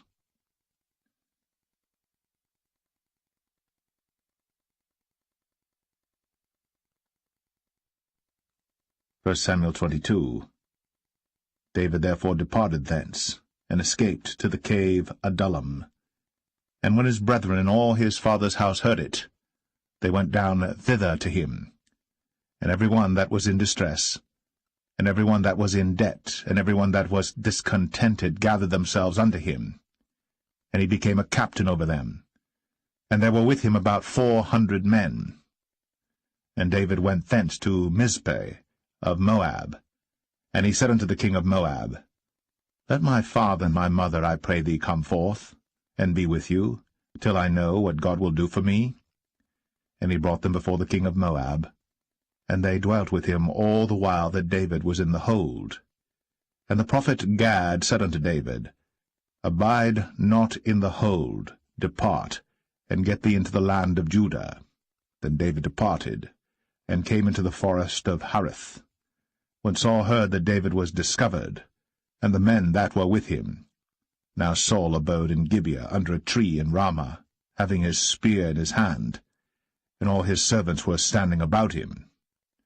Then Saul said unto his servants that stood about him, Hear now, ye Benjamites, will the son of Jesse give every one of you fields and vineyards, and make you all captains of thousands and captains of hundreds, that all of you have conspired against me?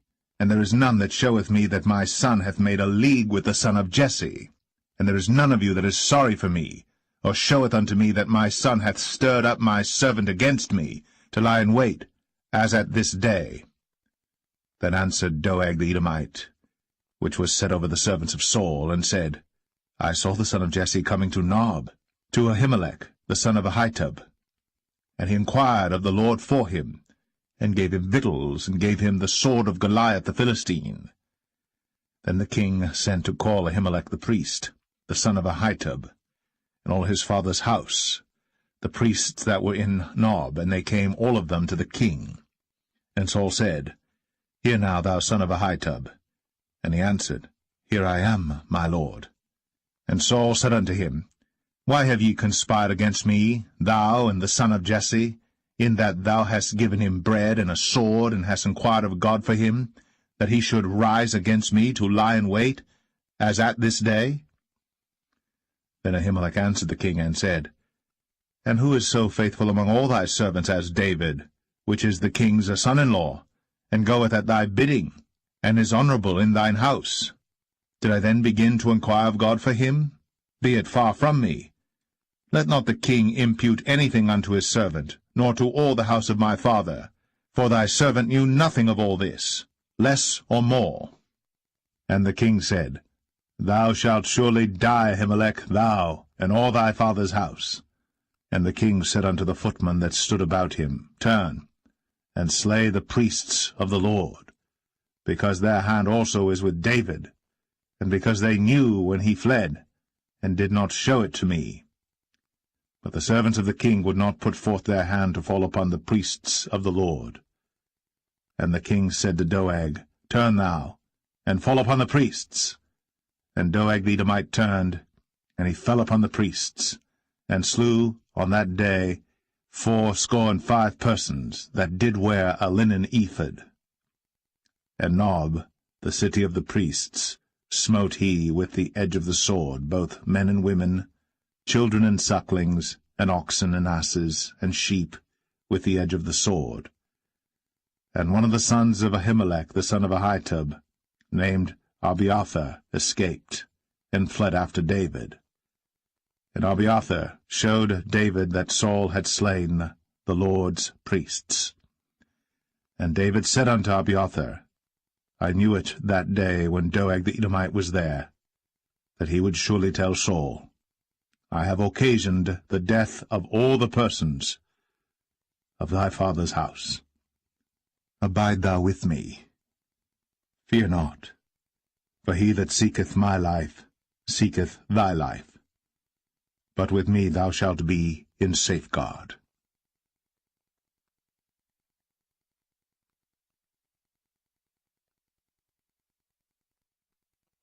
1 Samuel 23.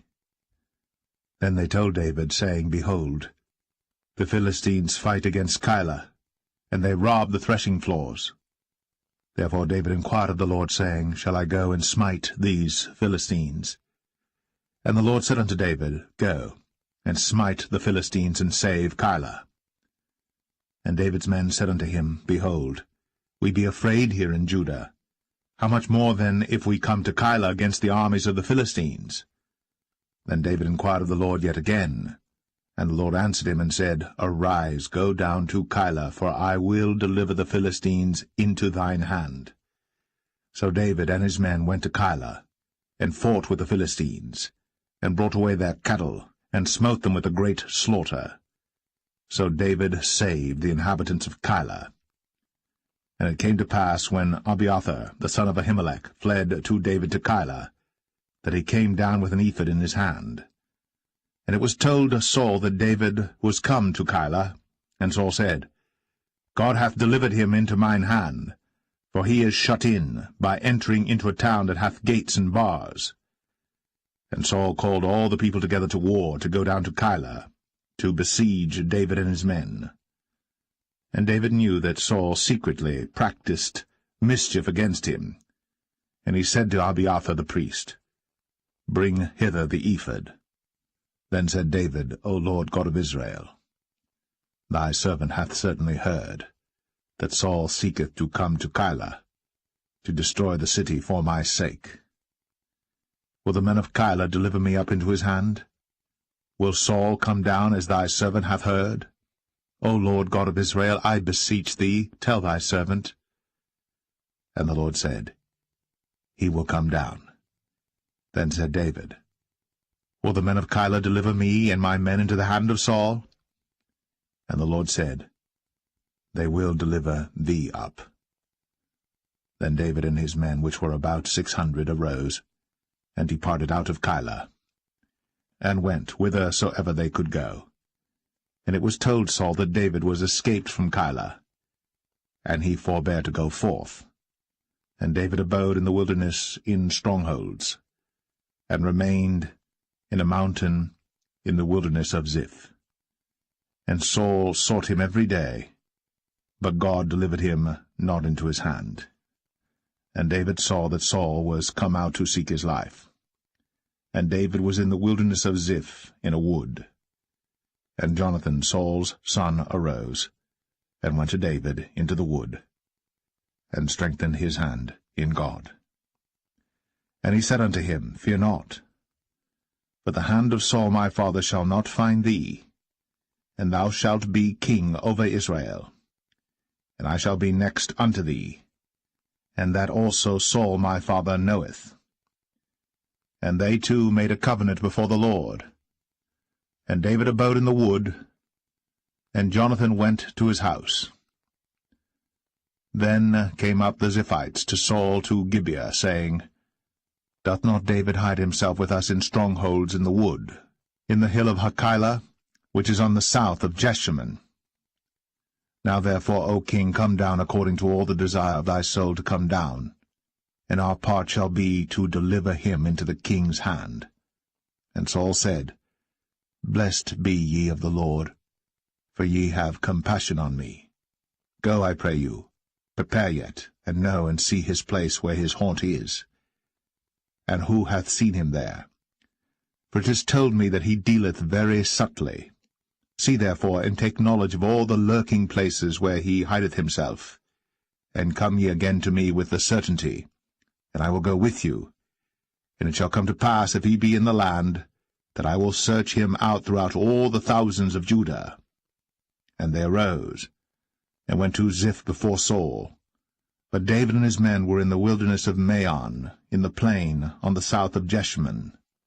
Saul also and his men went to seek him, and they told David, wherefore he came down into a rock, and abode in the wilderness of Maon. And when Saul heard that, he pursued after David in the wilderness of Maon. And Saul went on this side of the mountain, and David and his men on that side of the mountain. And David made haste to get away for fear of Saul. For Saul and his men compassed David and his men round about to take them. But there came a messenger unto Saul, saying, Haste thee, and come, for the Philistines have invaded the land. Wherefore Saul returned from pursuing after David, and went against the Philistines. Therefore they called that place Selah Hamalekoth. And David went up from thence, and dwelt in strongholds at En-gedi.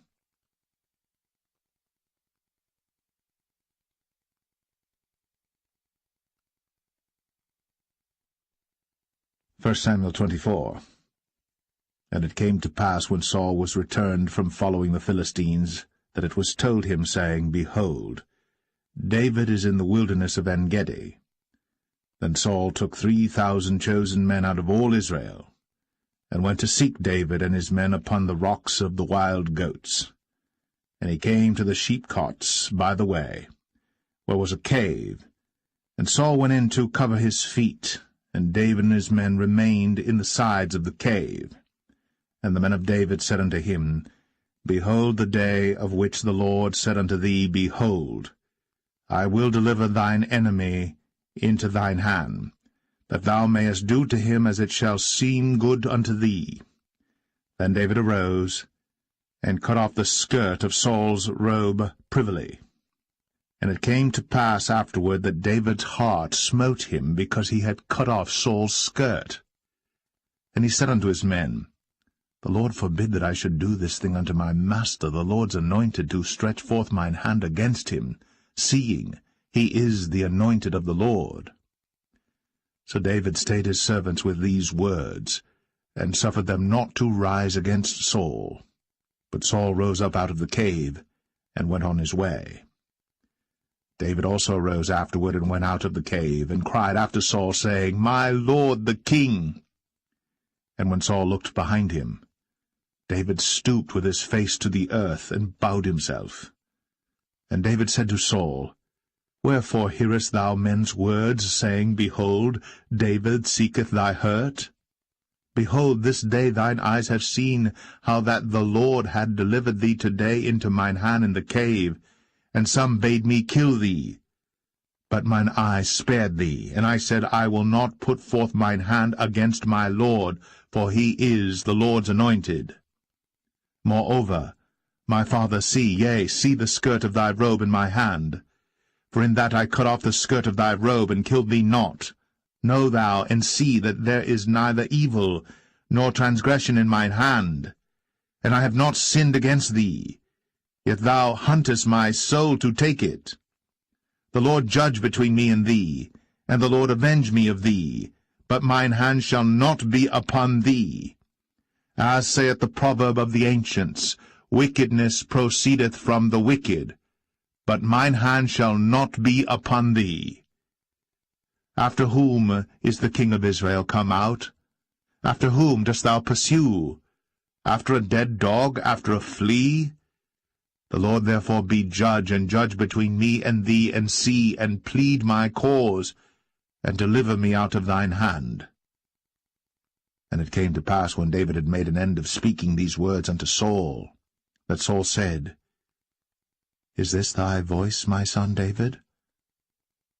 And Saul lifted up his voice, and wept. And he said to David, Thou art more righteous than I, for thou hast rewarded me good, whereas I have rewarded thee evil. And thou hast shown this day how that thou hast dealt well with me, forasmuch as when the Lord had delivered me into thine hand, thou killedst me not. For if a man find his enemy, will he let him go well away? Wherefore the Lord reward thee good for that thou hast done unto me this day. And now behold, I know well that thou shalt surely be king, and that the kingdom of Israel shall be established in thine hand. Swear now therefore unto me by the Lord, that thou wilt not cut off my seed after me, and that thou wilt not destroy my name out of my father's house. And David sware unto Saul. And Saul went home, but David and his men gat them up unto the hold.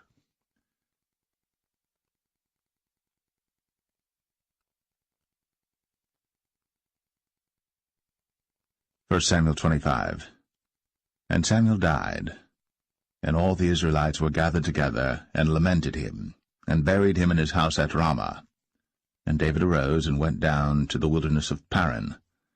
And there was a man in Maon, whose possessions were in Carmel. And the man was very great. And he had 3,000 sheep and 1,000 goats. And he was shearing his sheep in Carmel. Now the name of the man was Nabal, and the name of his wife Abigail. And she was a woman of good understanding, and of a beautiful countenance.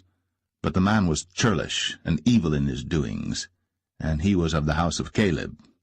And David heard in the wilderness that Nabal did shear his sheep. And David sent out 10 young men, and David said unto the young men, Get you up to Carmel, and go to Nabal, and greet him in my name. And thus shall ye say to him that liveth in prosperity, Peace be both to thee, and peace be to thine house, and peace be unto all that thou hast. And now I have heard that thou hast shearers.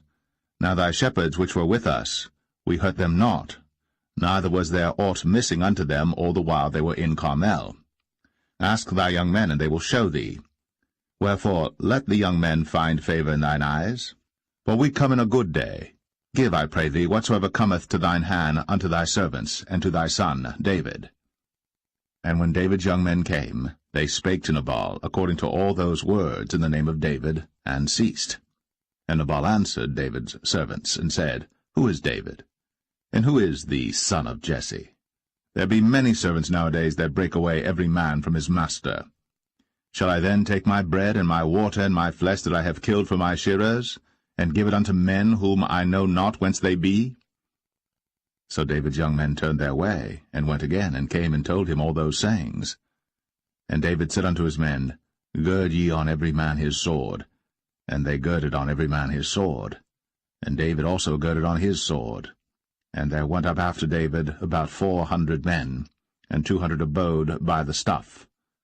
But one of the young men told Abigail, Nabal's wife, saying, Behold, David sent messengers out of the wilderness to salute our master, and he railed on them. But the men were very good unto us, and we were not hurt, neither missed we any thing as long as we were conversant with them when we were in the fields. They were a wall unto us both by night and day. All the while we were with them keeping the sheep. Now therefore know and consider what thou wilt do, for evil is determined against our master, and against all his household. For he is such a son of Belial, that a man cannot speak to him. Then Abigail made haste, and took 200 loaves and 2 bottles of wine, and 5 sheep ready dressed, and 5 measures of parched corn, and 100 clusters of raisins, and 200 cakes of figs, and laid them on asses. And she said unto her servants, Go on before me, behold, I come after you. But she told not her husband Nabal. And it was so, as she rode on the ass, that she came down by the covert of the hill, and behold, David and his men came down against her, and she met them. Now David had said, Surely in vain have I kept all that this fellow hath in the wilderness, so that nothing was missed of all that pertained unto him, and he hath requited me evil for good. So, and more also do God unto the enemies of David, if I leave of all that pertain to him by the morning light any that pisseth against the wall. And when Abigail saw David, she hasted, and lighted off the ass, and fell before David on her face, and bowed herself to the ground, and fell at his feet, and said, Upon me, my lord, upon me let this iniquity be, and let thine handmaid, I pray thee, speak in thine audience, and hear the words of thine handmaid. Let not, my lord, I pray thee, regard this man of Belial, even Nabal. For as his name is, so is he. Nabal is his name, and folly is with him. But I, thine handmaid, saw not the young men of my lord, whom thou didst send. Now therefore, my lord, as the Lord liveth, and as thy soul liveth, seeing the Lord hath withholden thee from coming to shed blood, and from avenging thyself with thine own hand, now let thine enemies, and they that seek evil to my lord, be as Nabal. And now this blessing which thine handmaid hath brought unto my lord, let it even be given unto the young men that follow my lord. I pray thee, forgive the trespass of thine handmaid, for the Lord will certainly make my lord a sure house, because my lord fighteth the battles of the Lord, and evil hath not been found in thee all thy days. Yet a man is risen to pursue thee, and to seek thy soul. But the soul of my lord shall be bound in the bundle of life with the Lord thy God, and the souls of thine enemies, them shall he sling out, as out of the middle of a sling. And it shall come to pass, when the Lord shall have done to my lord according to all the good that he hath spoken concerning thee, and shall have appointed thee ruler over Israel, that this shall be no grief unto thee, nor offense of heart unto my lord, either that thou hast shed blood causeless, or that my lord hath avenged himself. But when the Lord shall have dealt well with my lord, then remember thine handmaid. And David said to Abigail, Blessed be the Lord God of Israel, which sent thee this day to meet me. And blessed be thy advice, and blessed be thou, which hast kept me this day from coming to shed blood, and from avenging myself with mine own hand. For in very deed, as the Lord God of Israel liveth, which hath kept me back from hurting thee, except thou hadst hasted and come to meet me, surely there had not been left unto Nabal by the morning light any that pisseth against the wall. So David received of her hand that which he had brought him, and said unto her, Go up in peace to thine house. See, I have hearkened to thy voice, and have accepted thy person. And Abigail came to Nabal, and behold, he held a feast in his house, like the feast of a king. And Nabal's heart was merry within him, for he was very drunken. Wherefore she told him nothing, less or more, until the morning light. But it came to pass in the morning, when the wine was gone out of Nabal, and his wife had told him these things, that his heart died within him, and he became as a stone.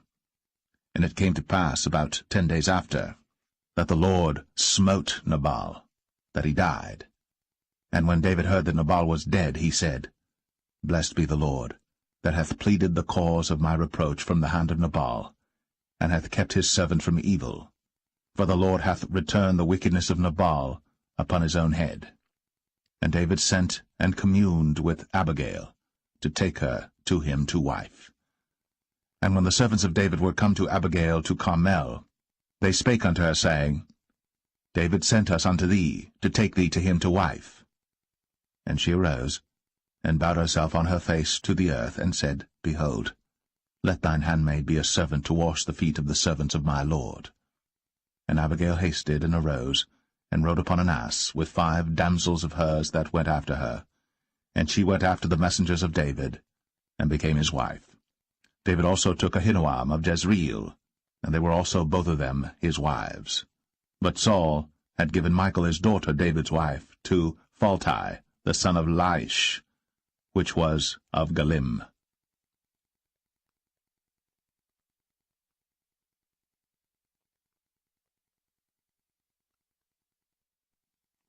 1 Samuel 26. And the Ziphites came unto Saul to Gibeah, saying, Doth not David hide himself in the hill of Hachilah, which is before Jeshimon? Then Saul arose, and went down to the wilderness of Ziph, having 3,000 chosen men of Israel with him to seek David in the wilderness of Ziph. And Saul pitched in the hill of Hachilah, which is before Jeshimon, by the way. But David abode in the wilderness, and he saw that Saul came after him into the wilderness. David therefore sent out spies, and understood that Saul was come in very deed. And David arose, and came to the place where Saul had pitched. And David beheld the place where Saul lay, and Abner the son of Ner, the captain of his host. And Saul lay in the trench, and the people pitched round about him. Then answered David, and said to Ahimelech the Hittite, and to Abishai, the son of Zeruiah, brother to Joab, saying, Who will go down with me to Saul to the camp? And Abishai said, I will go down with thee. So David and Abishai came to the people by night, and behold, Saul lay sleeping within the trench, and his spear stuck in the ground at his bolster. But Abner and the people lay round about him. Then said Abishai to David, God hath delivered thine enemy into thine hand this day. Now therefore let me smite him, I pray thee, with the spear even to the earth at once, and I will not smite him the second time. And David said to Abishai, Destroy him not, for who can stretch forth his hand against the Lord's anointed, and be guiltless? David said furthermore, As the Lord liveth, the Lord shall smite him, or his day shall come to die, or he shall descend into battle and perish. The Lord forbid that I should stretch forth mine hand against the Lord's anointed. But I pray thee, take thou now the spear that is at his bolster, and the cruse of water, and let us go. So David took the spear and the cruse of water from Saul's bolster, and they gat them away, and no man saw it, nor knew it, neither awaked, for they were all asleep, because a deep sleep from the Lord was fallen upon them. Then David went over to the other side, and stood on the top of an hill afar off, a great space being between them. And David cried to the people, and to Abner the son of Ner, saying, Answerest thou not, Abner? Then Abner answered and said, Who art thou that criest to the king? And David said to Abner, Art not thou a valiant man? And who is like to thee in Israel? Wherefore then hast thou not kept thy lord the king? For there came one of the people in to destroy the king thy lord.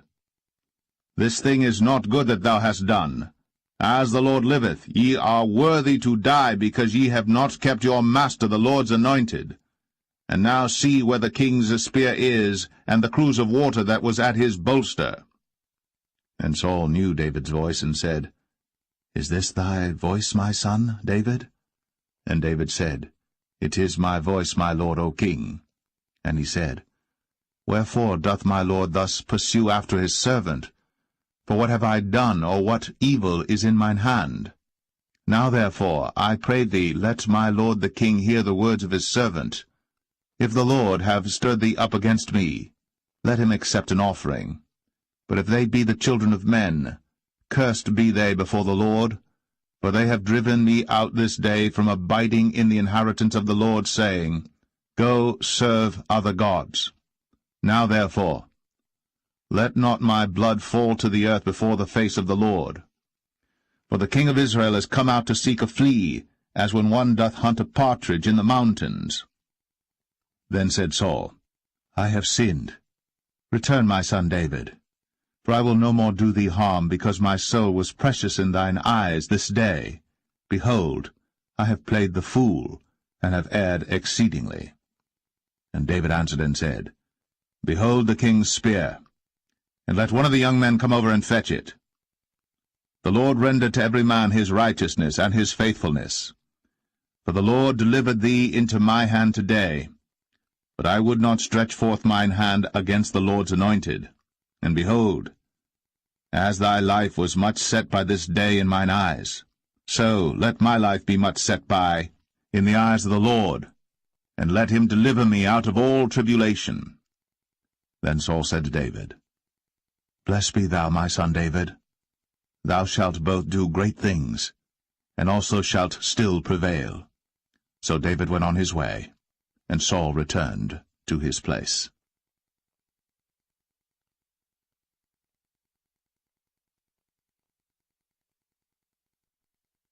1 Samuel 27. And David said in his heart, I shall now perish one day by the hand of Saul. There is nothing better for me than that I should speedily escape into the land of the Philistines, and Saul shall despair of me, to seek me any more in any coast of Israel. So shall I escape out of his hand.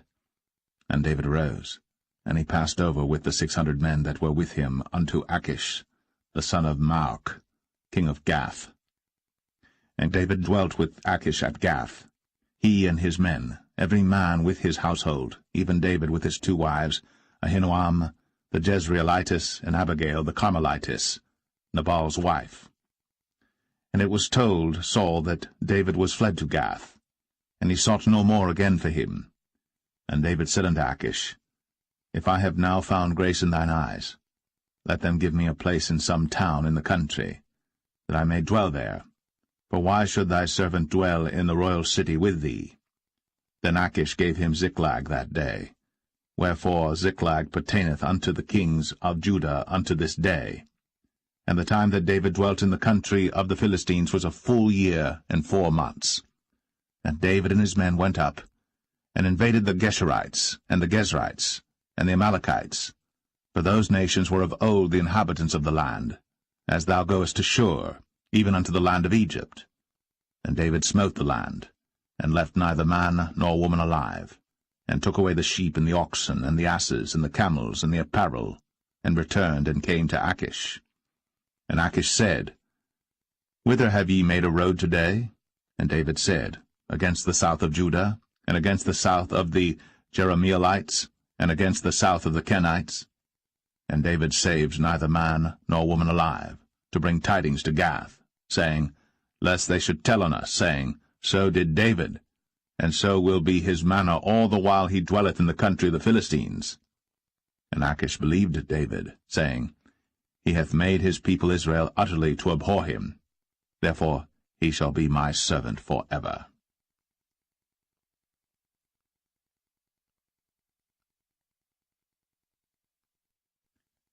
1 Samuel 28. And it came to pass in those days that the Philistines gathered their armies together for warfare, to fight with Israel. And Achish said unto David, Know thou assuredly that thou shalt go out with me to battle, thou and thy men. And David said to Achish, Surely thou shalt know what thy servant can do? And Achish said to David, Therefore will I make thee keeper of mine head for ever. Now Samuel was dead, and all Israel had lamented him, and buried him in Ramah, even in his own city. And Saul had put away those that had familiar spirits, and the wizards out of the land. And the Philistines gathered themselves together, and came and pitched in Shunem. And Saul gathered all Israel together, and they pitched in Gilboa. And when Saul saw the host of the Philistines, he was afraid, and his heart greatly trembled. And when Saul inquired of the Lord answered him not, neither by dreams, nor by Urim, nor by prophets. Then said Saul unto his servants, Seek me a woman that hath a familiar spirit, that I may go to her, and inquire of her. And his servants said to him, Behold, there is a woman that hath a familiar spirit at Endor. And Saul disguised himself, and put on other raiment, and he went, and 2 men with him. And they came to the woman by night. And he said, I pray thee, divine unto me by the familiar spirit, and bring me him up, whom I shall name unto thee. And the woman said unto him, Behold, thou knowest what Saul hath done, how he hath cut off those that have familiar spirits and the wizards out of the land? Wherefore then layest thou a snare for my life, to cause me to die? And Saul sware to her by the Lord, saying, As the Lord liveth, there shall no punishment happen to thee for this thing. Then said the woman, Whom shall I bring up unto thee? And he said, Bring me up Samuel. And when the woman saw Samuel, she cried with a loud voice, and the woman spake to Saul, saying, Why hast thou deceived me, for thou art Saul? And the king said unto her, Be not afraid. For what sawest thou? And the woman said unto Saul, I saw gods ascending out of the earth. And he said unto her, What form is he of? And she said, An old man cometh up, and he is covered with a mantle. And Saul perceived that it was Samuel, and he stooped with his face to the ground, and bowed himself. And Samuel said to Saul, Why hast thou disquieted me to bring me up? And Saul answered, I am sore distressed, for the Philistines make war against me, and God is departed from me, and answereth me no more, neither by prophets nor by dreams. Therefore I have called thee, that thou mayest make known unto me what I shall do. Then said Samuel, Wherefore then dost thou ask of me, seeing the Lord is departed from thee, and is become thine enemy? And the Lord hath done to him as he spake by me. For the Lord hath rent the kingdom out of thine hand, and given it to thy neighbor, even to David, because thou obeyest not the voice of the Lord, nor executest his fierce wrath upon Amalek. Therefore hath the Lord done this thing unto thee this day. Moreover the Lord will also deliver Israel with thee into the hand of the Philistines, and tomorrow shalt thou and thy sons be with me. The Lord also shall deliver the host of Israel into the hand of the Philistines. Then Saul fell straightway all along on the earth, and was sore afraid because of the words of Samuel. And there was no strength in him, for he had eaten no bread all the day, nor all the night. And the woman came unto Saul, and saw that he was sore troubled, and said unto him, Behold, thine handmaid hath obeyed thy voice, and I have put my life in my hand, and have hearkened unto thy words which thou spakest unto me. Now therefore, I pray thee, hearken thou also unto the voice of thine handmaid, and let me set a morsel of bread before thee, and eat, that thou mayest have strength, when thou goest on thy way. But he refused, and said, I will not eat. But his servants, together with the woman, compelled him, and he hearkened unto their voice. So he arose from the earth, and sat upon the bed. And the woman had a fat calf in the house, and she hasted and killed it, and took flour and kneaded it, and did bake unleavened bread thereof. And she brought it before Saul, and before his servants, and they did eat. Then they rose up, and went away that night.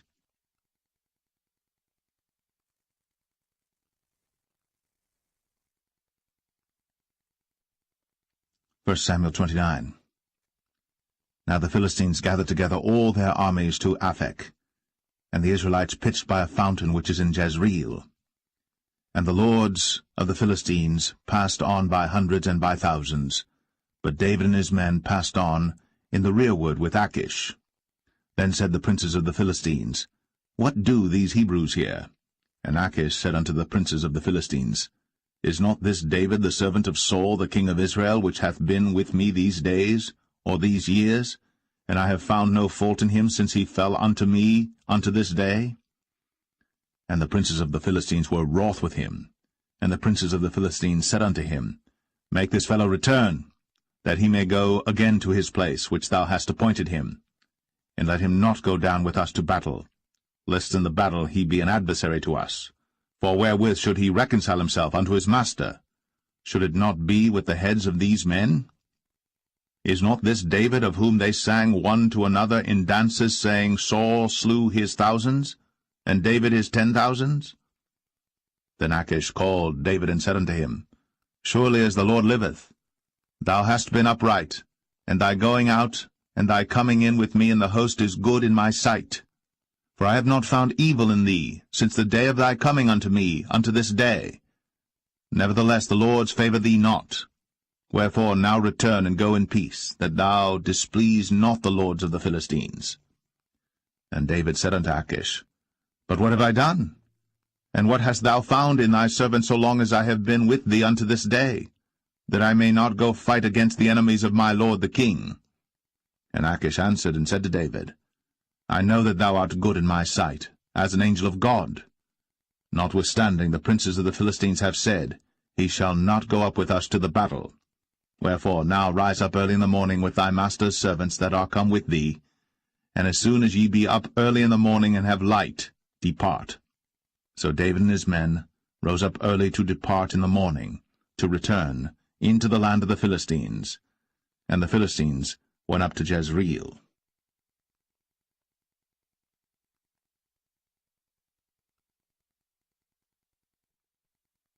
1 Samuel 30.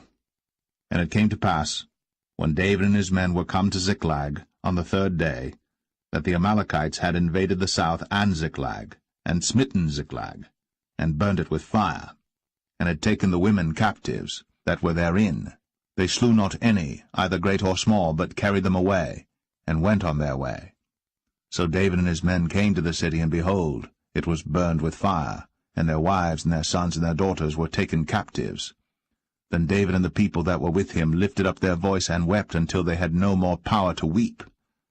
And David's 2 wives were taken captives, Ahinoam the Jezreelitess, and Abigail the wife of Nabal the Carmelite. And David was greatly distressed, for the people spake of stoning him, because the soul of all the people was grieved, every man for his sons and for his daughters. But David encouraged himself in the Lord his God.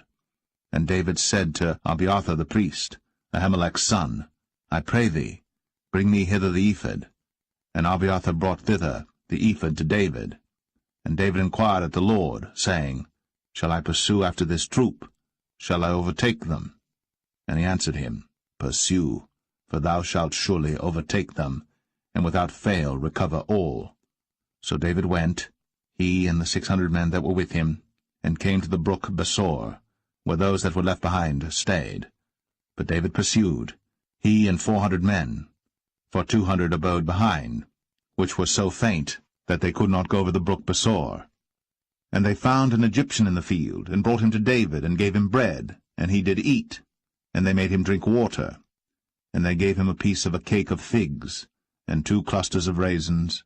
And when he had eaten, his spirit came again to him, for he had eaten no bread, nor drunk any water 3 days and 3 nights. And David said unto him, To whom belongest thou, and whence art thou? And he said, I am a young man of Egypt, servant to an Amalekite, and my master left me, because 3 days agone I fell sick. We made an invasion upon the south of the Cherethites, and upon the coast which belongeth to Judah, and upon the south of Caleb, and we burned Ziklag with fire. And David said to him, Canst thou bring me down to this company? And he said, Swear unto me by God, that thou wilt neither kill me, nor deliver me into the hands of my master, and I will bring thee down to this company. And when he had brought him down, behold, they were spread abroad upon all the earth, eating and drinking and dancing, because of all the great spoil that they had taken out of the land of the Philistines, and out of the land of Judah. And David smote them from the twilight even unto the evening of the next day. And there escaped not a man of them, save 400 young men which rode upon camels and fled. And David recovered all that the Amalekites had carried away. And David rescued his 2 wives. And there was nothing lacking to them, neither small nor great, neither sons nor daughters, neither spoil nor anything that they had taken to them. David recovered all. And David took all the flocks and the herds, which they drave before those other cattle, and said, This is David's spoil. And David came to the 200 men, which were so faint that they could not follow David, whom they had made also to abide at the brook Besor. And they went forth to meet David, and to meet the people that were with him. And when David came near to the people, he saluted them. Then answered all the wicked men and men of Belial, of those that went with David, and said, Because they went not with us, we will not give them aught of the spoil that we have recovered, save to every man his wife and his children, that they may lead them away and depart. Then said David, Ye shall not do so, my brethren, with that which the Lord hath given us, who hath preserved us, and delivered the company that came against us into our hand. For who will hearken unto you in this matter? But as his part is that goeth down to the battle, so shall his part be that tarrieth by the stuff. They shall part alike. And it was so from that day forward that he made it a statute and an ordinance for Israel unto this day. And when David came to Ziklag, he sent of the spoil unto the elders of Judah, even to his friends, saying, Behold, a present for you of the spoil of the enemies of the Lord, to them which were in Bethel, and to them which were in South Ramoth, and to them which were in Jatir, and to them which were in Aroer, and to them which were in Siphmoth, and to them which were in Eshtemoa, and to them which were in Rakal, and to them which were in the cities of the Jerahmeelites, and to them which were in the cities of the Kenites, and to them which were in Hormah, and to them which were in Chor-Ashan, and to them which were in Aphak, and to them which were in Hebron, and to all the places where David himself and his men were wont to haunt.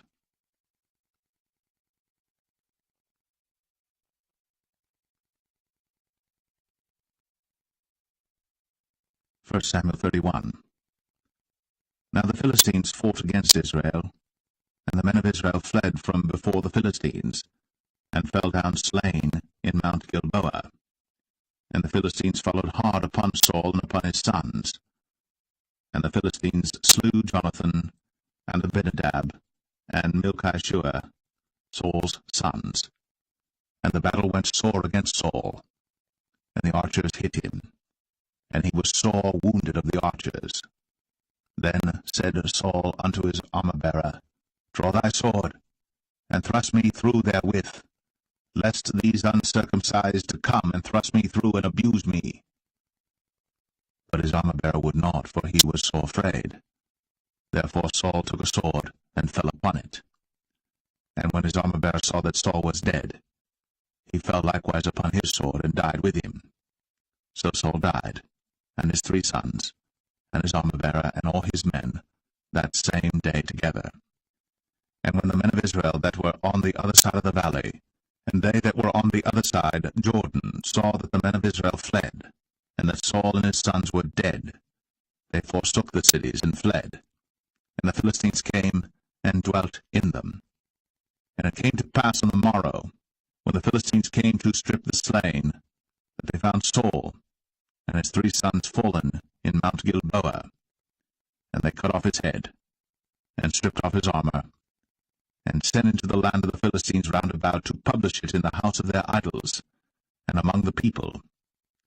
And they put his armor in the house of Ashtoreth, and they fastened his body to the wall of Bethshan. And when the inhabitants of Jabesh-Gilead heard of that which the Philistines had done to Saul, all the valiant men arose, and went all night, and took the body of Saul, and the bodies of his sons from the wall of Bethshan, and came to Jabesh, and burnt them there. And they took their bones, and buried them under a tree at Jabesh, and fasted 7 days.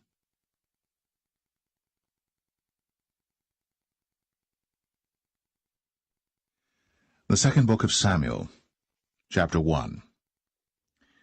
Now it came to pass after the death of Saul, when David was returned from the slaughter of the Amalekites, and David had abode 2 days in Ziklag, it came even to pass on the 3rd day that, behold, a man came out of the camp from Saul with his clothes rent, and earth upon his head. And so it was when he came to David, that he fell to the earth, and did obeisance. And David said unto him, From whence comest thou? And he said unto him, Out of the camp of Israel am I escaped. And David said unto him, How went the matter?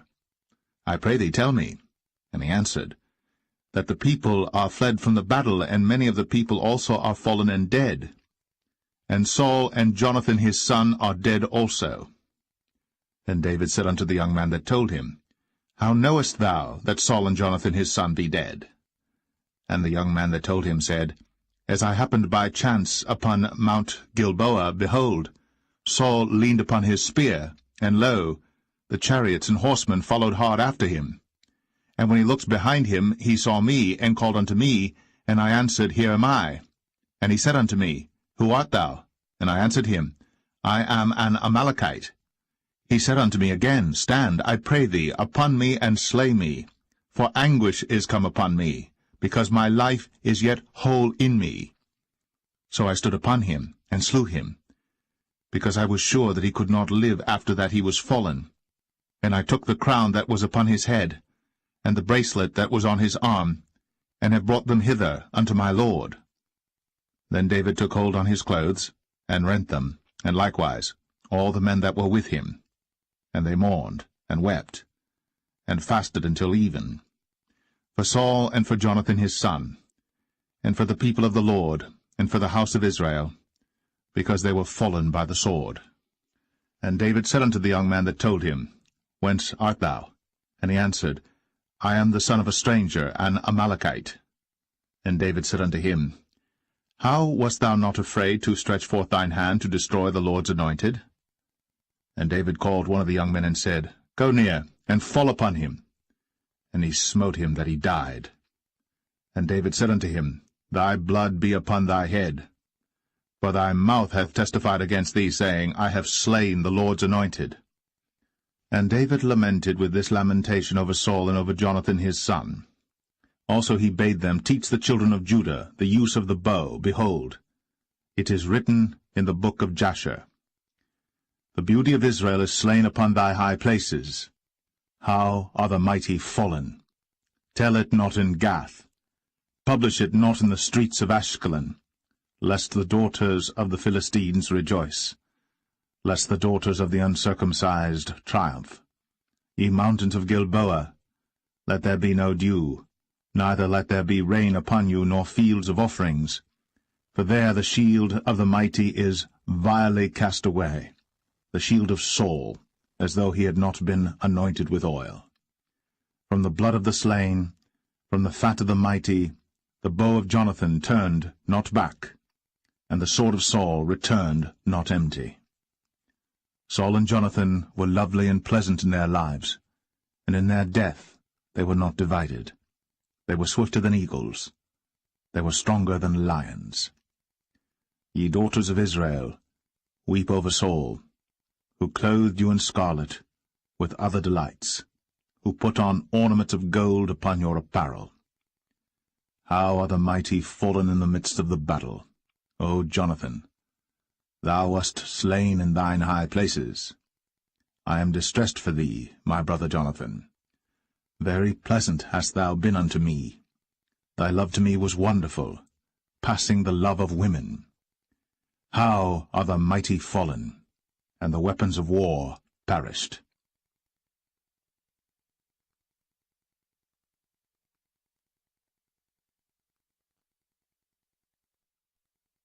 2 Samuel 2. And it came to pass after this that David inquired of the Lord, saying, Shall I go up into any of the cities of Judah? And the Lord said unto him, Go up. And David said, Whither shall I go up? And he said, Unto Hebron. So David went up thither, and his 2 wives also, Ahinoam the Jezreelitess, and Abigail Nabal's wife, the Carmelite. And his men that were with him did David bring up, every man with his household, and they dwelt in the cities of Hebron. And the men of Judah came, and there they anointed David king over the house of Judah. And they told David, saying, that the men of Jabesh-Gilead were they that buried Saul. And David sent messengers unto the men of Jabesh-Gilead, and said unto them, Blessed be ye of the Lord, that ye have shown this kindness unto your Lord, even unto Saul, and have buried him. And now the Lord show kindness and truth unto you, and I also will requite you this kindness, because ye have done this thing. Therefore now let your hands be strengthened, and be ye valiant. For your master Saul is dead, and also the house of Judah have anointed me king over them. But Abner, the son of Ner, captain of Saul's host, took Ishbosheth, the son of Saul, and brought him over to Mahanaim, and made him king over Gilead, and over the Asherites, and over Jezreel, and over Ephraim, and over Benjamin, and over all Israel. Ishbosheth, Saul's son, was 40 years old when he began to reign over Israel, and reigned 2 years. But the house of Judah followed David. And the time that David was king in Hebron over the house of Judah was 7 years and 6 months. And Abner the son of Ner, and the servants of Ishbosheth the son of Saul, went out from Mahanaim to Gibeon. And Joab the son of Zeruiah, and the servants of David went out, and met together by the pool of Gibeon. And they sat down, the one on the one side of the pool, and the other on the other side of the pool. And Abner said to Joab, Let the young men now arise, and play before us. And Joab said, Let them arise. Then there arose and went over by number 12 of Benjamin, which pertained to Ishbosheth the son of Saul, and 12 of the servants of David. And they caught every one his fellow by the head, and thrust his sword in his fellow's side, so they fell down together. Wherefore that place was called Helkath Hazurim, which is in Gibeon. And there was a very sore battle that day, and Abner was beaten, and the men of Israel, before the servants of David. And there were 3 sons of Zeruiah there, Joab, and Abishai, and Asahel. And Asahel was as light of foot as a wild roe. And Asahel pursued after Abner, and in going he turned not to the right hand nor to the left from following Abner. Then Abner looked behind him, and said, Art thou Asahel? And he answered, I am. And Abner said to him, Turn thee aside to thy right hand or to thy left, and lay thee hold on one of the young men, and take thee his armor. But Asahel would not turn aside from following of him. And Abner said again to Asahel, Turn thee aside from following me. Wherefore should I smite thee to the ground? How then should I hold up my face to Joab thy brother? Howbeit he refused to turn aside. Wherefore Abner, with the hinder end of the spear, smote him under the 5th rib, that the spear came out behind him, and he fell down there, and died in the same place. And it came to pass, that as many as came to the place where Asahel fell down and died stood still. Joab also and Abishai pursued after Abner, and the sun went down when they were come to the hill of Ammah, that lieth before Giah by the way of the wilderness of Gibeon. And the children of Benjamin gathered themselves together after Abner, and became one troop, and stood on the top of an hill. Then Abner called to Joab and said, Shall the sword devour for ever? Knowest thou not that it will be bitterness in the latter end? How long shall it be then, ere thou bid the people return from following their brethren? And Joab said, As God liveth, unless thou hadst spoken. Surely then in the morning the people had gone up every one from following his brother. So Joab blew a trumpet, and all the people stood still, and pursued after Israel no more, neither fought they any more. And Abner and his men walked all that night through the plain, and passed over Jordan, and went through all Bithron, and they came to Mahanaim. And Joab returned from following Abner. And when he had gathered all the people together, there lacked of David's servants 19 men, and Asahel. But the servants of David had smitten of Benjamin, and of Abner's men, so that 360 men died. And they took up Asahel, and buried him in the sepulchre of his father, which was in Bethlehem. And Joab and his men went all night, and they came to Hebron at break of day.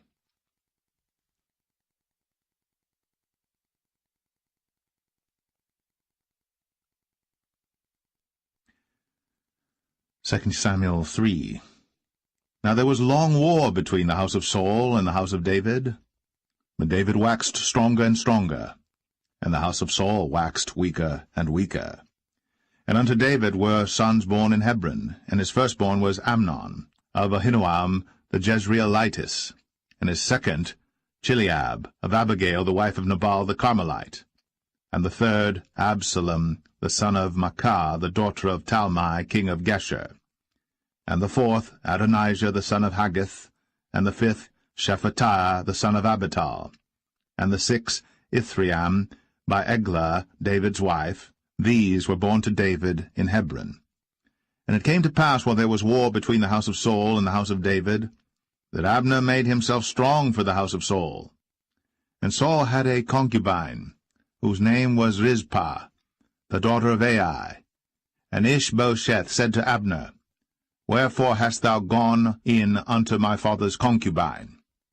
Then was Abner very wroth for the words of Ishbosheth, and said, Am I a dog's head, which against Judah do show kindness this day unto the house of Saul thy father, to his brethren, and to his friends, and have not delivered thee into the hand of David, that thou chargest me today with a fault concerning this woman? So do God to Abner, and more also, except as the Lord hath sworn to David, even so I do to him, to translate the kingdom from the house of Saul, and to set up the throne of David over Israel and over Judah, from Dan even to Beersheba. And he could not answer Abner a word again, because he feared him. And Abner sent messengers to David on his behalf, saying, Whose is the land? Saying also, Make thy league with me, and behold, my hand shall be with thee, to bring about all Israel unto thee. And he said, Well, I will make a league with thee. But one thing I require of thee, that is, thou shalt not see my face, except thou first bring Michal, Saul's daughter, when thou comest to see my face. And David sent messengers to Ishbosheth, Saul's son, saying, Deliver me my wife Michal, which I espoused to me, for 100 foreskins of the Philistines. And Ishbosheth sent and took her from her husband, even from Phaltiel, the son of Laish. And her husband went with her, along weeping, behind her to Bahurim. Then said Abner unto him, Go, return. And he returned. And Abner had communication with the elders of Israel, saying, Ye sought for David in times past to be king over you. Now then do it. For the Lord hath spoken of David, saying, By the hand of my servant David I will save my people Israel out of the hand of the Philistines, and out of the hand of all their enemies. And Abner also spake in the ears of Benjamin, and Abner went also to speak in the ears of David in Hebron all that seemed good to Israel, and that seemed good to the whole house of Benjamin. So Abner came to David to Hebron, and 20 men with him. And David made Abner and the men that were with him a feast.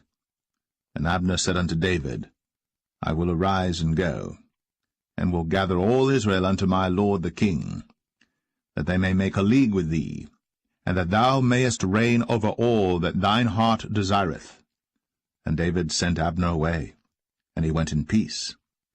And behold, the servants of David and Joab came from pursuing a troop, and brought in a great spoil with them.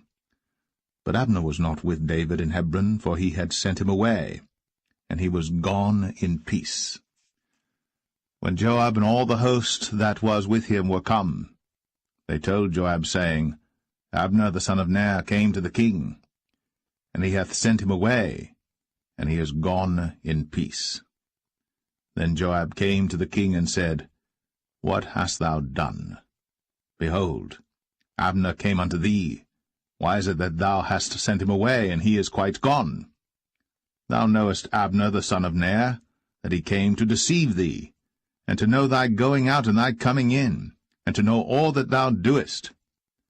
And when Joab was come out from David, he sent messengers after Abner, which brought him again from the well of Sirah.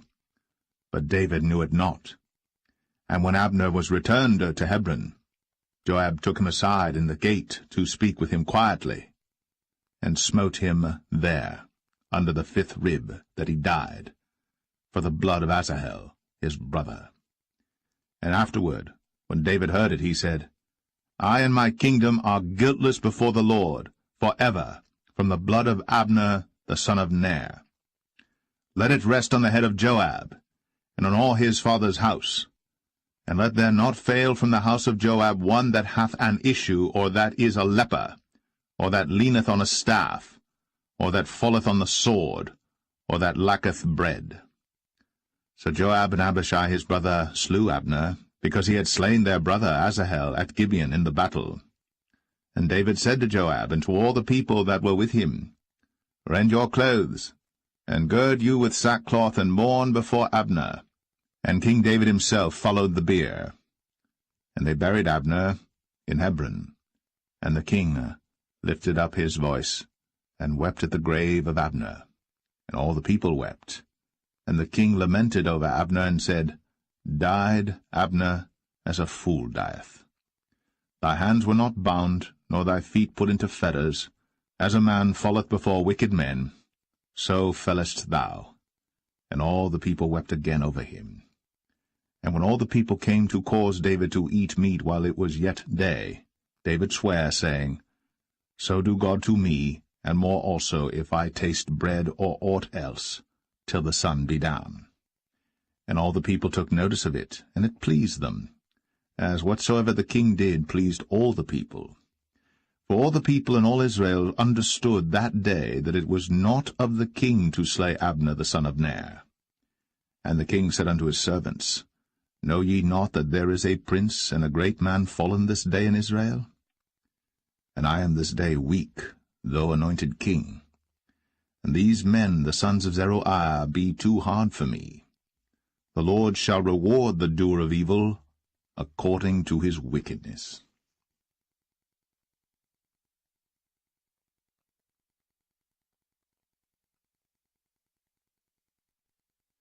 2 Samuel 4. And when Saul's son heard that Abner was dead in Hebron, his hands were feeble, and all the Israelites were troubled. And Saul's son had 2 men that were captains of bands.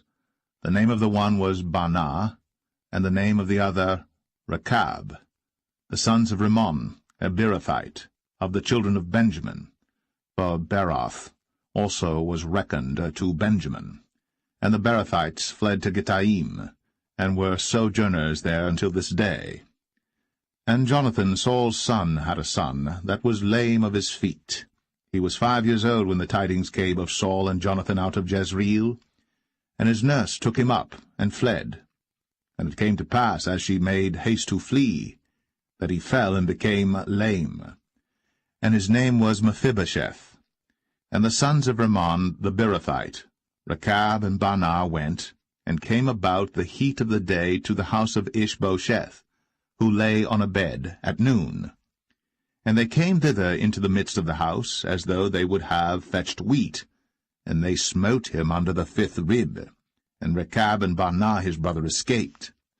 For when they came into the house, he lay on his bed in his bedchamber, and they smote him, and slew him, and beheaded him, and took his head, and gat them away through the plain all night.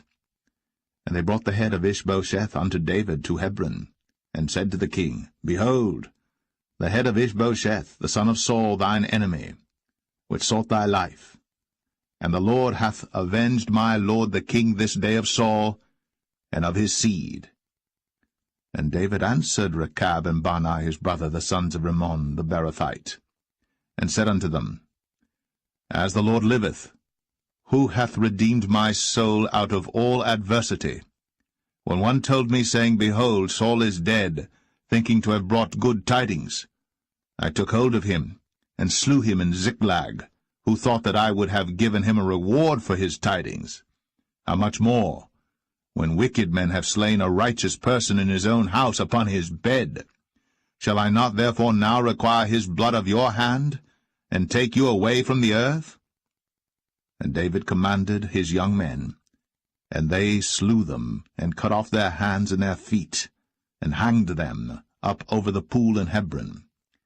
But they took the head of Ishbosheth, and buried it in the sepulchre of Abner in Hebron.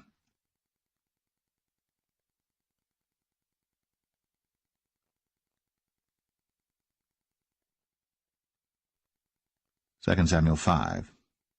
Then came all the tribes of Israel to David unto Hebron, and spake, saying, Behold, we are thy bone and thy flesh.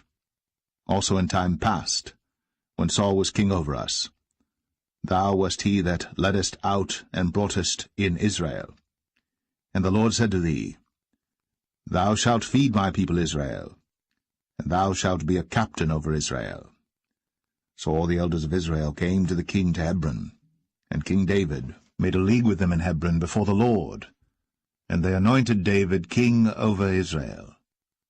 David was 30 years old when he began to reign, and he reigned 40 years. In Hebron he reigned over Judah 7 years and 6 months, and in Jerusalem he reigned 33 years over all Israel and Judah. And the king and his men went to Jerusalem unto the Jebusites, the inhabitants of the land, which spake unto David, saying, Except thou take away the blind and the lame, thou shalt not come in hither, thinking, David cannot come in hither. Nevertheless, David took the stronghold of Zion, the same is the city of David. And David said on that day, Whosoever getteth up to the gutter, and smiteth the Jebusites, and the lame and the blind, that are hated of David's soul, he shall be chief and captain. Wherefore they said, The blind and the lame shall not come into the house. So David dwelt in the fort, and called it the city of David. And David built round about from Millo and inward. And David went on, and grew great, and the Lord God of hosts was with him. And Hiram king of Tyre sent messengers to David, and cedar trees, and carpenters, and masons, and they built David an house. And David perceived that the Lord had established him king over Israel, and that he had exalted his kingdom for his people Israel's sake. And David took him more concubines and wives out of Jerusalem, after he was come from Hebron, and there were yet sons and daughters born to David. And these be the names of those that were born unto him in Jerusalem, Shammua, and Shobab, and Nathan, and Solomon, Ibhar also, and Elishua, and Nepheg, and Japhia, and Elishama, and Eliada, and Eliphalet. But when the Philistines heard that they had anointed David king over Israel, all the Philistines came up to seek David, and David heard of it, and went down to the hold. The Philistines also came and spread themselves in the valley of Rephaim. And David inquired of the Lord, saying, Shall I go up to the Philistines? Wilt thou deliver them into mine hand? And the Lord said unto David, Go up, for I will doubtless deliver the Philistines into thine hand. And David came to Baal-perazim, and David smote them there, and said, The Lord hath broken forth upon mine enemies before me, as the breach of waters. Therefore he called the name of that place Baal-perazim. And there they left their images, and David and his men burned them. And the Philistines came up yet again, and spread themselves in the valley of Rephaim. And when David inquired of the Lord, he said, Thou shalt not go up, but fetch a compass behind them, and come upon them over against the mulberry trees. And let it be, when thou hearest the sound of a going in the tops of the mulberry trees, that then thou shalt bestir thyself, for then shall the Lord go out before thee to smite the host of the Philistines. And David did so, as the Lord had commanded him, and smote the Philistines from Geba until thou come to Gazer.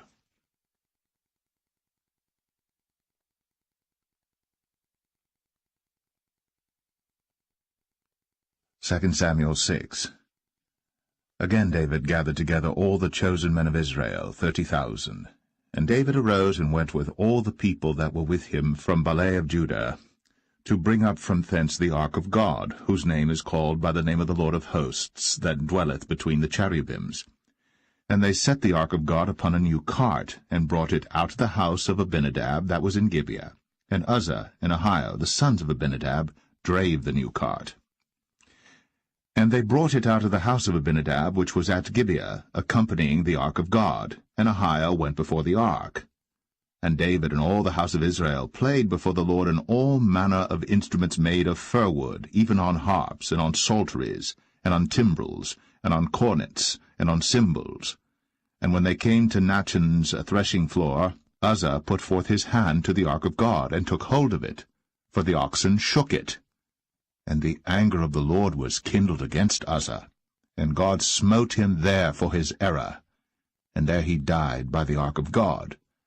And David was displeased, because the Lord had made a breach upon Uzzah, and he called the name of the place Perez Uzzah to this day. And David was afraid of the Lord that day, and said, How shall the ark of the Lord come to me? So David would not remove the ark of the Lord unto him into the city of David, but David carried it aside into the house of Obed-Edom the Gittite. And the ark of the Lord continued in the house of Obed-Edom the Gittite 3 months. And the Lord blessed Obed-Edom and all his household. And it was told King David, saying, The Lord hath blessed the house of Obed-Edom, and all that pertaineth unto him, because of the ark of God. So David went and brought up the ark of God from the house of Obed-Edom into the city of David with gladness. And it was so, that when they that bare the ark of the Lord had gone 6 paces, he sacrificed oxen and fatlings. And David danced before the Lord with all his might. And David was girded with a linen ephod. So David and all the house of Israel brought up the ark of the Lord with shouting, and with the sound of the trumpet. And as the ark of the Lord came into the city of David, Michal, Saul's daughter, looked through a window, and saw King David leaping and dancing before the Lord. And she despised him in her heart. And they brought in the ark of the Lord, and set it in his place in the midst of the tabernacle that David had pitched for it. And David offered burnt offerings and peace offerings before the Lord. And as soon as David had made an end of offering burnt offerings and peace offerings, he blessed the people in the name of the Lord of hosts. And he dealt among all the people, even among the whole multitude of Israel, as well to the women as men, to every one a cake of bread, and a good piece of flesh, and a flagon of wine. So all the people departed every one to his house. Then David returned to bless his household, and Michal, the daughter of Saul, came out to meet David, and said, How glorious was the king of Israel today, who uncovered himself today in the eyes of the handmaids of his servants, as one of the vain fellows shamelessly uncovereth himself. And David said unto Michal, It was before the Lord which chose me before thy father and before all his house, to appoint me ruler over the people of the Lord, over Israel. Therefore will I play before the Lord. And I will yet be more vile than thus, and will be base in mine own sight. And of the maidservants which thou hast spoken of them shall I be had in honor. Therefore Michal, the daughter of Saul, had no child unto the day of her death.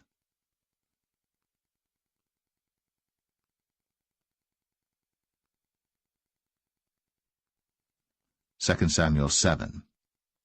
And it came to pass, when the king sat in his house, and the Lord had given him rest round about from all his enemies, that the king said unto Nathan the prophet, See now, I dwell in an house of cedar, but the ark of God dwelleth within curtains.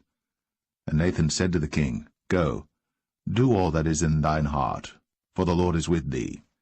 And it came to pass that night that the word of the Lord came unto Nathan, saying, Go and tell my servant David, Thus saith the Lord, Shalt thou build me an house for me to dwell in?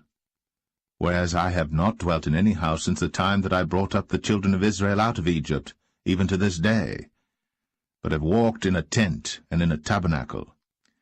In all the places wherein I have walked with all the children of Israel spake I a word with any of the tribes of Israel, whom I commanded to feed my people Israel, saying, Why build ye not me an house of cedar? Now therefore, so shalt thou say unto my servant David, Thus saith the Lord of hosts, I took thee from the sheepcot, from following the sheep, to be ruler over my people, over Israel. And I was with thee whithersoever thou wentest, and have cut off all thine enemies out of thy sight, and have made thee a great name, like unto the name of the great men that are in the earth. Moreover, I will appoint a place for my people Israel, and will plant them, that they may dwell in a place of their own, and move no more, neither shall the children of wickedness afflict them any more as beforetime. And as since the time that I commanded judges to be over my people Israel, and have caused thee to rest from all thine enemies, also the Lord telleth thee, that he will make thee an house. And when thy days be fulfilled, and thou shalt sleep with thy fathers, I will set up thy seed after thee, which shall proceed out of thy bowels, and I will establish his kingdom. He shall build an house for my name, and I will establish the throne of his kingdom for ever. I will be his father, and he shall be my son. If he commit iniquity, I will chasten him with the rod of men, and with the stripes of the children of men. But my mercy shall not depart away from him, as I took it from Saul, whom I put away before thee. And thine house, and thy kingdom shall be established for ever before thee. Thy throne shall be established for ever. According to all these words, and according to all this vision, so did Nathan speak unto David. Then went King David in, and sat before the Lord, and he said, Who am I, O Lord God? And what is my house that thou hast brought me hitherto? And this was yet a small thing in thy sight, O Lord God. But thou hast spoken also of thy servant's house for a great while to come. And is this the manner of man, O Lord God? And what can David say more unto thee? For thou, Lord God, knowest thy servant. For thy word's sake, and according to thine own heart, hast thou done all these great things, to make thy servant know them. Wherefore thou art great, O Lord God, for there is none like thee, neither is there any God beside thee, according to all that we have heard with our ears. And what one nation in the earth is like thy people, even like Israel, whom God went to redeem for a people to himself, and to make him a name, and to do for you great things and terrible for thy land, before thy people, which thou redeemedst to thee from Egypt, from the nations and their gods. For thou hast confirmed to thyself thy people Israel to be a people unto thee for ever, and thou, Lord, art become their God. And now, O Lord God, the word that thou hast spoken concerning thy servant, and concerning his house, establish it for ever, and do as thou hast said. And let thy name be magnified for ever, saying, The Lord of hosts is the God of Israel, and let the house of thy servant David be established before thee. For thou, O Lord of hosts, God of Israel, hast revealed to thy servant, saying, I will build thee an house. Therefore hath thy servant found in his heart to pray this prayer unto thee. And now, O Lord God, thou art that God, and thy words be true, and thou hast promised this goodness unto thy servant. Therefore now, let it please thee to bless the house of thy servant, that it may continue for ever before thee. For thou, O Lord God, hast spoken it, and with thy blessing let the house of thy servant be blessed for ever.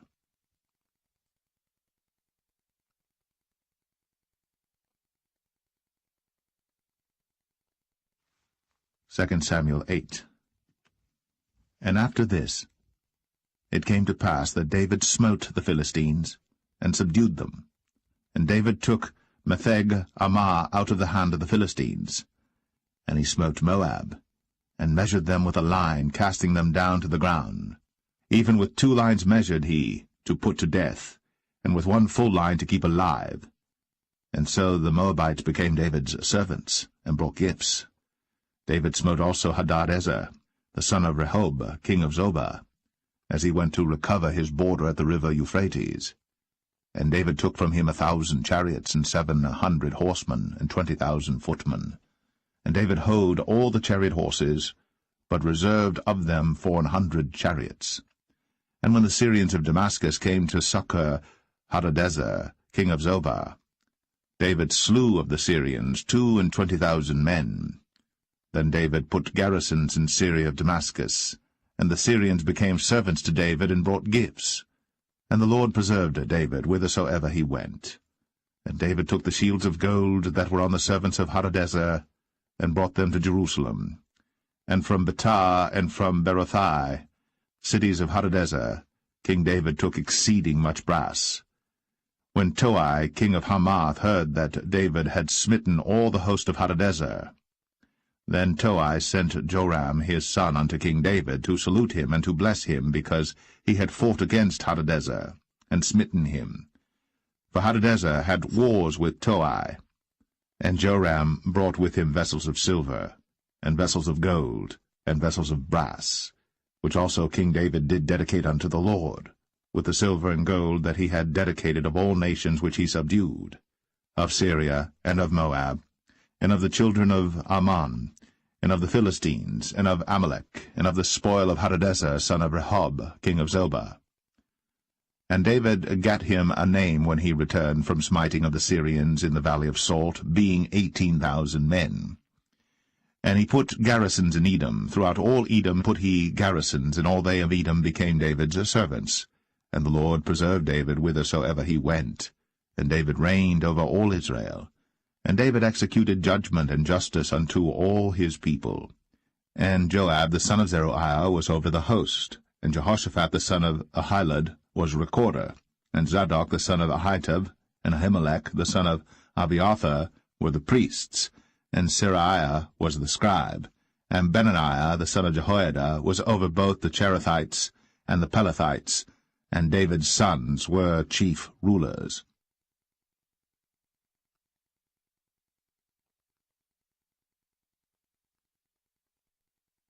Second Samuel 9. And David said, Is there yet any that is left of the house of Saul, that I may show him kindness for Jonathan's sake? And there was of the house of Saul a servant whose name was Ziba.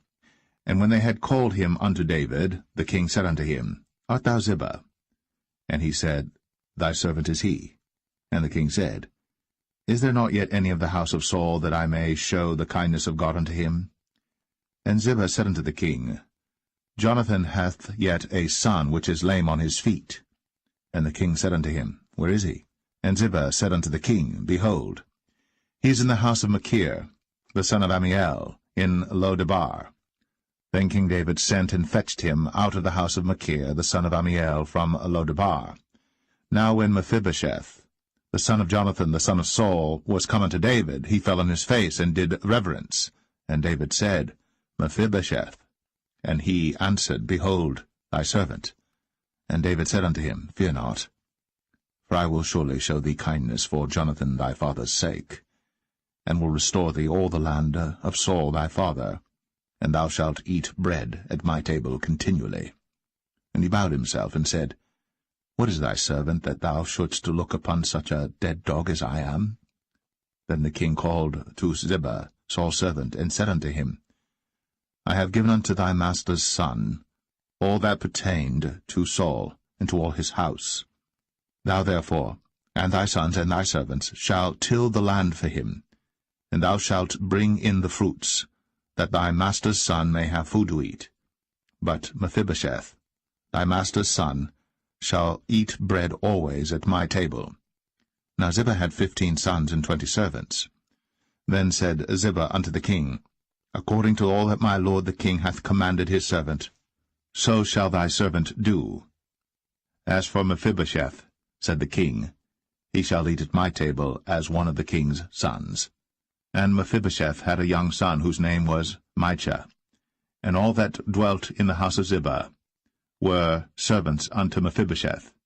So Mephibosheth dwelt in Jerusalem, for he did eat continually at the king's table, and was lame on both his feet.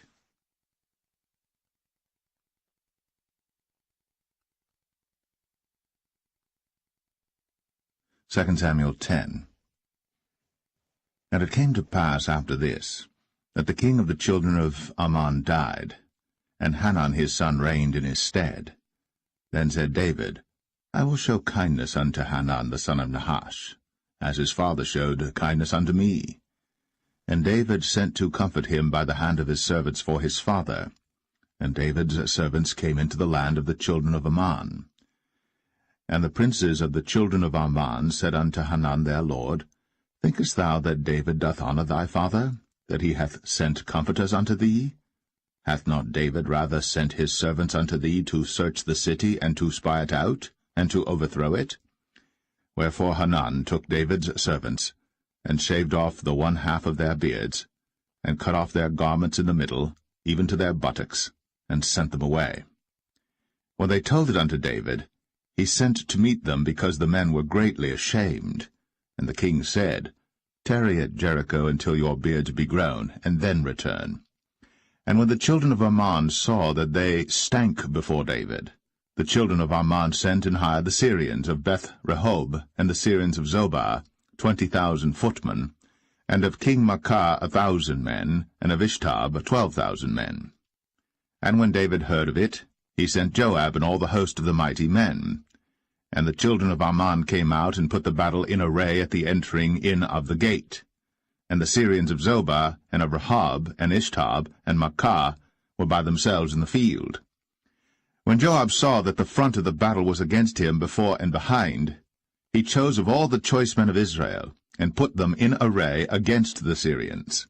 And the rest of the people he delivered into the hand of Abishai his brother, that he might put them in array against the children of Ammon.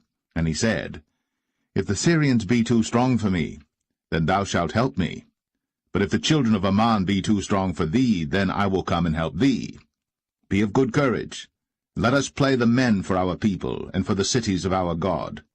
And the Lord do that which seemeth him good. And Joab drew nigh, and the people that were with him, unto the battle against the Syrians. And they fled before him.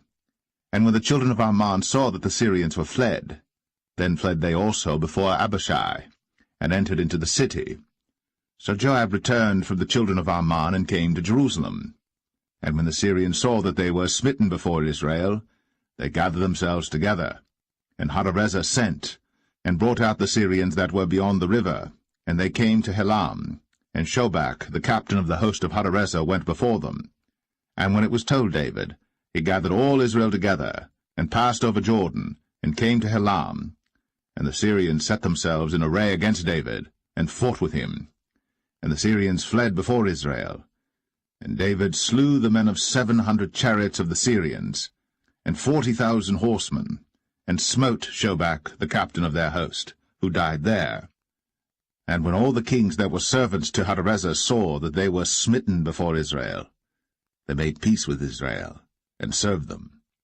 So the Syrians feared to help the children of Ammon any more.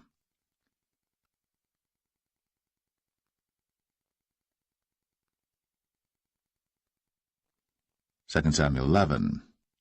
And it came to pass, after the year was expired, at the time when kings go forth to battle, that David sent Joab and his servants with him, and all Israel. And they destroyed the children of Ammon and besieged Rabbah. But David tarried still at Jerusalem. And it came to pass in an evening tide that David arose from off his bed, and walked upon the roof of the king's house. And from the roof he saw a woman washing herself, and the woman was very beautiful to look upon. And David sent and inquired after the woman.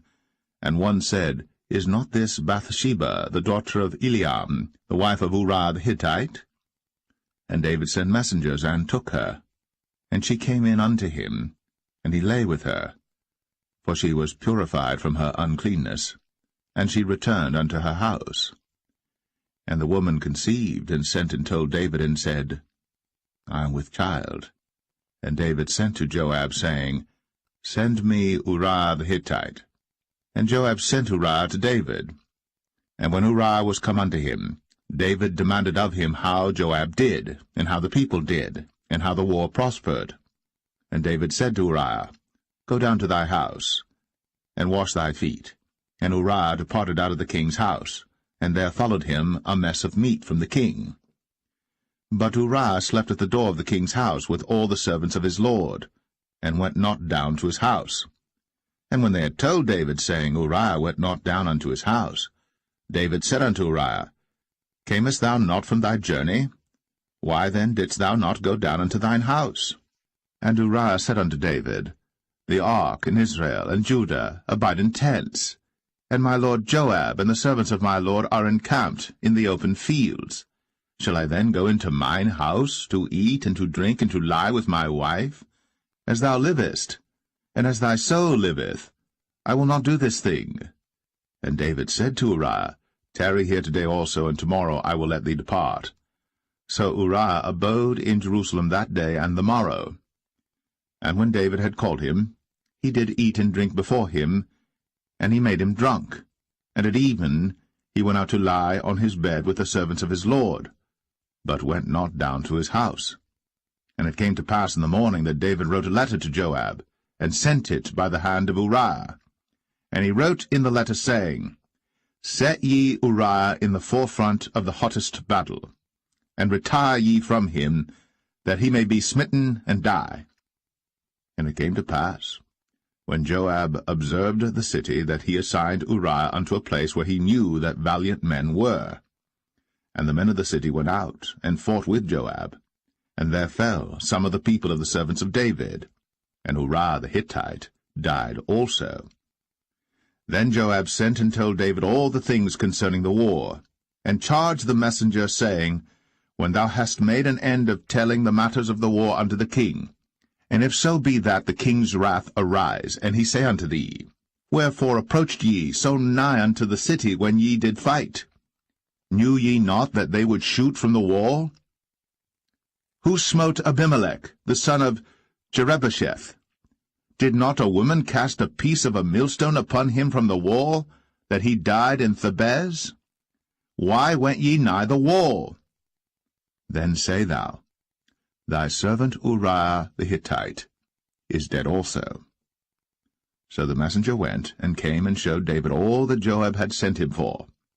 And the messenger said unto David, Surely the men prevailed against us, and came out unto us into the field, and we were upon them even unto the entering of the gate. And the shooters shot from off the wall upon thy servants, and some of the king's servants be dead, and thy servant Uriah the Hittite is dead also. Then David said unto the messenger, Thus shalt thou say unto Joab, Let not this thing displease thee, for the sword devoureth one as well as another. Make thy battle more strong against the city, and overthrow it, and encourage thou him. And when the wife of Uriah heard that Uriah her husband was dead, she mourned for her husband. And when the morning was past, David sent and fetched her to his house, and she became his wife. and bare him a son. But the thing that David had done displeased the Lord.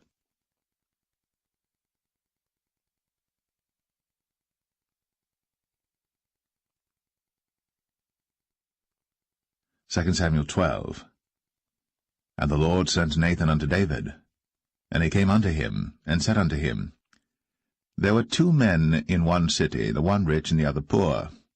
The rich man had exceeding many flocks and herds, but the poor man had nothing save one little ewe lamb, which he had bought and nourished up. And it grew up together with him, and with his children. It did eat of his own meat, and drank of his own cup, and lay in his bosom, and was unto him as a daughter.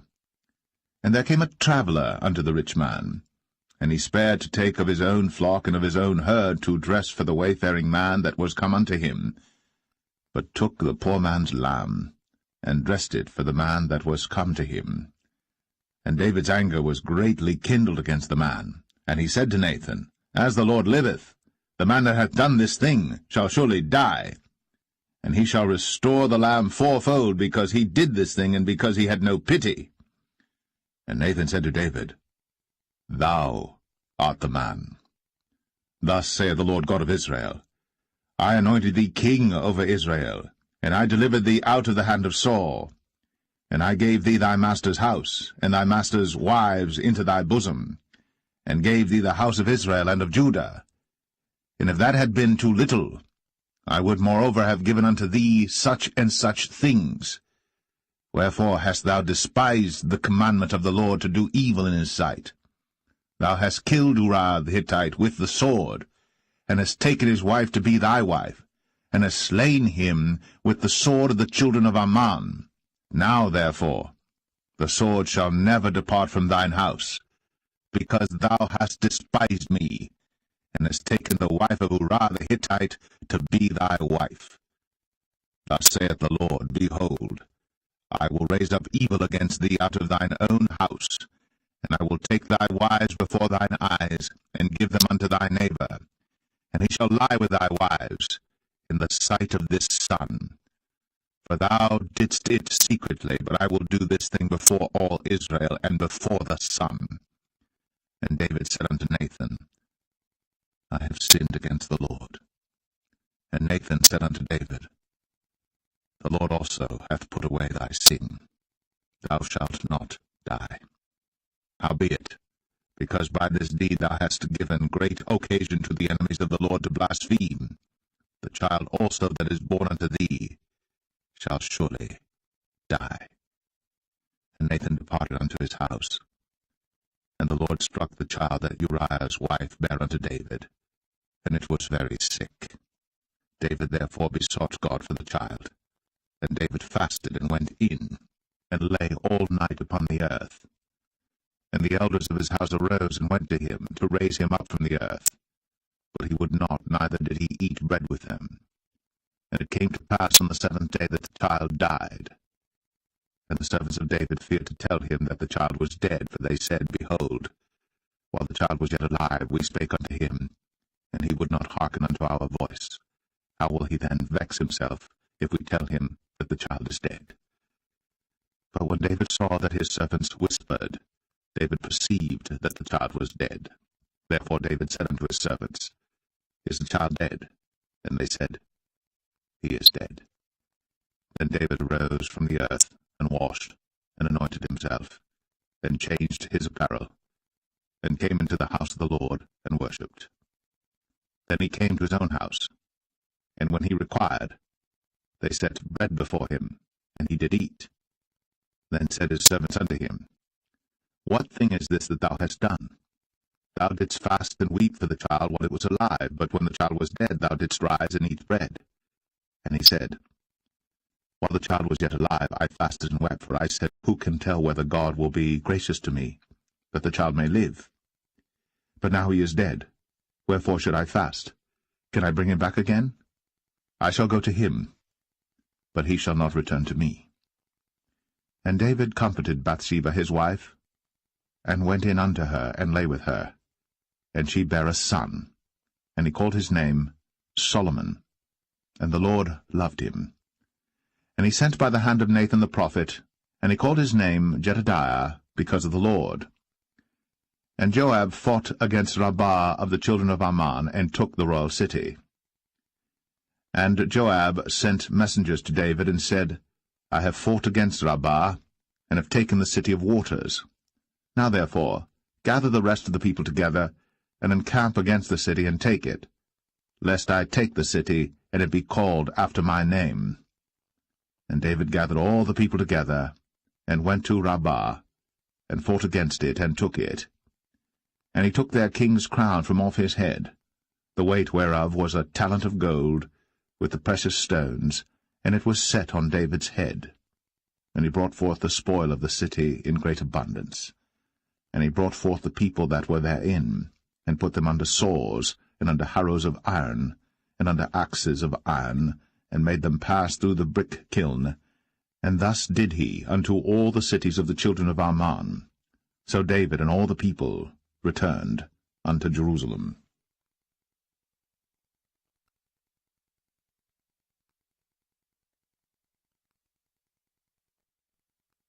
2 Samuel 13.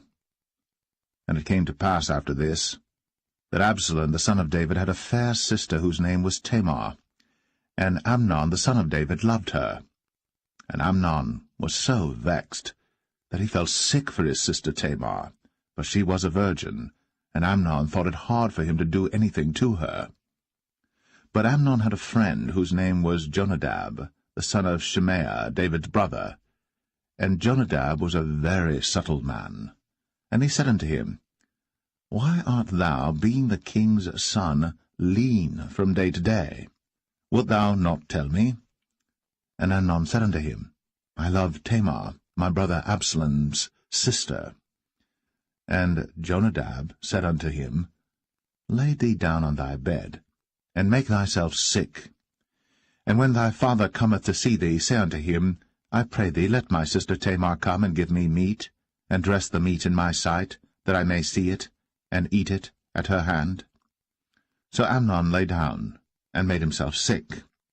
And when the king was come to see him, Amnon said unto the king, I pray thee, let Tamar my sister come, and make me a couple of cakes in my sight, that I may eat at her hand. Then David sent home to Tamar, saying, Go now to thy brother Amnon's house, and dress him meat. So Tamar went to her brother Amnon's house, and he was laid down. And she took flour, and kneaded it, and made cakes in his sight, and did bake the cakes. And she took a pan, and poured them out before him. But he refused to eat. And Amnon said, Have out all men from me. And they went out every man from him. And Amnon said unto Tamar, Bring the meat into the chamber, that I may eat of thine hand. And Tamar took the cakes which she had made, and brought them into the chamber to Amnon her brother. And when she had brought them unto him to eat, he took hold of her, and said unto her, Come, lie with me, my sister. And she answered him, Nay, my brother, do not force me. For no such thing ought to be done in Israel. Do not thou this folly. And I, whither shall I cause my shame to go? And as for thee, thou shalt be as one of the fools in Israel. Now therefore I pray thee, speak unto the king, for he will not withhold me from thee. Howbeit, he would not hearken unto her voice, but being stronger than she, forced her, and lay with her. Then Amnon hated her exceedingly, so that the hatred wherewith he hated her was greater than the love wherewith he had loved her. And Amnon said unto her, Arise, be gone. And she said unto him, There is no cause. This evil in sending me away is greater than the other that thou didst unto me. But he would not hearken unto her. Then he called his servant that ministered unto him, and said, Put now this woman out from me, and bolt the door after her.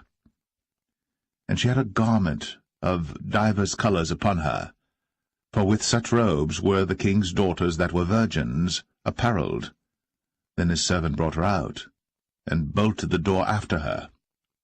And Tamar put ashes on her head, and rent her garment of divers colours that was on her, and laid her hand on her head, and went on crying.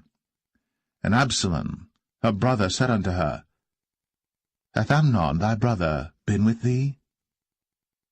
But hold now thy peace, my sister. He is thy brother. Regard not this thing. So Tamar remained desolate in her brother Absalom's house. But when King David heard of all these things, he was very wroth. And Absalom spake unto his brother Amnon, neither good nor bad, for Absalom hated Amnon, because he had forced his sister Tamar. And it came to pass after 2 full years that Absalom had sheep-shearers in Baal-Hazor, which is beside Ephraim. And Absalom invited all the king's sons.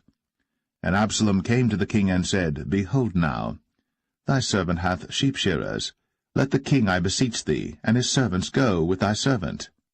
And the king said to Absalom, Nay, my son, let us not all now go, lest we be chargeable unto thee. And he pressed him, howbeit he would not go, but blessed him.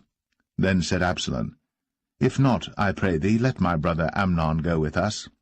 And the king said unto him, Why should he go with thee? But Absalom pressed him that he let Amnon and all the king's sons go with him. Now Absalom had commanded his servant, saying, Mark ye now, when Amnon's heart is merry with wine, and when I say unto you, Smite Amnon, then kill him. Fear not. Have not I commanded you? Be courageous, and be valiant. And the servants of Absalom did unto Amnon, as Absalom had commanded. Then all the king's sons arose, and every man gat him up upon his mule, and fled. And it came to pass, while they were in the way, that tidings came to David, saying, Absalom hath slain all the king's sons, and there is not one of them left. Then the king arose, and tare his garments, and lay on the earth, and all his servants stood by with their clothes rent. And Jonadab, the son of Shimea, David's brother, answered and said, Let not my lord suppose that they have slain all the young men, the king's sons, for Amnon only is dead. For by the appointment of Absalom this hath been determined from the day that he forced his sister Tamar. Now therefore, let not my lord the king take the thing to his heart, to think that all the king's sons are dead, for Amnon only is dead. But Absalom fled. And the young man that kept the watch lifted up his eyes, and looked, and behold, there came much people by the way of the hillside behind him. And Jonadab said unto the king, Behold, the king's sons come, as thy servant said, so it is. And it came to pass, as soon as he had made an end of speaking, that, behold, the king's sons came, and lifted up their voice, and wept. And the king also and all his servants wept very sore. But Absalom fled and went to Talmai, the son of Ammihud, king of Geshur. And David mourned for his son every day. So Absalom fled, and went to Geshur, and was there 3 years. And the soul of King David longed to go forth unto Absalom, for he was comforted concerning Amnon, seeing he was dead.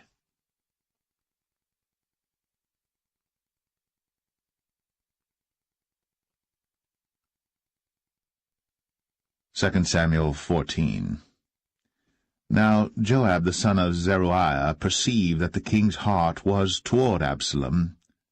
And Joab sent to Tekoa, and fetched thence a wise woman, and said unto her, I pray thee, feign thyself to be a mourner, and put on now mourning apparel, and anoint not thyself with oil, but be as a woman that had a long time mourned for the dead. And come to the king, and speak on this manner unto him. So Joab put the words in her mouth. And when the woman of Tekoa spake to the king, she fell on her face to the ground, and did obeisance, and said, Help, O king. And the king said unto her, What aileth thee? And she answered, I am indeed a widow woman, and mine husband is dead. And thy handmaid had 2 sons, and they 2 strove together in the field, and there was none to part them. But the one smote the other, and slew him. And behold, the whole family is risen against thine handmaid. And they said, Deliver him that smote his brother, that we may kill him for the life of his brother whom he slew. and we will destroy the heir also, and so they shall quench my coal which is left, and shall not leave to my husband neither name nor remainder upon the earth. And the king said unto the woman, Go to thine house, and I will give charge concerning thee. And the woman of Tekoa said unto the king, My lord, O king, the iniquity be on me, and on my father's house, and the king and his throne be guiltless. And the king said, Whosoever saith aught unto thee, bring him to me, and he shall not touch thee any more. Then said she, I pray thee, let the king remember the Lord thy God, that thou wouldst not suffer the revengers of blood to destroy any more, lest they destroy my son. And he said, As the Lord liveth, there shall not one hair of thy son fall to the earth. Then the woman said, Let thine handmaid, I pray thee, speak one word unto my lord the king. And he said, Say on. And the woman said, Wherefore then hast thou thought such a thing against the people of God? For the king doth speak this thing as one which is faulty, in that the king doth not fetch home again his banished.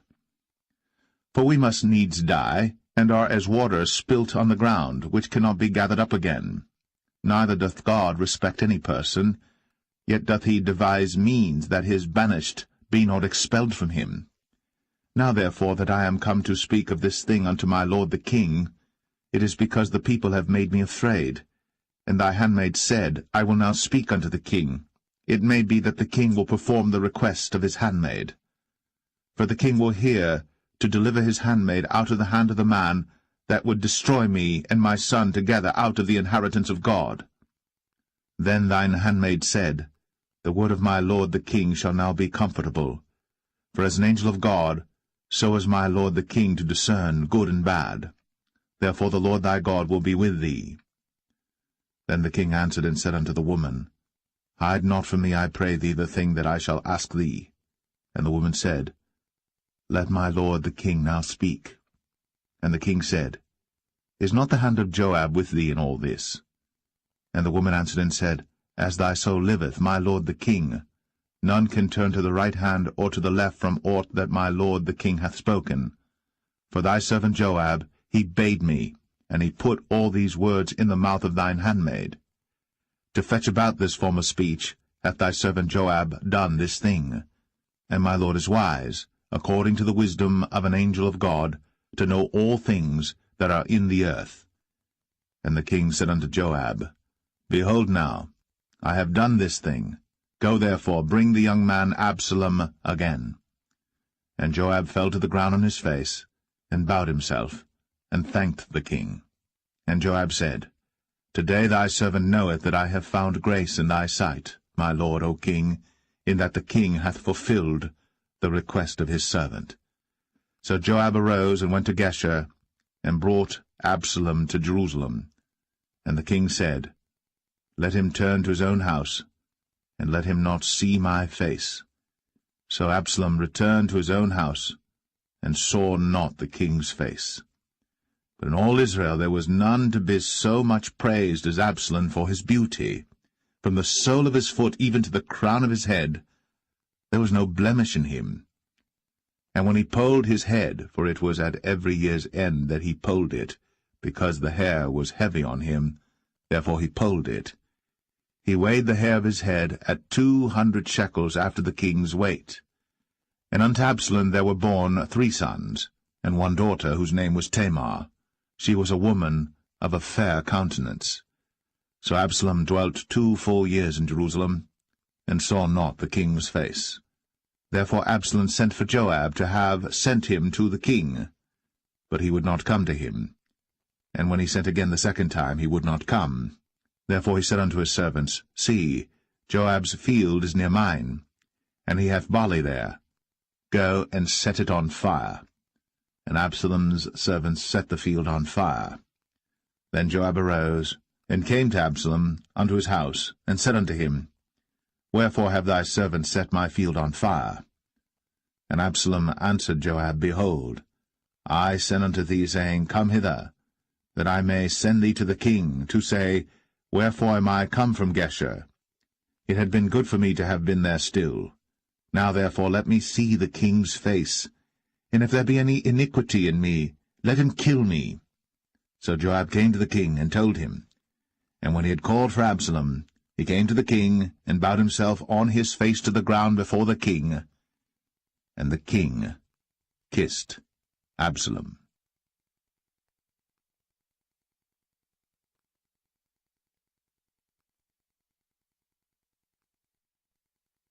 2 Samuel 15. And it came to pass after this, that Absalom prepared him chariots and horses, and 50 men to run before him. And Absalom rose up early, and stood beside the way of the gate. And it was so, that when any man that had a controversy came to the king for judgment, then Absalom called unto him, and said, Of what city art thou? And he said, Thy servant is of one of the tribes of Israel. And Absalom said unto him, See, thy matters are good and right, but there is no man deputed of the king to hear thee. Absalom said moreover, O that I were made judge in the land, that every man which hath any suit or cause might come unto me, and I would do him justice. And it was so, that when any man came nigh to him to do him obeisance, he put forth his hand, and took him, and kissed him. And on this manner did Absalom to all Israel that came to the king for judgment. So Absalom stole the hearts of the men of Israel. And it came to pass after 40 years that Absalom said unto the king, I pray thee, let me go and pay my vow, which I have vowed unto the Lord in Hebron. For thy servant vowed a vow while I abode at Geshur in Syria, saying, If the Lord shall bring me again indeed to Jerusalem, then I will serve the Lord. And the king said unto him, Go in peace. So he arose, and went to Hebron.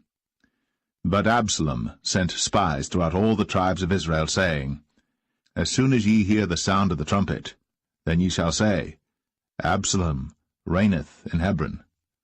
And with Absalom went 200 men out of Jerusalem, that were called, and they went in their simplicity, and they knew not anything. And Absalom sent for Ahithophel the Gilonite, David's counselor, from his city, even from Gilo, while he offered sacrifices. And the conspiracy was strong, for the people increased continually with Absalom. And there came a messenger to David, saying, The hearts of the men of Israel are after Absalom. And David said unto all his servants that were with him at Jerusalem, Arise, and let us flee. For we shall not else escape from Absalom.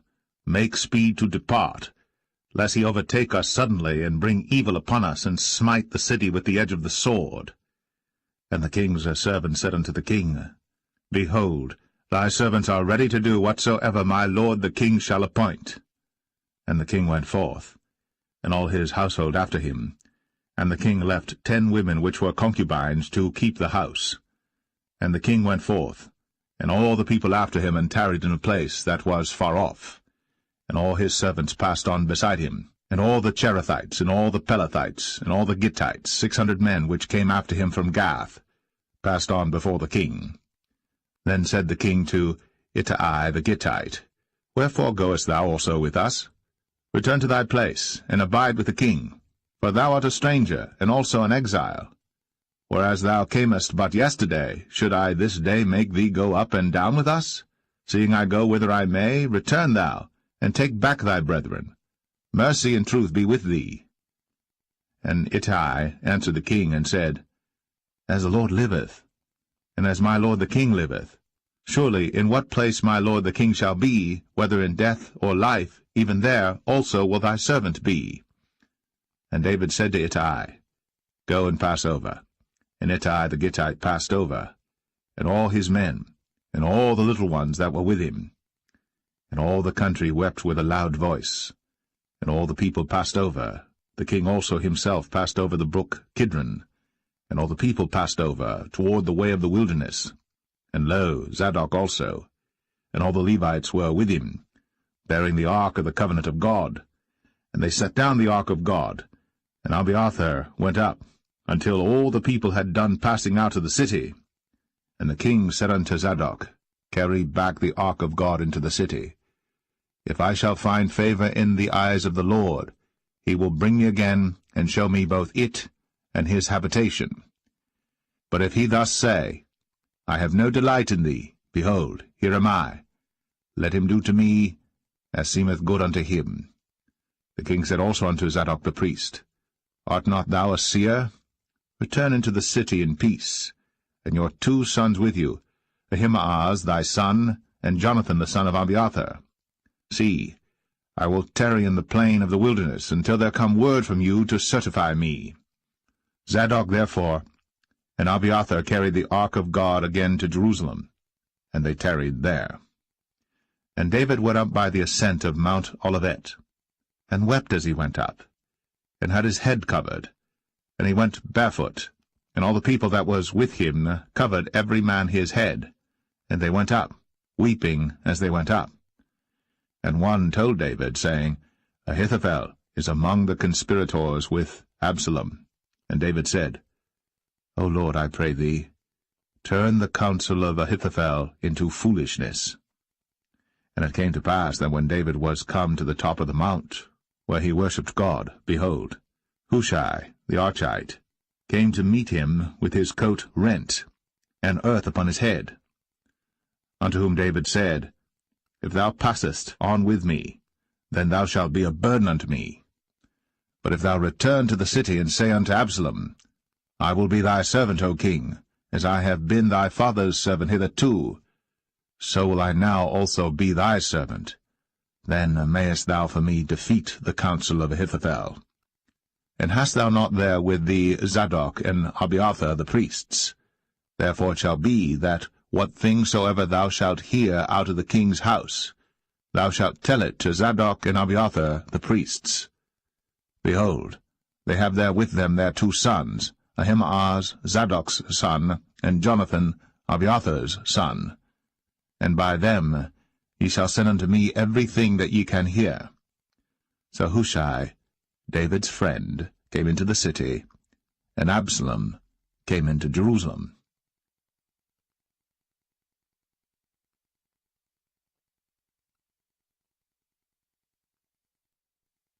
2 Samuel 16. And when David was a little past the top of the hill, behold, Ziba, the servant of Mephibosheth, met him with a couple of asses saddled, and upon them 200 loaves of bread, and 100 bunches of raisins, and 100 of summer fruits, and a bottle of wine. And the king said unto Ziba, What meanest thou by these? And Ziba said, The asses be for the king's household to ride on, and the bread and summer fruit for the young men to eat, and the wine, that such as be faint in the wilderness may drink. And the king said, And where is thy master's son?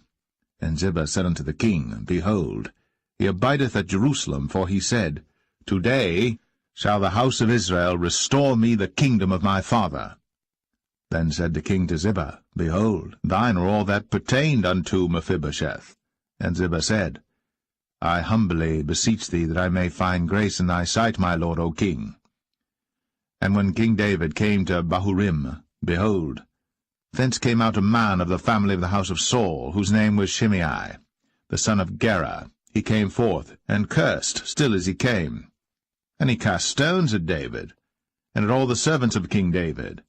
And all the people and all the mighty men were on his right hand and on his left. And thus said Shimei, when he cursed, Come out, thou bloody man, and thou man of Belial. The Lord hath returned upon thee all the blood of the house of Saul, in whose stead thou hast reigned. And the Lord hath delivered the kingdom into the hand of Absalom thy son, and behold, thou art taken in thy mischief, because thou art a bloody man. Then said Abishai the son of Zeruiah unto the king, Why should this dead dog curse my lord the king? Let me go over, I pray thee, and take off his head. And the king said, What have I to do with you, ye sons of Zeruiah? So let him curse, because the Lord hath said unto him, Curse David. Who shall then say, Wherefore hast thou done so? And David said to Abishai and to all his servants, Behold, my son, which came forth of my bowels, seeketh my life.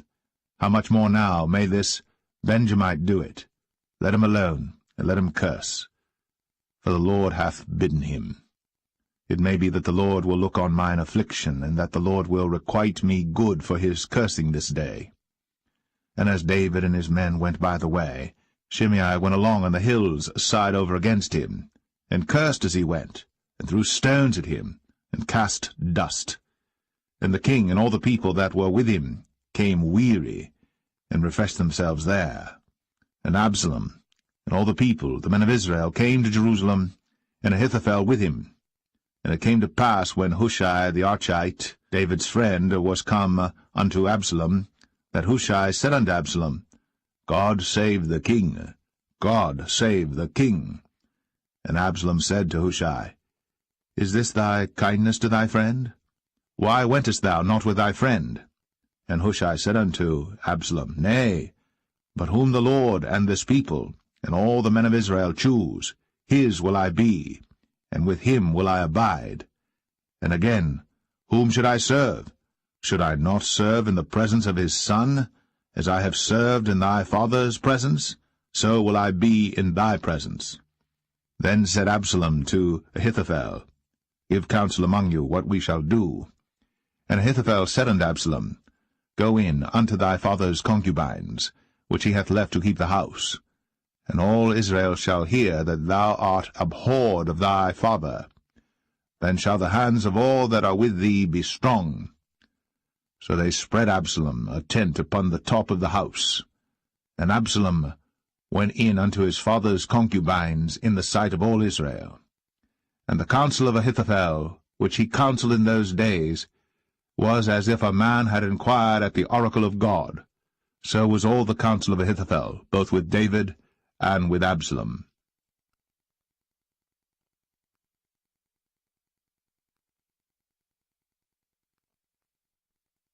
2 Samuel 17.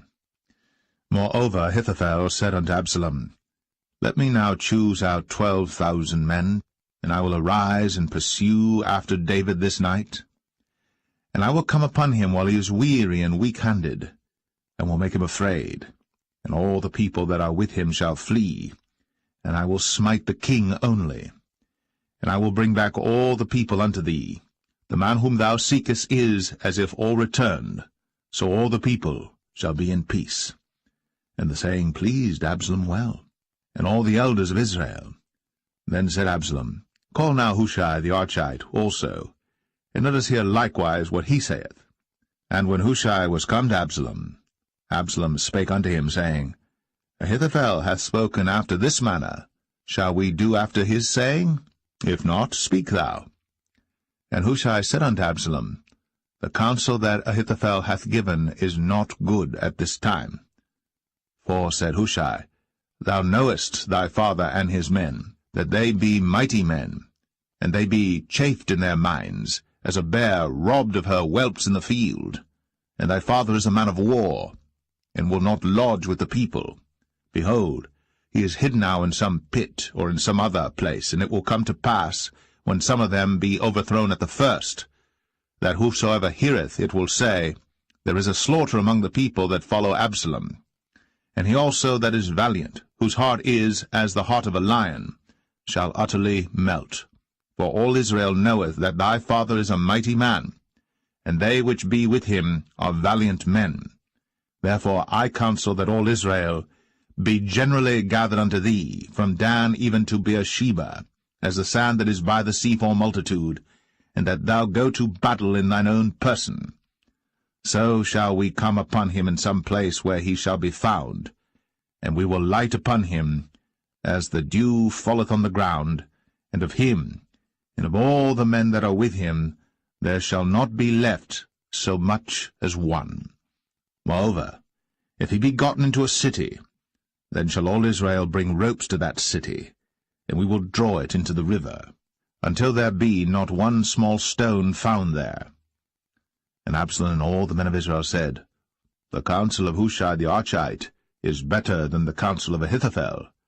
For the Lord had appointed to defeat the good counsel of Ahithophel, to the intent that the Lord might bring evil upon Absalom. Then said Hushai unto Zadok, and to Abiathar the priests, Thus and thus did Ahithophel counsel Absalom and the elders of Israel, and thus have I counselled. Now therefore send quickly, and tell David, saying, Lodge not this night in the plains of the wilderness, but speedily pass over, lest the king be swallowed up, and all the people that are with him. Now Jonathan and Ahimaaz stayed by En-rogel, for they might not be seen to come into the city. And a wench went and told them, and they went and told King David. Nevertheless a lad saw them and told Absalom. But they went both of them away quickly, and came to a man's house in Bahurim, which had a well in his court, whither they went down. And the woman took and spread a covering over the well's mouth, and spread ground corn thereon, and the thing was not known. And when Absalom's servants came to the woman to the house, they said, Where is Ahimaaz and Jonathan? And the woman said unto them, They be gone over the brook of water. And when they had sought and could not find them, they returned to Jerusalem. And it came to pass, after they were departed, that they came up out of the well, and went and told to King David, and said unto David, Arise, and pass quickly over the water, for thus hath Ahithophel counselled against you. Then David arose, and all the people that were with him, and they passed over Jordan. By the morning light there lacked not one of them that was not gone over Jordan. And when Ahithophel saw that his counsel was not followed, he saddled his ass, and arose, and gat him home to his house, to his city, and put his household in order, and hanged himself, and died, and was buried in the sepulchre of his father. Then David came to Mahanaim, and Absalom passed over Jordan, he and all the men of Israel with him. And Absalom made Amasa captain of the host instead of Joab, which Amasa was a man's son, whose name was Ithra, an Israelite, that went in to Abigail, the daughter of Nahash, sister to Zeruiah, Joab's mother. So Israel and Absalom pitched in the land of Gilead. And it came to pass, when David was come to Mahanaim, that Shobai the son of Nahash of Rabbah, of the children of Ammon, and Machir the son of Amiel of Lo-debar, and Barzillai the Gileadite of Rogelim, brought beds, and basins, and earthen vessels, and wheat, and barley, and flour, and parched corn, and beans, and lentils, and parched pulse, and honey, and butter, and sheep, and cheese of kine for David and for the people that were with him to eat. For they said, The people is hungry, and weary, and thirsty in the wilderness.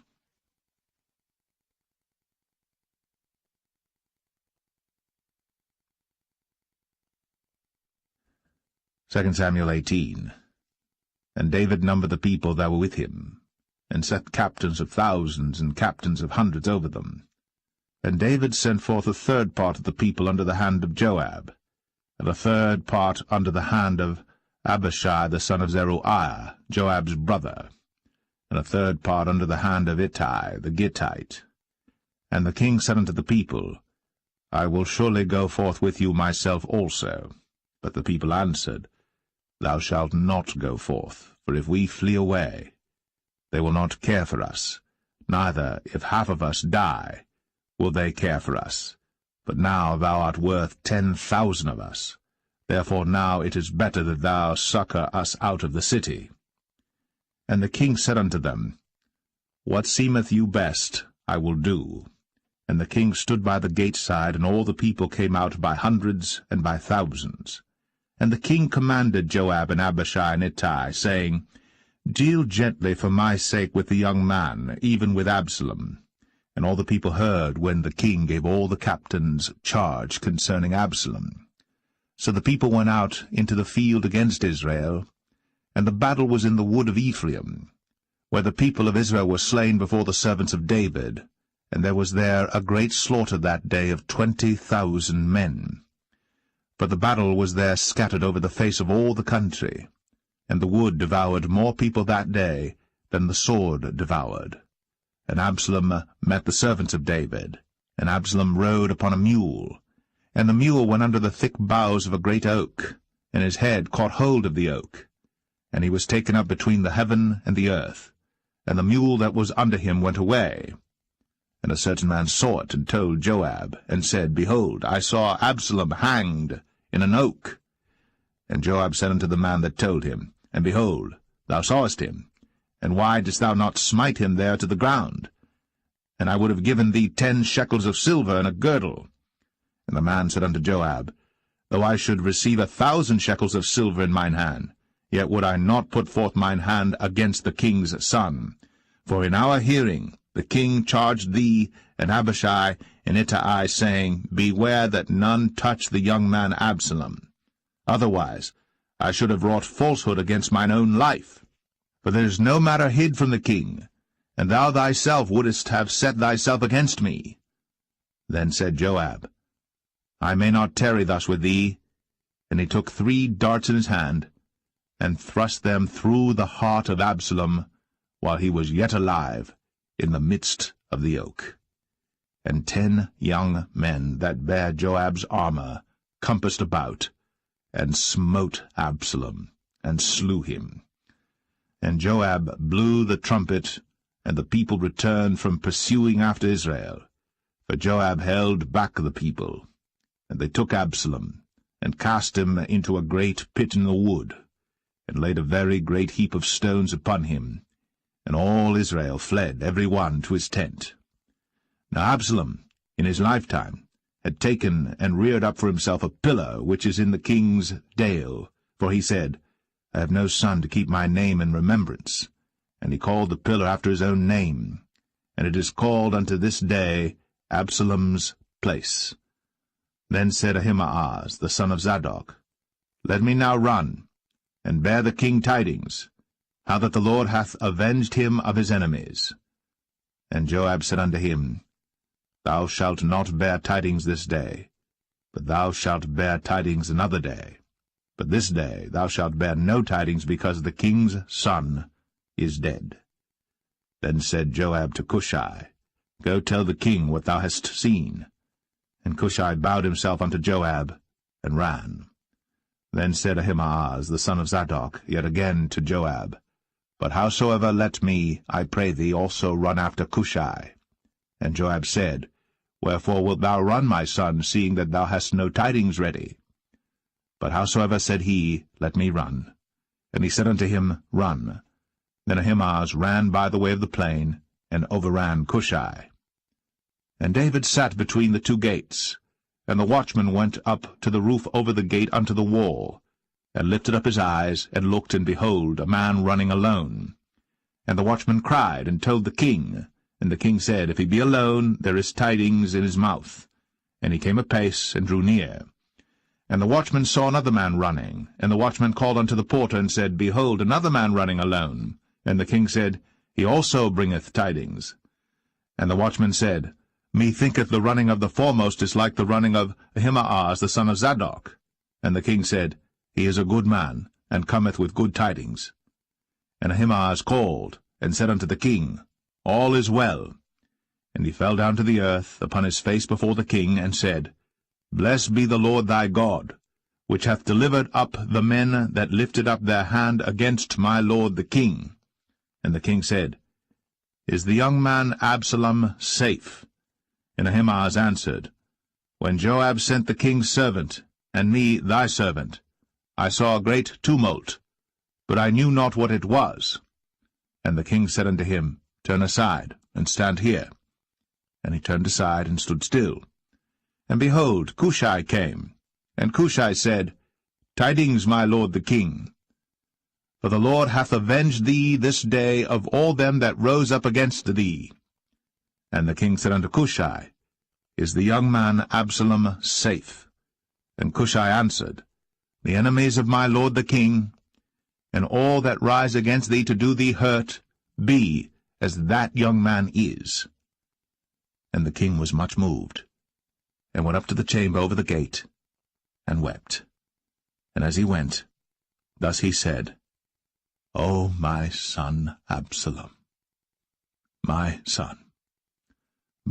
son Absalom, would God I had died for thee, O Absalom, my son, my son.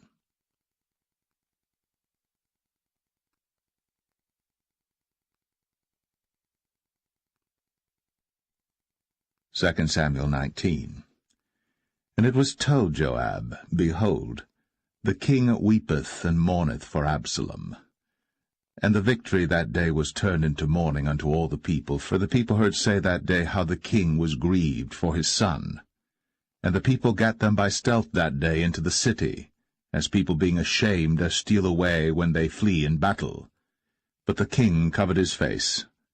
And the king cried with a loud voice, O my son Absalom! O Absalom, my son, my son! And Joab came into the house to the king, and said, Thou hast shamed this day the faces of all thy servants, which this day have saved thy life, and the lives of thy sons and of thy daughters, and the lives of thy wives, and the lives of thy concubines, in that thou lovest thine enemies, and hatest thy friends. For thou hast declared this day that thou regardest neither princes nor servants.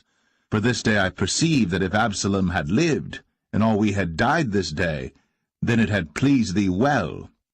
Now therefore arise, go forth, and speak comfortably unto thy servants. For I swear by the Lord, if thou go not forth, there will not tarry one with thee this night. And that will be worse unto thee than all the evil that befell thee from thy youth until now. Then the king arose and sat in the gate. And they told unto all the people, saying, Behold, the king doth sit in the gate. And all the people came before the king, for Israel had fled every man to his tent. And all the people were at strife throughout all the tribes of Israel, saying, The king saved us out of the hand of our enemies, and he delivered us out of the hand of the Philistines, and now he is fled out of the land for Absalom. And Absalom, whom we anointed over us, is dead in battle. Now therefore why speak ye not a word of bringing the king back? And King David sent to Zadok and to Abiathar the priests, saying, Speak unto the elders of Judah, saying, Why are ye the last to bring the king back to his house, seeing the speech of all Israel is come to the king, even to his house? Ye are my brethren, ye are my bones and my flesh, wherefore then are ye the last to bring back the king? And say ye to Amasa, Art thou not of my bone and of my flesh? God do so to me, and more also, if thou be not captain of the host before me continually in the room of Joab. And he bowed the heart of all the men of Judah, even as the heart of one man, so that they sent this word unto the king, Return thou, and all thy servants. So the king returned, and came to Jordan, and Judah came to Gilgal, to go to meet the king, to conduct the king over Jordan. And Shimei the son of Gera, a Benjamite, which was of Bahurim, hasted and came down with the men of Judah to meet King David. And there were 1,000 men of Benjamin with him, and Ziba the servant of the house of Saul, and his 15 sons and his 20 servants with him. And they went over Jordan before the king. And there went over a ferry boat to carry over the king's household, and to do what he thought good. And Shimei the son of Gera fell down before the king, as he was come over Jordan, and said unto the king, Let not my lord impute iniquity unto me, neither do thou remember that which thy servant did perversely the day that my lord the king went out of Jerusalem, that the king should take it to his heart. For thy servant doth know that I have sinned. Therefore, behold, I am come the first this day of all the house of Joseph, to go down to meet my lord the king. But Abishai the son of Zeruiah answered and said, Shall not Shimei be put to death for this, because he cursed the Lord's anointed? And David said, What have I to do with you, ye sons of Zeruiah, that ye should this day be adversaries unto me? Shall there any man be put to death this day in Israel? For do not I know that I am this day king over Israel? Therefore the king said unto Shimei, Thou shalt not die. And the king sware unto him. And Mephibosheth, the son of Saul, came down to meet the king, and had neither dressed his feet, nor trimmed his beard, nor washed his clothes, from the day the king departed until the day he came again in peace. And it came to pass, when he was come to Jerusalem to meet the king, that the king said unto him, Wherefore wentest not thou with me, Mephibosheth? And he answered, My lord, O king, my servant deceived me. For thy servant said, I will saddle me an ass, that I may ride thereon, and go to the king, because thy servant is lame. And he hath slandered thy servant unto my lord the king. But my lord the king is as an angel of God. Do therefore what is good in thine eyes. For all of my father's house were but dead men before my lord the king. Yet didst thou set thy servant among them that did eat at thine own table? What right therefore have I yet to cry any more unto the king? And the king said unto him, Why speakest thou any more of thy matters? I have said, Thou and Ziba divide the land. And Mephibosheth said unto the king, Yea, let him take all, for as much as my lord the king is come again in peace unto his own house. And Barzillai the Gileadite came down from Rogelim, and went over Jordan with the king to conduct him over Jordan. Now Barzillai was a very aged man, even 80 years old, and he had provided the king of sustenance while he lay at Mahanaim, for he was a very great man. And the king said unto Barzillai, Come thou over with me, and I will feed thee with me in Jerusalem. And Barzillai said unto the king, How long have I to live, that I should go up with the king unto Jerusalem? I am this day 80 years old, and can I discern between good and evil? Can thy servant taste what I eat or what I drink?